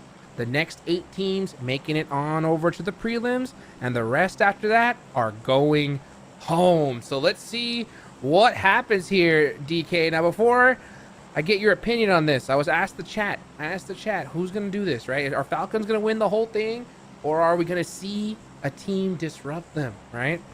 I got a couple opinions here that I want to share, right? Green Little Monster said the Falcons have this lobby locked down. Matt said it all comes down to this, and we even have some people saying Falcons do not choke. It's time to clutch it up. So let's see if they can get it done here. Yeah, they got to get it done, right? That is going to be the order of the day. We got to see the Falcons go beyond the top. Hashtag. And see if they can clutch that one out. But I think the big question for me, at least for now, is going to be, where's that zone going to go, right? We did see a nice kind of centralized zone in the first match here on Miramar. But I don't know, maybe something a little bit further up. Oh, never mind. It's going right down into Chumacera, Minas del Valle. Let's go. Circle all the way down to Los Higos. Oh my gosh! I told you! They have to hunt him down! They had to hunt them down, and that's exactly what they did. High fives. Not messing around, saying we gotta cripple the Falcons some way. We gotta clip those wings because they're flying too high. And high fives did it. Taking down a monster player from Team Falcons. And I think they're gonna just take the money and run at this point. Yeah, I mean, it looks like that could be an option at this point. I'm not quite sure where they're going to run. Hopefully it's towards zone, because if they go in any other direction, they're going to find even more teams. So, yeah, definitely forward is going to be the way to try and make this play move. But yeah, big ups, though, to High Fives, starting off super, super aggressive, but now they got to follow through. I tell you what, they do have to follow through, but if they do, it could be all on the back of that one play from Snowick. So, I mean, man, you see the chat. Matt said, can we get a caw for the clutch? After that one, I'm gonna be like, you know, caw. You know, that one. Oof, that hurt. But you know what? I'll tell you what. If any team can do it as a 3-man, it's the Falcons. That's for sure. Yeah. I mean, no doubt. No doubt. So, the stakes are increasingly climbing higher and higher up that board. Moneymakers, we're also yet to see a strong play on their end. As we have now on the side of the board, they're only 6 points away from catching up to Be Bold and, of course, the players in from Faction Brazil. But they need even more points. They need at least 9 to kind of rub shoulders there with Inco and maybe even go beyond that. So, yeah, I mean, you said it already, right? This is going to be the decisive match to see who will not only be securing themselves that top position, but also who will be the other teams to close up our top 9. Rognal dealing a heavy blow into the side of Moneymakers. Oh my gosh, and here they go back and forth, but none of them are looted at all. So anybody can take this. We can see the pistols coming out. Oh, and he almost gets them down to half an HP, but the Moneymakers survive. And oh, that's gonna really hurt Rook. Where were they at on the leaderboards? I know they were quite. Yeah, they were in 14th place. So yeah, I think that is gonna be it for Rook. And at this point, the last 2 players can pretty much do whatever they want. If you're them, I think you just gotta have a performance of a lifetime. Just make something happen, and who knows what can happen in the future. Yeah, I mean, go out with a bang, right? Now would be a phenomenal time to just play like an absolute beast. So let's see whether or not that is what they're going to be doing. In the meanwhile, Smoke still holding on to beautiful center zone right up into Chumacera. I mean, we do see Insanity also slowly starting to pull in from that western side. We got Marlon testing the waters, right? Doing a little bit of that toe test, right? Just dipping their toes in the water to see what the temperature's like. Right, Chimney, gotta make sure the water is warm, because oh, things are starting to heat up. That's for sure. You can see Smoke Gaming getting an FPP, trying to get that loot. Meanwhile, the Falcons very close. Uh-oh, way too close to Hi-Fi's here. Will he hear action? Because you know that Hi-Fi's are trying to just absolutely destroy the Falcons. They don't want them to get a single point. If they do, they're going to steal this away 100%. So Action is trying to play this very carefully, but I tell you what, if Rob's hurt him, the whole squad's coming for Action right now. Let's see what's going to come through here. It doesn't seem like Hi-Fi are too overly committed on they have to hear him. On the north. Oh, yeah, now it is on, right? Oh, Icy's moving in as well. Oh, this is so dangerous. They're going to get the revenge. The rest of the team from Hi-Fi's needs to come and support their player right now. They can't just leave him alone. Yeah. Yeah. If we've ever seen the backup, this would have to be it right here. We got Dream just off the distance. Oh! And he gets robbed. Rob's got the nade, and I think he pulled the pin first. It's going towards Icy. He had to run out. Oh, Icy got the better of him, though. Where's the rest of the Hi-Fi squad? They need to be coming in hot right now to help their teammate. And they do! Right on time! Team Falcons are in big trouble. It's all up to top. The man, the myth, the legend, and gets shot in his back. It is all over for Team Falcons. Wow. I mean, you can't even write this as a story, right? Because it just wouldn't make sense, right? It's like it's absolutely insane. This is like, you can't script any of this stuff. Hi-Fi's 1 point away. Woo! 1 single point away from taking the lead over and above that of the Falcons. Goodness gracious. Way to go. That is how you do it right there. Now, as a matter of fact, I'm looking at it. Okay. The Falcons have more chicken dinners than the Hi-Fi's. Okay. So I believe, Hi-Fi's needs to get another point. One more point, and they're passing them up. Yep. They have to. They cannot tie. They cannot go out. They need at least 1 point. I mean, talk about pressure, right? I mean, this would be the most important point today for Hi-Fi's. 1 single point stands between them and a direct invite into the main event. So there is so much riding on this. I mean, Inco, I'm expecting them also to come in pretty aggressive for the remainder of this match because, I mean, yes, they've been able to get themselves up into 9th place. They do sit with a 5-point lead, but you can bet your silver dollar on it that Be Bold and the players there from Faction Brazil, they are going to come in hot trying to claim that position. Oh, 100%. And I tell you what, man, every other team in the top, standings as well. Insanity, right? Royals of War, they saw that in the feed. They know whose target they have to go ahead and cross now. Now Hi-Fi's have that target on their back. So we'll see what happens, though. This is a very interesting circle, and it goes to another very interesting shift. We'll see right now. Hi-Fi's are all the way up in the north. They're going to have to cross on down. They need at least 1 more point. They cannot go out right now. Otherwise, Falcons will move on. Most likely, unless we see another one of the teams pass them up. But we're going to see what happens here as they're making that rotation on south. Meanwhile, Hoorah are the team furthest away from this circle. They're going to have a real tough one getting into this one. Yeah, they're going to have a pretty bumpy ride. I don't think as bumpy as that we can see coming through here on Insanity's side, as they are showing off a few of those vehicle skills.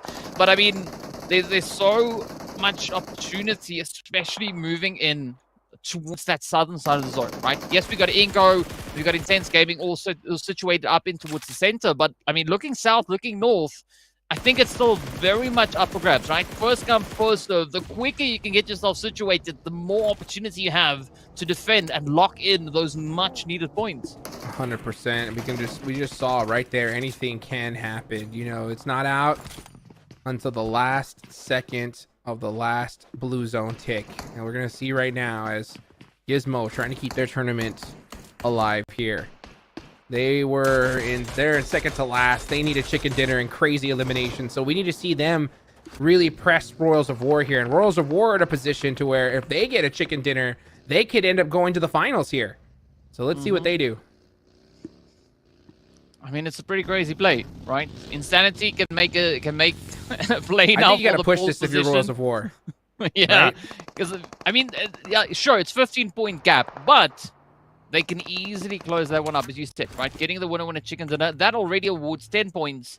So whatever they get over and above that, will just get them that much closer to knocking on the door. But first up, Invictus. Bring in a little bit of heat. Well, I don't really want to. Insanity is one of the teams we're getting an eye on, but I'm seeing the feed as well. Rules of War, we're getting into it big time. And they end up losing a player in that fight. But right now, it's all about Insanity trying to soak up some free points here, as they are going up against Invictus. Invictus losing a player, silence. And this is what happens whenever you're so low on the leaderboards. If they realize it's you, they're full pushing you no matter what. And that's exactly what's happening. Well, let's see how this one will unravel. Silence. Oh. Yeah. Getting stopped. That's it right there. So Invictus. Even if you're last on the leaderboards, you can't go in a 1v1 if you can afford it. Because the DBS is too strong! Too strong! And that, they just crippled Insanity right there. And this next circle is going to go up a little bit north, more towards Chumacerra. And the rest of these teams, Moneymakers, Hoorah! And Be Bold, they're going to have to push on in the zone. In the middle of the zone, you got Intense Game. Royals of War and Hi-Fi are very close to each other. Oh, and I mean that's all the teams that are, you know, pretty much in the running to bring in that upset. Look at the spray though coming through here from Hoorah. No fear again, just letting it loose, fighting two players. And now it is going to be Invictus holding on with the solo. The rest of the Hoorah squad now just rushing forward, doing a little bit of cleanup as they find the angles. But Invictus, right, not going to be stopping, just focusing on moving forward, and that is it. Yeah, so Invictus done for. Might as well do some donuts and just have some fun here. Maybe disrupt some players. Let's see what he decides to do. Meanwhile, big push coming on over. Faction Brazil right there on that cutoff. They were in 11th place. They need to survive. It's actually only one player up left. He has to clutch this up if he wants to keep his team's tournament alive. Beautiful shot there. Can he keep it going? He's trying to put this team on his back. It goes a little bit too quickly on that peak. Beautiful pre-fire, though, from Death Wolves. And that is going to be Faction Brazil done for. And they got a chicken dinner in this tournament. That's going to hurt. Yeah, that one's going to sting quite a bit, but you got to give it up to the Death Wolves here, just ensuring that they kind of stay where they are, okay? Like, you know, same position where they were kind of coming into this match. Another team that needs to make up a lot of ground, though, is still going to be the Moneymakers here. As we can see, they've come into the game with 16 points on board. They've so far been able to secure themselves 2 eliminations. Talent is very possibly going to be their 3rd point on board. And they still have a slight bit of a way to go, as they are going to be chasing 17. So 3 points up. They still need an additional 6 points to be just on par with 9th place. Well, yeah, right there on par on that cutoff. Insanity's dreams of going straight to the finals are now over. They are out in 3rd place. We'll see them in the prelims. Worlds of War still alive. Need that chicken dinner and crazy eliminations if they want to pull off a miracle. Hi-Fis are still right there. I believe they still need 1 more point. With 3 players up, it's looking pretty good as teams are starting to dwindle down. They might just do it with a placement point. Let's see what happens, though, as Moneymakers are pressing the issue onto Inko. Actually, no, that was Hoorah. Hoorah, gone. So Hoorah were in that 7th place position, but with how many eliminations they got, that might be just enough to sneak them into the prelims. Well, we've got to see. So that puts them up on about, what, 37 points? So, yeah, there's still a lot of gameplay that is yet to come through. But that was a good performance now coming in from the side there of the Moneymakers. They still have a bit of a way to play. Meanwhile, it's going to be Be Bold, also trying their hand at getting themselves up into the top 9. They've only found 1 elim so far, and they are down to a 3-piece. Goodness gracious. Let's see what they do. By the way, folks, for those of you guys watching, Hi-Fi's are still tied with the Falcons. Falcons has more chicken dinners and more placement points. So they need one more point. And I think what they're doing right now is just playing it safe, just looking to get into that top 8 position, right? So they can get at least one placement point. And they're right in the center of the circle. So they're looking good, but they just can't afford to make a mistake here and go out. They gotta wait. Three other teams need to fall before them. Yep. So, I mean, if you've ever played a very, very decisive game, I think this is definitely going to be one of those matches. I mean, like, oh, dude. Yo, Hi-Fi's, you do not want to go to the prelims, guys. Get that point. You know what I'm saying? Get that guaranteed money in the finals. And, you know, Team Falcons are going to be absolute monstrous in those prelims. So I guarantee you, all those squads that are, you know, those partnership teams are kind of hoping that Hi-Fi's goes out because they do not want to go against the Falcons in the prelims. Yeah. Ooh. Biscay taking a very risque approach there out in the blue. Now it's up to IC to see if they can survive the onslaught, but it's going to be a very tough angle to try and recover from. The rest of Moneymakers not looking to be in such a good position. I mean, they've essentially dropped down to one single player, right? Their fate rides on one player's performance here.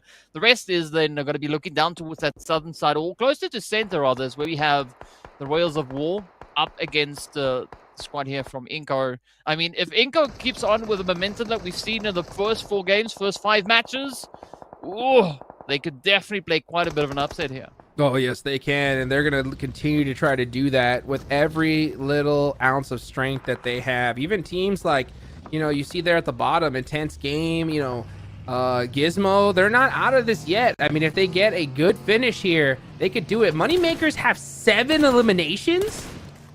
That is pretty insane. They only have 1 player up, but with 7 elims, that's pretty good.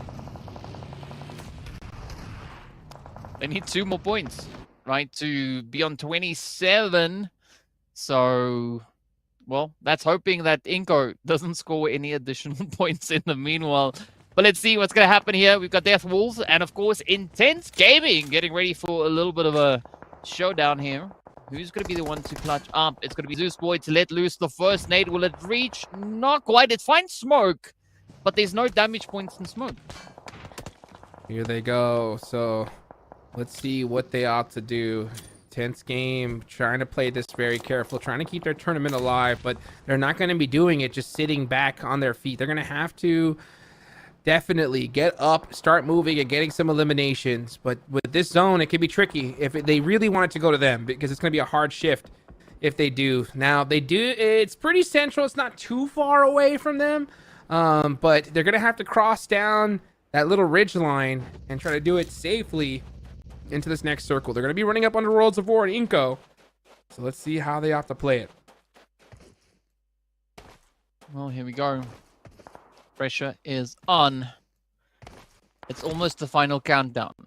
We are about 4 phases away from that being the case here, but now it's going to be up to the Death Wolves to see, can they play the disruption onto the side here of Be Bold. I mean, Be Bold, they've also been playing a very consistent game here so far today, right? Finding themselves on 22 points.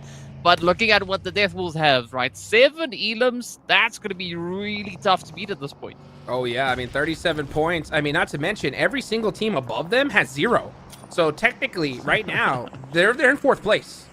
Yeah. They're literally in 4th place. If all the other teams above them go out, they're going to get 4. Oh, yeah. They're going to be tied with 4th with Hoorah. So that's a pretty crazy shit. There's a lot of teams that could still pass up these teams. Hoorah might not even make it into this prelims, depending on how these teams below play. So we'll see how big they're gonna get in this game, as I am just right now staring at these leaderboards. I'm also staring at Hi-Fi's, wondering when they're gonna get this last dang point, because this is getting crazy. Did the timer going? They still have 3 teams that need to fall before we get into placement point territory. Ooh, what a nade! What a nade, though! Beautiful. Beautiful nade right there. That's going to be a couple there. Be Bold. Oof. That could be their turn. That's most likely going to be their tournament life right there. Out in 10th place. This is a big one, though. Here we go. Inko, an intense game. Going at it. Intense game. So desperate. They have, oh, it looks like 2 players up. They're trying to survive. Inko going down right there on that cutoff. And, oh, it's going to be really, really close here. Will that be enough to make it in? We'll find out later. Meanwhile, Rules of War still trying to have a pop-off game, but with only 2 players up, it's not looking good. They do get that knock there. Era, oh, going to soak up 3 eliminations. He'll definitely take that. That's for sure. Well, there we go. Another one backed up, shipped out. It's going to be Smoke Gaming to step down with 1 elimination to their name. Also not finding any of those placement points to accompany them. But it is now up to our 9 remaining teams. So we still got Koa there from Moneymakers playing a serious game of hide and seek all by their lonesome over there. I'll tell you who's playing a serious game of hide and seek. That's Hi-Fis. Right now, Hi-Fis are just like, hey, they're just watching the team count go down, and they're just clapping away in that nice, pretty building that they got over there. Because one more team goes down, and these guys are going to the finals. I want to see them just like peel out of the compound when we see, you know, another team fall down. Just start and then dancing. It's just like, yeah, it's just like a high five. Here we go. By the way, I just heard in the chat that this is Snowix's first time IGLing. So, I mean, if that's true, this guy really made the right decision, right? To push and take out the Falcons early on. You could just tell that they were on the back foot. They didn't expect it, didn't see it coming. And I said it, right? If you want to take it away from them, you have to do it yourself. You can't just leave it up to chance, play the same game. I said that at the start of the tournament, and it gets me so excited to see IGLs, especially new IGLs, right? Come on in and just straight up say, hey, you know what? We got to get it done. Let's change our strats. And that is how you make that money right there. I mean, dude, if it's natural talent, it's natural talent, right? So, you know, just capitalize on it. So, mad respect going out to Snowix. If it's their first time IGLing, I mean, what a way to debut as an IGL. Meanwhile, things are still looking pretty tight here, right? We've got the Death Wolves moving in. That is Be Bold. Getting closed up. Out there on 9th place. And this is now go time, right? Hi-Fis, they can just go absolutely crazy at this point. Yep, that is it. Hi-Fis are gonna win it just like that. And they're gonna do it in a crazy fashion here towards the aim. Now, towards the end. Now it's all about that bottom plays, right? Look at that. Intense Game have one heck of a gap they're gonna have to cross here. They have all 4 players up. We could see them sneak into these prelims, but they have to win this game. They have to finish strong. We could also have a potential shift coming through with regards to our top 9 teams, right? So the Gatekeepers sitting on 27 points. Moneymakers, 28. They're getting close, right? They need placement points because I don't see Koa getting any additional eliminations at this point, right? That's going to be a super risky play. So they're going to have to try and keep it quiet, but we do also then say goodbye to Hugo. And Snowix locks in yet another point for the team. Now sitting on a very comfortable 5 eliminations. And now there's no doubt that Hi-Fis will be making it. Wow. All the way to the finals. Unbelievable. Beautifully done for this team. We saw them just from the start, right? Just making some beautiful pushes and showing that they got that scrap in them. And they show that they're also not, you know, they're willing to change their strategy according to what is needed. And they got it done. So now my eyes are on who's going to be able to make it into these prelims. And, you know, that cut Inko with 27 points, they have 1 elimination. So that's going to make it 28. We see Moneymakers still alive, right? With 7 eliminations. That's quite a bit, but only 1 player left. It's not looking good. I think it's really up to Intense Game to pull off a heck of a finish here and try to just destroy this lobby, because Death Wolves with 7 eliminations, they punched their ticket on over to the prelims. Yeah, that's going to be theirs. Now the zone is going to be shifting up, moving into no man's land. Right there out in the middle of nowhere. So Zebra Master still having to move up. And I think this is going to be an interesting section of the map to play through, right? There's so many ridges here for teams to utilize to their advantage, as you can see, right? Essentially, center zone, there's been no need to move because the teams can just sit there, perched, ready to go, just picking away at the competition, moving closer to them. Yes, sir, indeed. So let's take a look here at Monkey. Just looking out in the direction, trying to figure out what to do. Meanwhile, everyone's just playing this so silent because, I mean, look at this. You got 3 teams who are on the risk of just going home forever. That's it. Or not forever, but at least for this this game, you know, this tournament. So we'll see what happens here. It's a tense game. Do have one player that's knocked. And Gizmo, oh, they need him. They need to just start wiping everybody if they want to stand a chance at this point. It's gonna be a pretty tall order. I mean, sure, they've got a decent player count, still got 3 up. Ooh, but Death Wolves. And they're gone. Yeah. Intense. Also, I don't really see much hope on the horizon here for Intense. I mean, they are just caught up in such a challenging position over towards the side there. So definitely got to watch all these plays though. But here we go. That is going to be Rato Boy logging in onto Frog. 1 down, 2 more to go. Oh my gosh, intense game. They are in trouble. Oh, lucky for them, he doesn't have any utility. I was about to say, if he had 1 nade or molly, they're gone for. But you know what? He does not have it. So there goes Gizmo. That's it. Their tournament life is over. Intense game tried so hard. They had the most players up, got in a bad position, and weren't able to get it done. So here we go. The final of the match. Deathwolves dancing back and forth, left and right, putting the jukes on. And just trying to survive here towards the end. Meanwhile, we're going to go ahead and see Zebra push it on down, looking to get the final chicken dinner of the day. Man, if Hi-Fi's win this match, what a way to just, you know, punch your ticket to the finals, no? I mean, 100%, dude, 100%, but they could still be a little bit of a shift, right? Moneymakers still alive, right? Sitting on 7 eliminations alongside the points they had coming in here, so that puts them on, what is that, 26 points? So if they go out in a potential 3rd place, there could be a hope, but now there's going to be a lot of pressure being built, especially with the Death Wolves moving in on coercive position. So heat is on there. Survive. Oh, meanwhile, look at this. Now here come Hi-Fi's taking out Death Wolves. And this is the last player for Moneymakers. He's by himself, just trying to hold it down in a shack, saying, please let me live. I want to go to the prelims. And that, no, that's a stun. It's a stun grenade. He's okay. Oh, he's down to half an HP. Oh, he's gonna have angles. He's gonna get the jump shot. Nope. Going for the heal. Dude. Koa, survive. Come on, pull off a miracle. Moneymakers, you gotta make that money. He's looking. He's looking over. He's talking to him. He's saying, please. Por favor, not like this. Please, I want to go to the prelims. Oh, he goes down. But he went down in glorious battle. Wow. Wow. This has been such an intense day. Dude, What like, wow. Whew.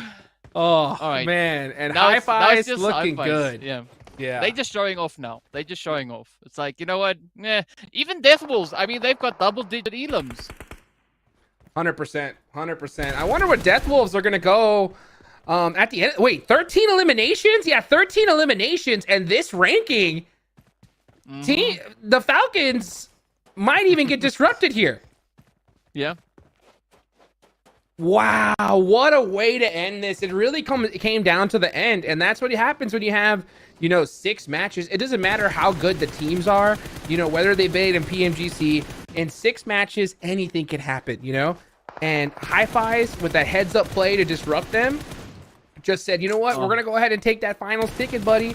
And Death Wolves with 15. Oh, my gosh. Gonna take this chicken dinner right here towards the end and do it in style.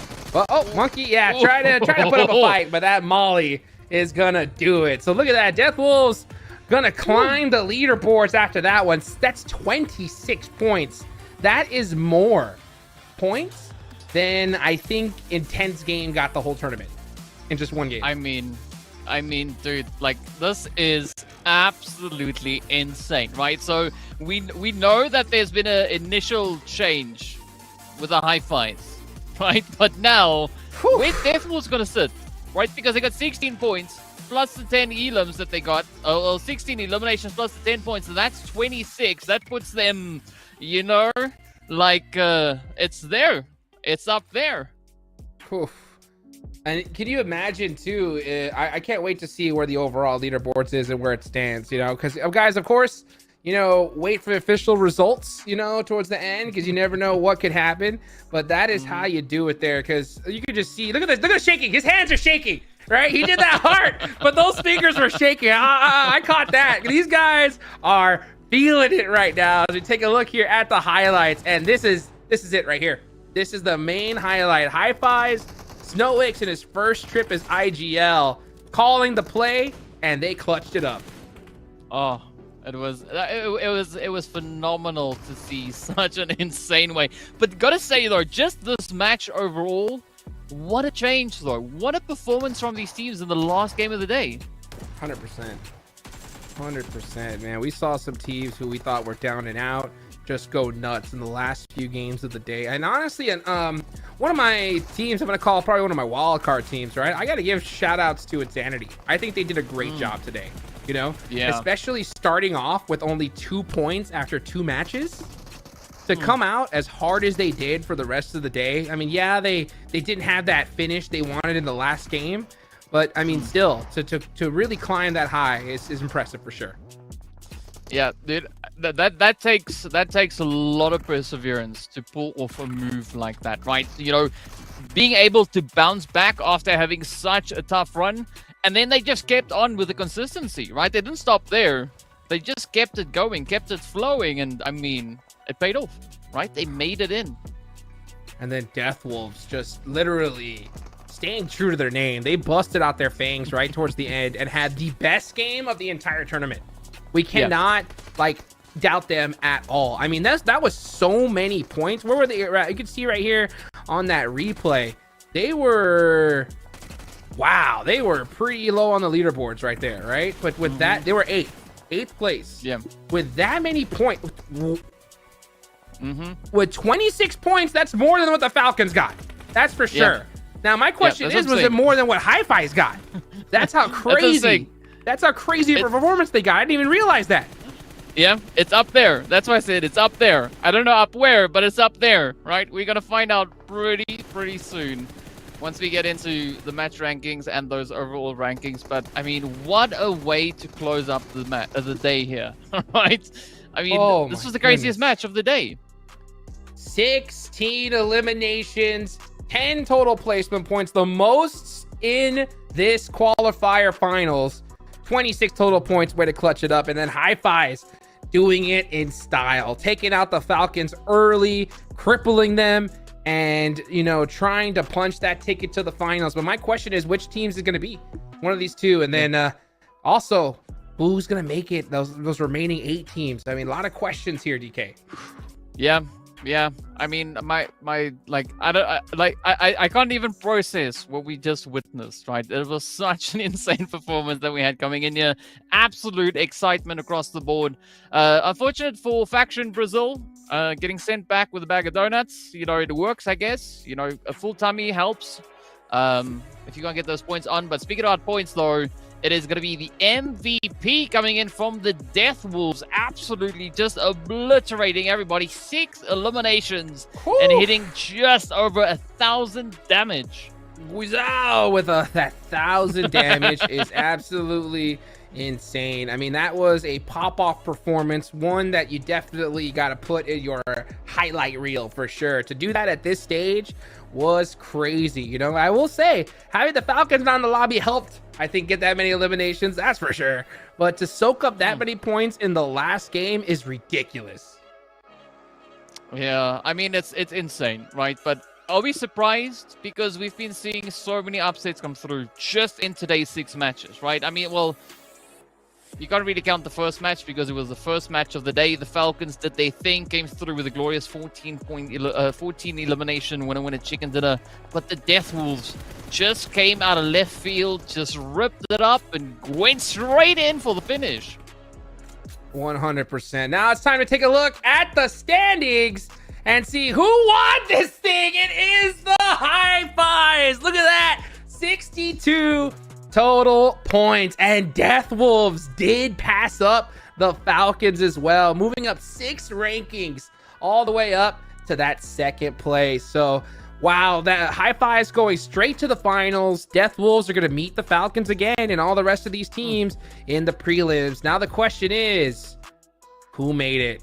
And it was Inco Gaming. Moneymakers were off by 1 point. Dude, I mean, Jukes, like, that is... Woo! That's crazy. That is... I mean, had Moneymakers gotten that final elim, right? Just say the decisive play between 4th and 3rd place, that would have been them in 9th, right then and there. Like 1 single point. Oh, that hurts so bad. I mean, for them to go down by just 1 point is insane. And I think we saw, what was it, Intense Game down by 2 points to a huge name in Brazilian esports, not able to make it here. So, I mean, hopefully these guys definitely hit the books, put in that work. We see them come back because I know these players have tons of potential. And the thing is that it's tough in a 1-day tournament, even for the Falcons. I will be honest, if it was 3 days, Falcons win this thing, in my opinion, without a doubt. But, with 1 day, you got to clutch up. And let's be real, right? PMGC, tournaments like that, they're short form tournaments. You got to be able to clutch up. You got to be able to change your strategies when the time comes. And I'll tell you what, High Fives said, I know where you guys drop. We're coming for you. So it's a lesson I think the Falcons learned. They learned it the hard way, but they'll have the prelims to definitely learn and adapt and not make sure that doesn't happen again. Yeah, but I mean, with the prelims comes a whole different dynamic, right? Because we are adding in the 16 partnership teams. So there's so much more on the table moving into that. Absolutely. So there's going to be some beasts coming up, guys. It's going to be on Monday. So mark your calendars. It's going to be huge, and it's going to be a lot of fun as we go ahead and take a look at the players here, right here at the end. Look at that. There it is. Team Falcons. Thumbs up. Not smiling as hard as I think that they should be, though. Yeah. I mean, obviously they would have liked to, make it beyond a 16th place finish in the last match, just for bragging rights.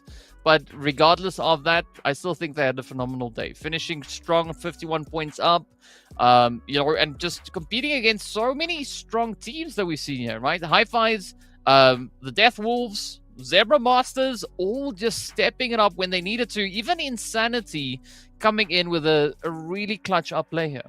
100%. And you know what? Just looking at the Falcons' faces, I think obviously they're bummed because they didn't go straight to the finals, but I don't think they're too mad about it because I think they know that they're going there anyway.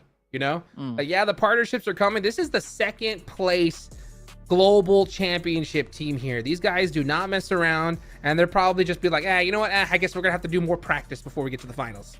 I mean, it's not like it's a bad thing, right? True. Extra practice goes a long way. Who knows? They might even come back with a super insane vengeance play, from that. But of course, the moments of the day, right?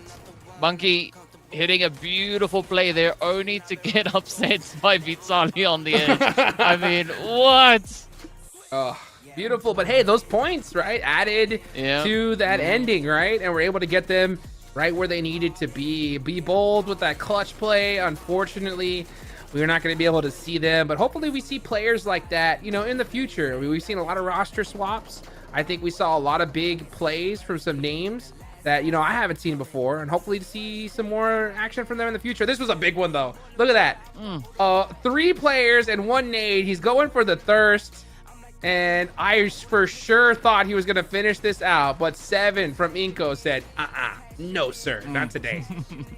Access denied. Oh, exactly. Oh, crazy. But hey, actually, I think that was the play that let them stay in. If you think about it. Yeah. Yep, that one play. If he doesn't clutch that up right there, Inko doesn't make it. How crazy is that? It's insane, dude. I mean, it could have gone in so many different ways, right? It could have had so many different outcomes, but it went for this, right? So I think Inko just stepped up exactly when they needed to step up. 7 has been ruthless today, right? We've seen the craziest play coming through from him. 100%. Well, guys, thank you so much for watching. Thank you for supporting. Use the hashtags as well. You go ahead and tag us at myself, Hot Jukes, and DK. Thank you so much for being here, and we'll hope to see you again on the next one. It's Monday. Mark your calendars.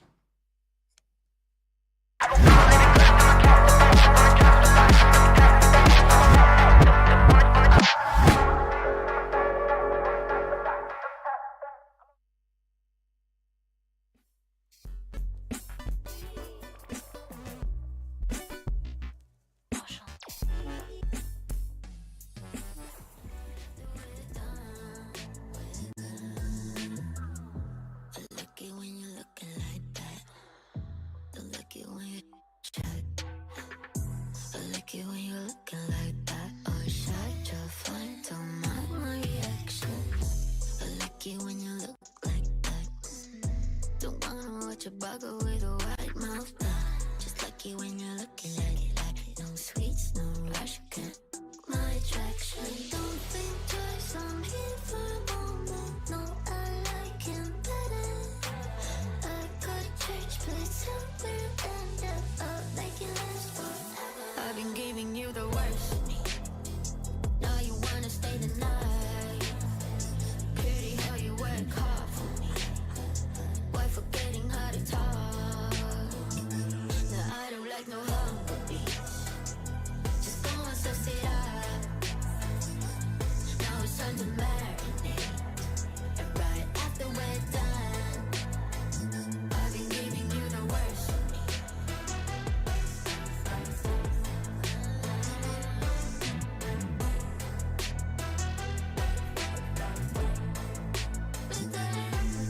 Give me a second, let me do it. I know we can agree. I'm off the leash. Go down on your knees. We got PhD. I'm all that you need. Just give me. I've been giving you